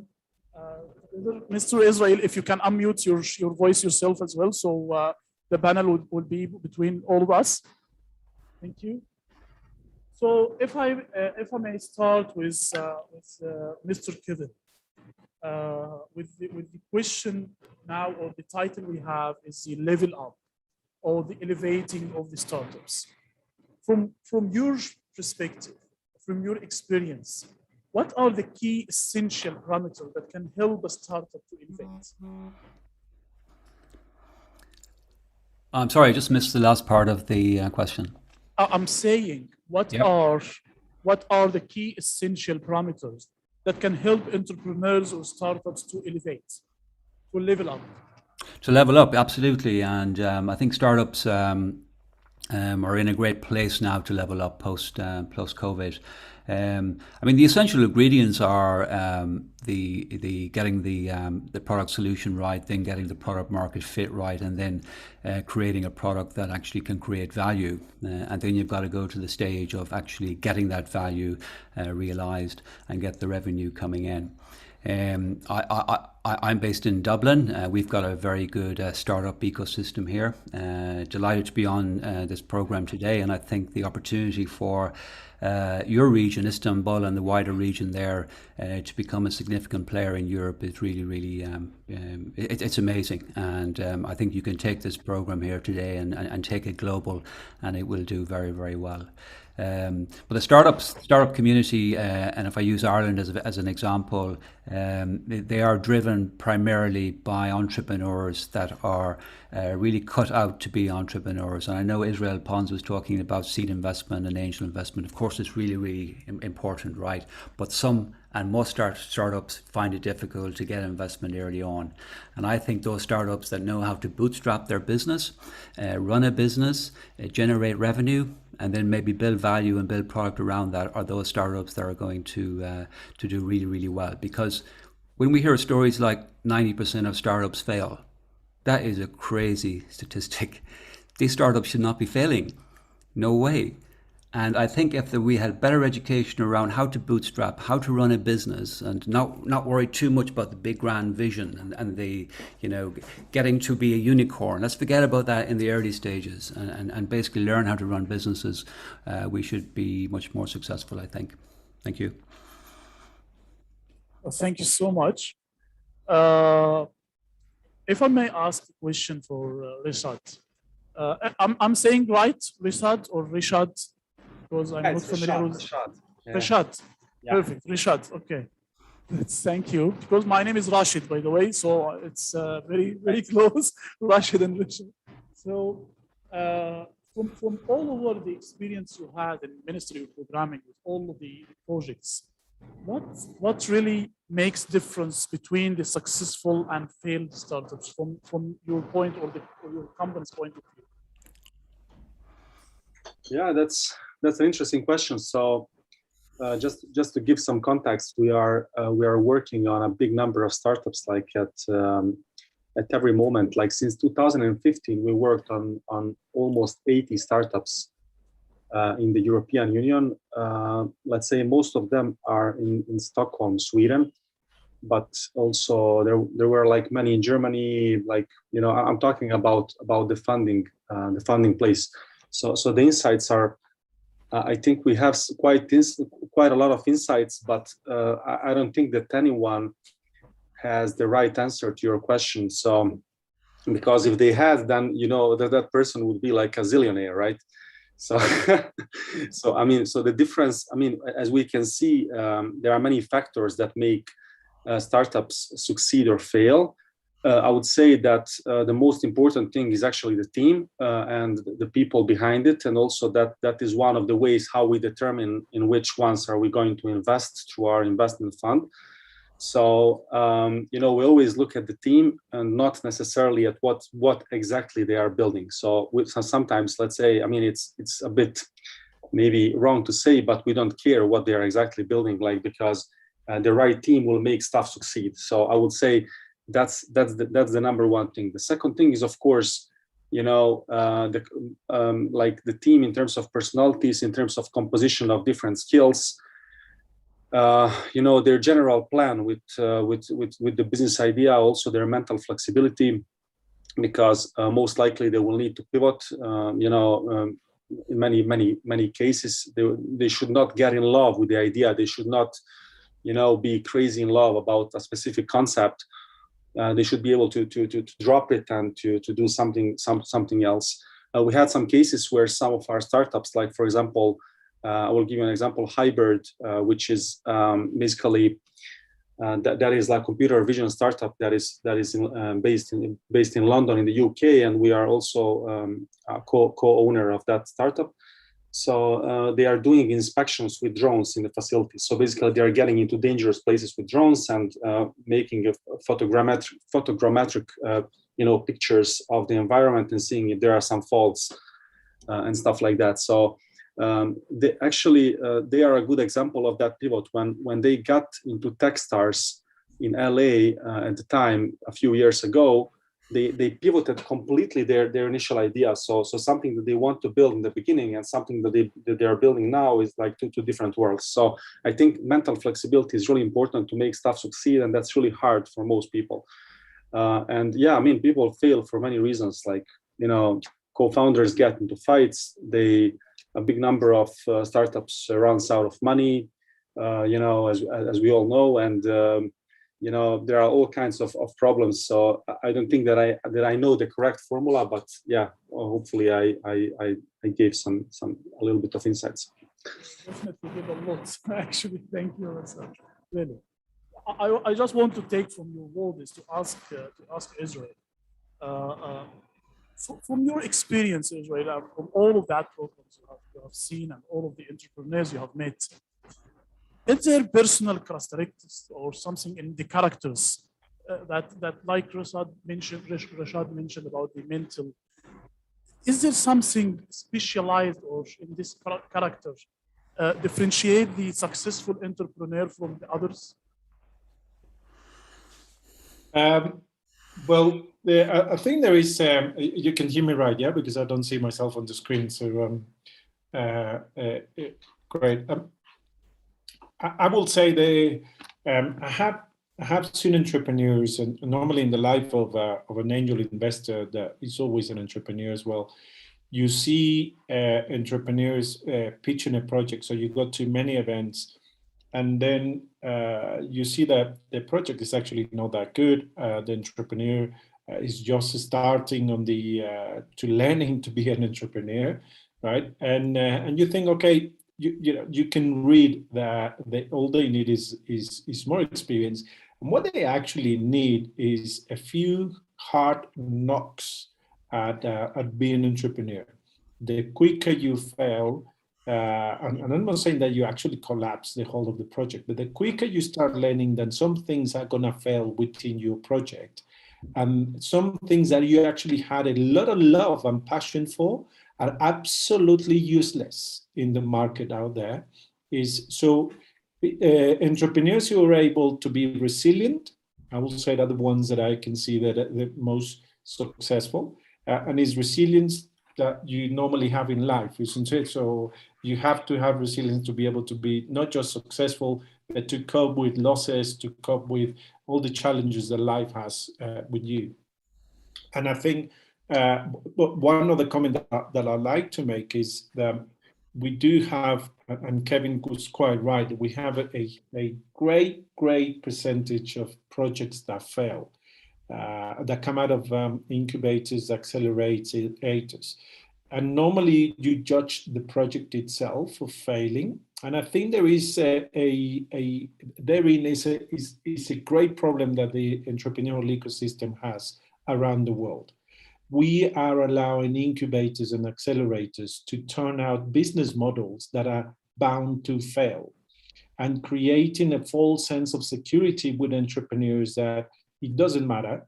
You know, as long as you're part of the entrepreneurial ecosystem, you are fine. Not everybody is bound to be an entrepreneur, and not everybody, like Kevin said, can be a unicorn. That's quite right. So first of all, we should have less push into entrepreneurs being a fashionable item. Call yourself an entrepreneur. We should stop that. Should say, if you're really going to do this, you are going to lose money as an entrepreneur investor, but as an entrepreneur, you are going to lose money, right? You are going to get into debt. Most of the time, your credit cards will be, at full, and you will need the support of a lot of people. You cannot do it just on your own. And the people that can help is not just incubators, accelerators. Choose the best ones. But the most important thing, and what I also take away from Kevin and Reza, is how good are you at creating sales yourself? Investment will come, but the very first investment and most important is finding customers that are willing to pay for your product or solution. And that's what you will normally have anyway.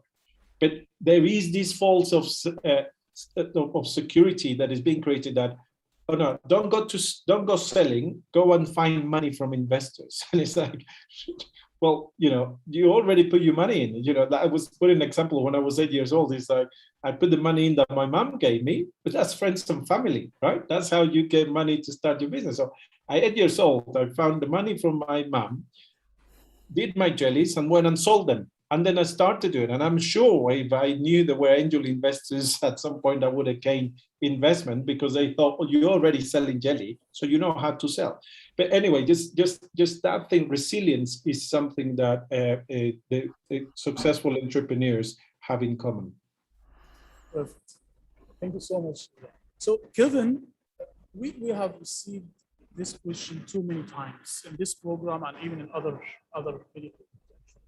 In all of the roadmap of the startup project, they have, it's like a curve starting from the launch point. Then there is some other critical points, which we can say the growth point, then the jumping or the booming point. Everyone asking, all the startups, how can I define this point? Which point? How can I jump from the launch to the scale up, from the scale up to the booming point? How can I define this point? What can tell me that I'm going to this? What I need to have something like this to level up to this booming point, to be there. Like all of the dreams, I want to be a unicorn. I want to exit it to Facebook, to Google, to Amazon. A lot of things about that. But if I want we want to help them, telling them about that critical points and how to move from this point B to this point E. Yeah, and it's a great question. And And the answer is you can't jump to any one of those points without going through the previous point, without taking the knocks that you need to take at every single stage of those points. Okay, it's great to have a vision, and most entrepreneurs have amazing amounts of vision. They're all about vision. Yes. And the problem that many entrepreneurs have is that they're working for the vision and they're not working for the startup. And you need a foundation, you need a vision, you need a foundation. And then you need to have a problem and a solution. No point in making a solution if there isn't a problem there. A lot of startups are creating products and there is no problem for them to solve. But once you have a problem solution fit, then you're going to product market fit. You must have product market fit, which means that the customers are indicating that you've got value and they're willing to pay you for it. And then you go on to scaling from there, and scaling means something else, and you're earning a significant amount of money. People can't live without your product. They just can't live without it. And realistically, I know that sounds quite idealistic, but unless your customers are saying to you, we can't live without your product, you're not really in scaling mode. So I think it's all about going through each one of these steps and not jumping and not going after a vision. And, yeah, of course, you're a startup, you have a vision, write it down, but then put it in the file and leave it there and come back and get it once you've started scaling, once you're making money along the way. And it's a very interesting point about taking the knocks, and what knocks do you take? And because as young entrepreneurs don't know that they need to take knocks, so these knocks have got to happen. And I remember having a startup that me and my partner invested in, and it was a big, audacious idea. It was like way out marketplace, needed hundreds of millions of euros of investment, which we didn't have, and we could not simply get it off the ground. But I had a friend who was a HR director inside a telecommunications company, and he's promised me he would buy the product from me, and that would be enough for us to, get into scaling mode. And we invested all our spare cash into this marketplace. It was a HR marketplace. And then one day I remember walking into the office of my friend, the HR director, going up the lift. I walked into his office and he was sitting there waiting for me. And he said, God, Kevin, you've done a great job. You've built this platform and it's amazing. And I said, well, thank you very much, Hugh. So are you going to sign a check for me now? And he said, no, sorry, Kevin, I've got to take this upstairs to the board. And I'm not sure. I know I said I liked it before, but now I'm not sure. But me and my partner and our whole team had banked on this guy to buy this product. And he was a friend, and he was an absolute professional. And you really don't know your customer until you ask them to sign a check. You don't know who your friends are until you ask them to sign a check. And that is a knock that I think every entrepreneur needs to get. But how do you articulate that to them? And, it's a hard thing to say, but it's an absolute reality. Thank you so much, Kevin. It's really valuable answer. Thank you. So I would like to ask you, Rashad, a different question in the same perspective of level up. Again, many of the startups, even in this program, even with us now, we asked a lot about expansion. Part of level up, I want to expand in my local markets. I'm in Istanbul and I want to go to Ankara, Antalya, Izmir. I'm in Turkey and I want to level up to other countries, but I don't know how. I don't know how to deal with something like this. So what is your index here? What if you have a startup in your program, and I know you have many startups from different countries expanding to other markets. So, and this is definitely part of their level up or scaling up their project. So how they can do that? So how I mean, in the best cases that we have seen and how we approached it was obviously through the right networking and through finding the right connections in the countries and regions where you want to be present. And I think the important point that I would make based on the, I don't know, around 80 startups that I have been involved with so far, is that you should not do the mistake that you should do all yourself, because you are not gonna know the market. You're not gonna know a market that is, or a place that is unknown to you. So there were cases where, I don't know, somebody wanted to launch in the UK, and they were trying to send people from the country where they are originating. I don't know, is it Sweden, is it Germany, whatever, I don't know. And they send some business development personnel from that country to another one, because they trust those people and they want to make an entry into a different market. What we have seen is that actually, in many cases, that approach failed, because you cannot absorb a market just like that, just in a month or 2 or 3.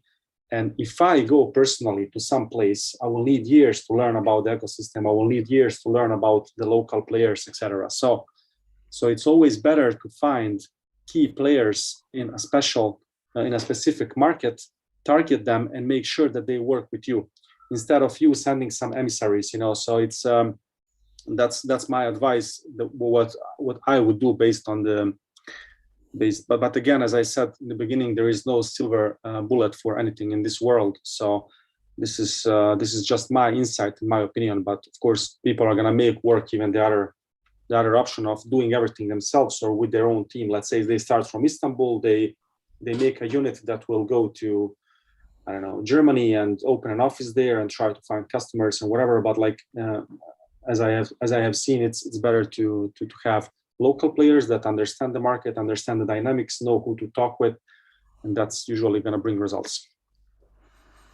In terms of finding local, what kind of partnership they can do? Is it, I mean, from what you have seen, the successful, because there is successful stories and failed stories as well.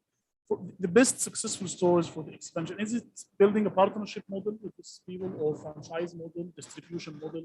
What kind of the models that can be helpful? And because all of the startups asking about the scalability, they are afraid that someone in that market will take the idea, he can do it because he's from that market, understanding it. And I'm asking for a key partner that he is good, powerful. So it's risky at the end of the day. This again, something always came up for us. Yeah, it's risky, but you need to slice the pie in startups, and you need to share the success in those markets with the people that will help you to make an entry or to make a breakthrough. So I think I would advise to any entrepreneur to be brave in that sense, because if you keep all the ownership of into your company and don't share with anyone else on that path, you're not willing to add more people to scale or to do something interesting. Eventually you're going to fail, and then you're just going to remain with all of that in your hands. So I think the concept of slicing the pie is very important, and to sharing like a part of the proceeds in that country, or is it like based on results, or is it based on some specific KPIs that you set or whatever? But there should be an incentive for an important player in a market to be involved with you. Perfect. Israel, right investors, the smart money, right investors, smart money. You heard these expressions before, right? We all in the ecosystem always hearing this, and every time all of the startups, I want to level up with the right investor. I want the smart money to help me scale up. Sometimes me myself don't believe that there is something called the right investor. I don't know. So how you define as an investor for the startups, who is the right investor that can help them really to scale up or level up to the other levels? Well, I'd like to open this up with a little bit of advice for startups that go out raising money. And then we'll come back to the content of your question. And is, if you as an entrepreneur created your business model and you believe there is a market out there, normally, if you had gone to a good incubator accelerator, as you can see, I do have an issue with incubators and accelerators. I can see. If you went to a good one, you will probably have gone out there and do your market research, interview at least 100 potential customers without presenting your solution, to validate that there is a problem out there that you're going to be able to address and say, okay, this is where the real deal is, right? This is the solution that needs to be created, because what I thought the problem was, 9 times out of 10, when you come out to market, it never is exactly what you thought the pain was, because you forgot to speak to future customers. And you created a solution on the assumption that there was a pain there. And actually the pain of the company can be something completely different, or the person, right? So like right now, the pain for people is not to get things delivered home because of the pandemic, where we all get a supermarket delivered. The actual pain is, I wish they could get the brand of bread that I want, and they don't bring me another replacement bread in my basket, right? So if you speak to customers, the majority of us who are actually using these sorts of deliveries, the pain is not having another solution or another option to order your supermarket shopping.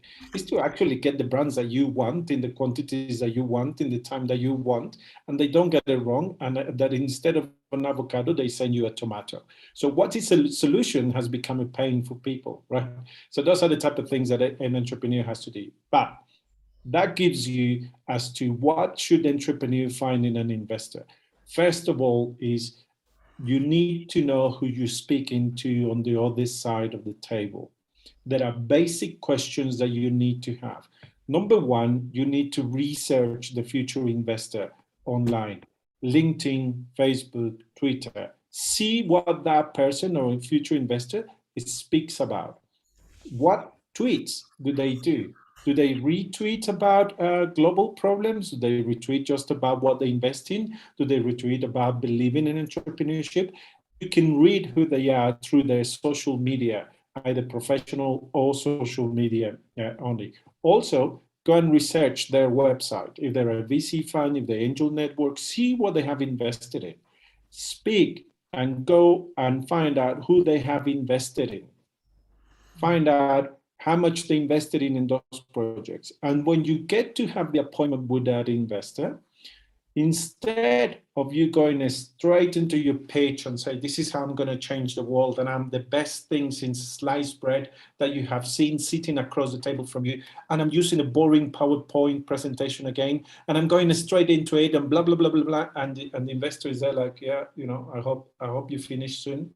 But start asking the questions yourself rather than being ready for the questions of the investor.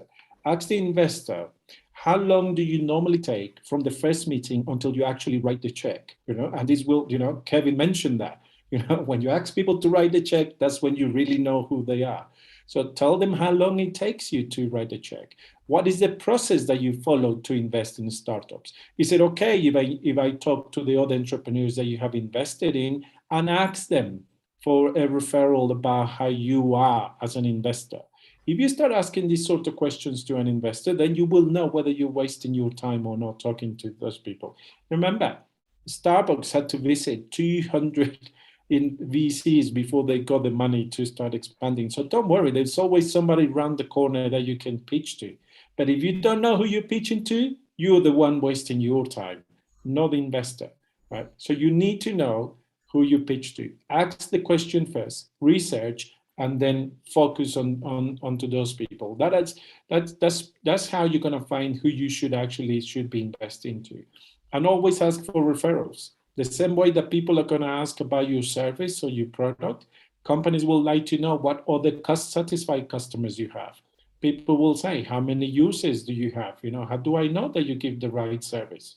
So that's what you have to ask our investors. And we investors, we don't get offended by it. Our egos sometimes are bigger than ourselves. But I don't get offended when somebody says, can I ask referrals about you? And I say, yeah. Some people like me, some people hate me. Go and ask, and then make your decision yourself. But do you know who you're pitching to, and do you know what they do? Because the fact that they have the title of an investor, it doesn't mean that they invest. The fact that you have a title as an entrepreneur, it doesn't mean that you're actually a scalable entrepreneur. That's perfect, Israel. Thank you so much for Actually, I would like to take from you, Wodis Israel, to ask Kevin.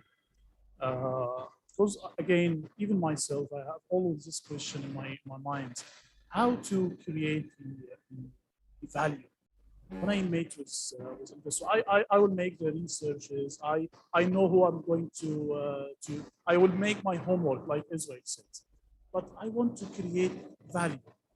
What kind of value that the investor want to see in my project to be convinced, and I can compete with many startups on that check that will be out soon. Yeah. Well, yeah, and it's all about value creation, isn't it? And then it's all about realizing that value in the form of revenue. But then we can think about value in terms of intellectual property, and we can think about value in terms of many different things. Because I mean, as an entrepreneur, I think of it in terms of how I might get acquired and how much I would get acquired for. I used to struggle with this, and I often thought that intellectual property and being around data scientists, being in incubation centers, was where value was, and it is. But don't get me wrong. But you can go down a rabbit hole if you are chasing the value creation in that kind of an environment. So I think of value as very close to the customer, what the customer wants. I saw a startup recently, and just to the point that Israel was saying there about investors and choosing the right investor. And the entrepreneur was a technical guy, and he created a very, very simple product, easy to copy, very simple product. But he chose an investor who had a different skill set, who came from a sales background. And when the product was released, they got product market fit. They had just a few customers, but the smart investor created value by encouraging the entrepreneur to roll out Salesforce CRM and to build up a massive pipeline all over the world for this product, which was, no more than product market fit stage. It was an MVP. But that gave them great value, and just after 2.5 years, they were sold for $60 million, which was an incredible return. Wow. So I kind of think you got to think about value in the context of your industry, yourself, your team, who you are, what you're good at, and what you want to get from the project. So yeah, for me, it's different things, different people, but ultimately, it's around what you get for it, right? Isn't it? I mean, that's really where you got to focus. Thank you, Rashad. I want to ask you something. Maybe we close with it. It's about it. Because again, this is part of what we always see when startups want to level up or scale up and start going here and there. Not only with investors, even getting co-founders, getting other people to be partnering with him and to help him scaling this project. So he's always stuck with the negotiation part. How I can negotiate what, and negotiation at the end of the day, it's not a science, it's an art, but something need to be taught again at the end of the day. So from your experience and from what you have done with Ministry of Programming and what you trained your startups and the startups you already co-owned, what is the essential, let's say, negotiation tactics that can be help the startups negotiating to get partners, to get investors, to get co-founders, to help them level up their projects? Sorry, I didn't hear you very well. Did you ask me who is helping them or how? No. I'm asking about the negotiation tactics that can help them finding or negotiating with the co-founders, new partners, new investors. From your experience and from what Ministry of Programming do, how you taught them to negotiate, how they do that, even negotiating with their customer, not only partners, even customer in the market. So what is the essential tactics of negotiation? Because they are not going to take a big training or something like that. You need to tell them, you have to take care about this when you are going to negotiate. Yeah, interesting question. I mean, we are involved in very early stages of the startup life cycle. So the difference in that world where we live, so that's literally like in the very, very beginning, is that you don't know exactly what you are selling. in many cases. So so the negotiation process, I think it's a quite creative discipline in that sense in the beginning, right? Because you need to try different things, and many times you will sell different things along the way. So let's say in a period between 3 months, you might sell a completely different concept, because I will tell you an example. When we started building War on Cancer in Stockholm, it first started as a social, basically it was like let's say like a social media platform, right? It was a platform where cancer patients and survivors and loved ones, they would connect there and share their stories, etc. So at that time it was sold like a social media platform. It was sold like, hey, you know, if you had cancer, if somebody had cancer, they could be on that platform. That was how it was presented. But let's say like after a while, there was this different business model, which is actual now about actual cancers, like clinical studies.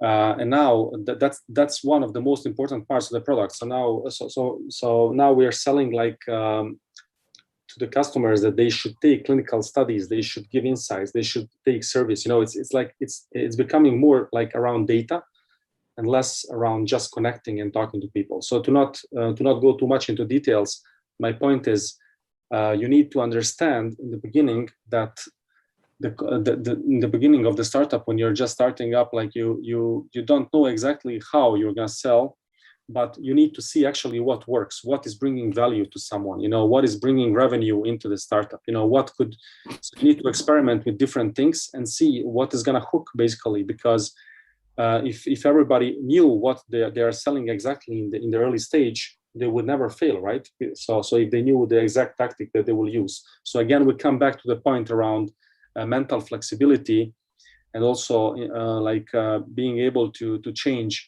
quickly, to change your pitch, to change you know, who is presenting, because maybe you know, I don't know, Kevin is maybe a much better salesman than I am. Maybe we co-founded a startup. Maybe he's much better than I am at selling. So maybe I was doing it in the beginning, and then we figure out that he's better at that. So it's important that everybody is very like flexible in that regard, and then they are trying different things until they figure out both a concept and a way of selling the product that works. Thank you so much, Rashad, Israel, Kevin, for all of your valuable advices, valuable comments. Everything I've said, it means the wallet for all of the participants. They really thank you so much for your contribution, for your help, taking your time. That's in weekend. It's really means a lot for us. Thank you so much, and we are really looking forward to have another programs, other sessions, and we are not going to let you go. And again, we will keep contacting you. We'll have another things, so you will be with us, and we are so proud, really so honored, myself personally, so proud, so happy that you have you today, and to have this very valuable discussion and panel. Thank you so much. Thank you, Ahmed. Thank you, guys.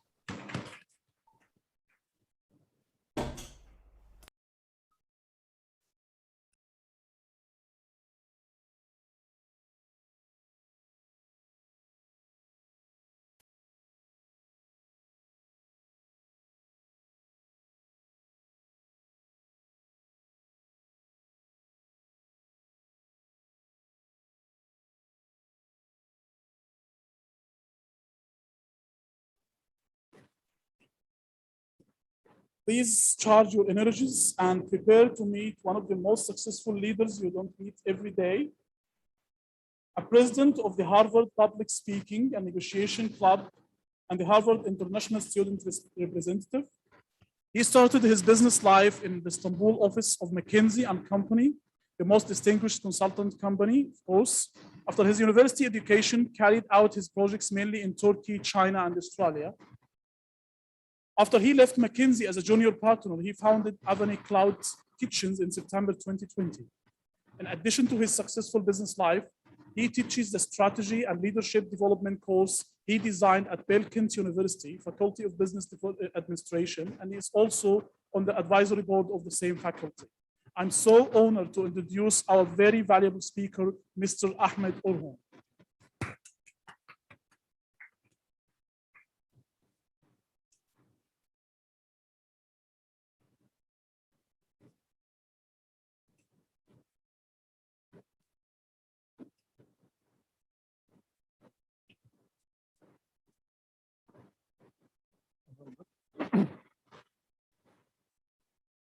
Does this work?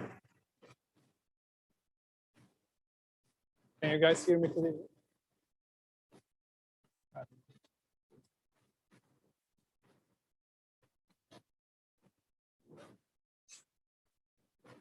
Are we good?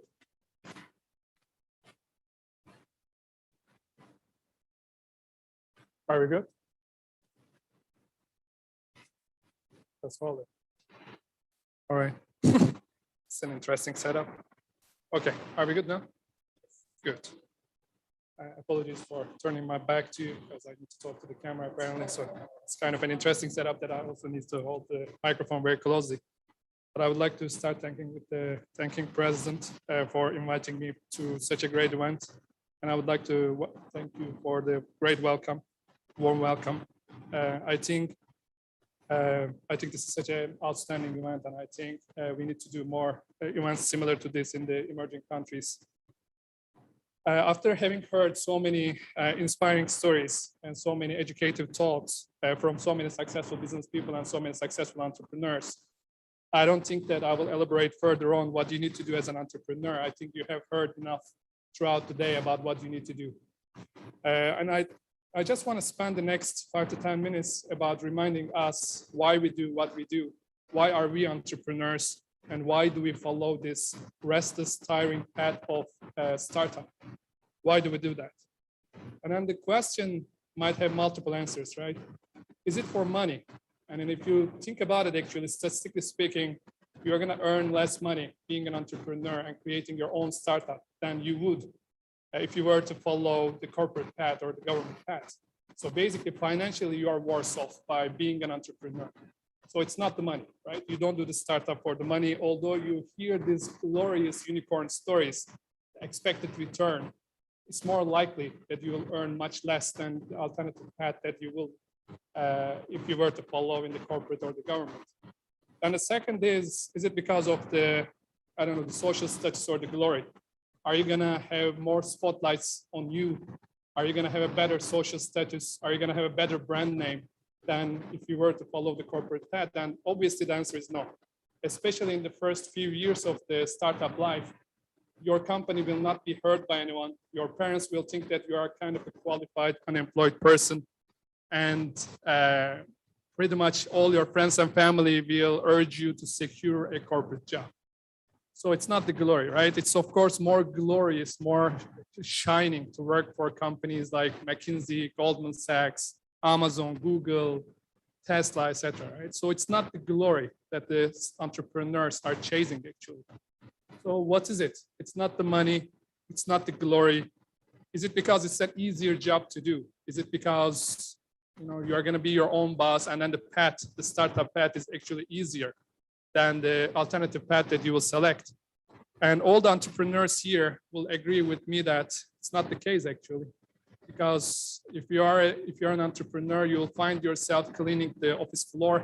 If you're an entrepreneur, you'll find yourself doing all the nitty-gritty stuff yourself, all the dirty work yourself. For example, I created a cloud kitchen, and in the first 2 months, I found myself, after leaving McKinsey for 10 years, I found myself delivering the package the food package to my customers, which is of course not a very easy and fun task to do in the Istanbul traffic. But yeah, so it's not that it's an easier job neither. Then are we doing it for independence, in the sense that are we more free if we were to follow the startup path? And then the answer might be relatively yes, but actually no, because then you are limited with everything that the investors are dictating onto you. You are limited by your customer's vision, by your customer's will to pay for your service or for your products. You are limited by your colleagues, because your colleague, you are worried about their employment. You are worried about their job security as much as you care about yours. So actually, it's not an unlimited world, right? Regulators are out there, competitors are out there, investors, for God's sake, in the emerging world, good luck to all the entrepreneurs. They're out there. So it's basically not an independent world, not a free world, and in which you do as you please, right? So basically, if you were to think about it, the entrepreneurs do not do it for the money. Entrepreneurs do not do it for the glory or the social status. Entrepreneurs do not do it because it's easier. Entrepreneurs do not do it because it will give them a bigger freedom and more independence. But then the question is, why do they do what do they do? Why do some of the brightest minds in the world follow the entrepreneurial path? And I think I don't have an answer, to be very frank, and maybe coming to this event, I should have the answer. But I have a hypothesis, and I think it all comes down to one desire and one desire only. And I think that it is that the entrepreneurs would like to be in the driver's seat of their lives. So that's my hypothesis. I think the entrepreneurs do what they do because they want to be in the driver's seat of their lives. They don't want to be on the passenger seat. For God's sake, for God forbid, they don't want to be on the curbs watching other cars passing by. They just want to basically be in the driver's seat of their lives. And it's not easy to be in the driver's seat of the life. And it's not because they are more talented in driving the car than the others. It's not that they enjoy every single second of driving the car. It's not actually. It's very scary when you drive it 120 miles an hour towards the wall. And it's quite scary when you're an entrepreneur. You know that you're running out of the fuel in your car. It's quite scary. And it is actually not an easy path, right? And sometimes it's just you struggle. You don't know the direction.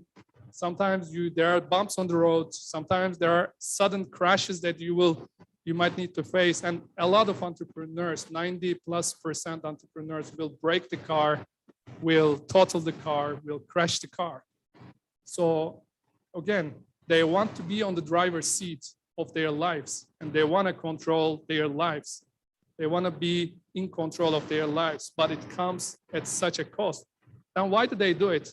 Why are they so obsessed with this desire of being on the driver's seat? That's kind of the question. That's another why. That's another why that we need to answer. And I think it all comes down to one thing. I think people, entrepreneurs, consciously or subconsciously, they know that we have only one life. And that's all about it. It's only one life. You have one life. That's it, period. I think entrepreneurs are more conscious about that. Maybe they are not thinking about it every single day, but there is this urge inside of them, pushing them, saying that you have only one life. And you gotta take control of it, and you gotta live the way that you wanna live that life. Otherwise, basically, you are gonna be on the passenger seat and you're gonna live a life that's dictated by the driver of that car. Otherwise, you are gonna basically just watch the other cars passing by and then talk about their glory. But if you want to live your life, only one life, you have only one life. And if you wanna live that to the fullest, you wanna be in the driver's seat. And entrepreneurs, I think subconsciously or consciously, they are very well aware of it. And as many of the novelists, as many of the poets, as many of the filmmakers, as many of the journalists dictate again and again and again, it's not about the destination, it's about the journey. So you are in the driver's seat, you are driving towards a certain destination, a destination that's inspiring you, of course, and a destination that you hope that you can make a change in the world. But it's okay if you never make it, actually. It's about taking that ride, having the courage, being in the driver's seat, just going through with it, even if sometimes you don't know what you are doing, even if you know that you are scared inside of you and you cannot show it to your team and then the other people. It is just about having the courage and just being in the driver's seat of your own life and being the master of your own destiny. Again, it is just one life and you just need to live that life to the fullest. And entrepreneurship is one of the greatest ways of doing that so. And actually, let's just maybe take a time travel, and then let's just think that we are 100 years old and hope that the technology is catching up with it, and then we are going to really live 100 years. And let's just imagine that it's a long Sunday Turkish brunch, and then you, with a true sense of the Turkish brunch, you are surrounded with your family, with your friends, and basically, maybe your kids, your grandkids are around as well. And then one of those grandkids approached you, and while you're enjoying the last sips of your tea, she or he is asking you, how was it? How was it? That's a simple question. How was your life? And you're not gonna talk, for God's sake, and I hope you're not gonna talk about the market valuation of your company. You're not gonna talk about the profitability. You're not gonna talk about whatever the impact that you think you created in the business world. But you're gonna talk about the journey. You're gonna talk about your sad moments. You're gonna talk about your happy moments. You're gonna talk about your regrets. You are gonna talk about the good decisions that you make as well as the bad decisions that you make and how that made you feel. You're just gonna talk about how that journey has led you in terms of feelings and what you have felt throughout your life. You are not gonna talk about anything else. And the only thing that we humbly should strive is to live this life, live this journey to the fullest, and just leave a mark in the world possibly, and just leave the world a better place for the upcoming generations. Nothing more than that. And I think entrepreneurs deep down are very well aware of it. I think they might not be able to articulate it because they don't hold a microphone like me. And they might not be able to, figure it out even until they're down the road. But if they are not following the path that their college grad friends are following right after the college, and if they are leaving their secure corporate jobs and switching the lanes and just preferring to go on the path that is traveled less, that is more chaotic, it's more unknown, it is because they know that they have one life and they just want to live it to the fullest and just want to enjoy the journey as much as they can. Having worked in, one of the best firms in the world and having studied possibly the best school in the world, I think on paper it looks like I have achieved so many things. If you look at my resume, it's so glorious. But then the reason that I left that path and just switched to the entrepreneurial path was I just imagined that brunch conversation when I'm 100. And what am I going to tell to my grandkids? How am I making the life of other people better? Am I enjoying the ride? Am I collecting enough stories for people around me? And hopefully some of those stories inspiring them to follow their own stories. So those are the questions, right? And I don't even know whether my first entrepreneurial attempt will really work out. I hope so.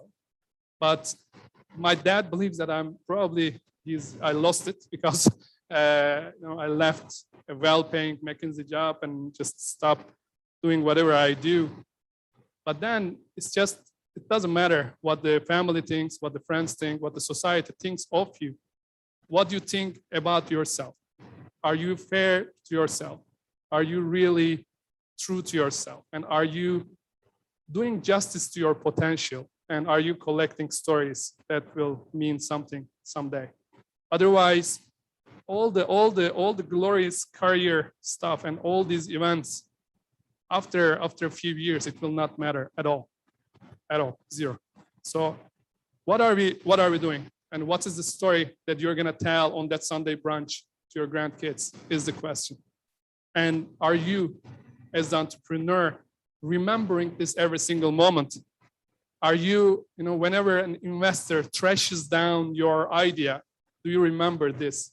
Whenever a colleague leaves your startup because it's so chaotic, it's so difficult, are you remembering this? Whenever your dad is asking you, how is the work? When are you gonna go back to the real life? Are you remembering this? Just constantly reminding yourself that it is a journey, not the destination that matters. And that journey, you owe it to yourself, right? So basically, before I conclude my talk to today. I would like to again thank the President Zerrin and also the team for their warm welcome. And I hope that we will have many more of these events in the upcoming future, because startup ecosystem in Turkey and in most of the emerging countries, what I see is abysmal. It's far from being ideal. And we owe it to our societies, and we owe it to ourselves, and we owe it to our fellow entrepreneurs to make it better. That's why I think you guys are doing an amazing job by organizing events like this, and I hope that many more will come. And just lastly, to my fellow entrepreneurs who are struggling every single day to make it, I just keep your chin up. No, it's gonna be okay. Enjoy the journey. Do not stress out about the outcome of that journey. Do not get upset for the things that you cannot change. Be humble. And there are so many things that you cannot change, and it's okay. Just make sure that you are enjoying the ride. Just remind yourself that you are in the driver's seat of that car. Just remind yourself, and remember it every single second. You are a leader, you are the driver of that car, and you are the master of your own destiny. That's why you have chosen to be an entrepreneur. That's it, nothing else. You wanted to be the master of your own destiny. Go work your ass off and really deserve it. Really deserve it. But then the rest, it's just life. Sometimes it just doesn't work out. Sometimes the car breaks. Sometimes you total the car. It's okay, it happens. But at least you will have a very interesting war story to tell when you are 100 years old. So thank you, and don't forget, just you have one life, and you selected possibly the greatest way to fully maximize it and just enjoy the ride. Thank you.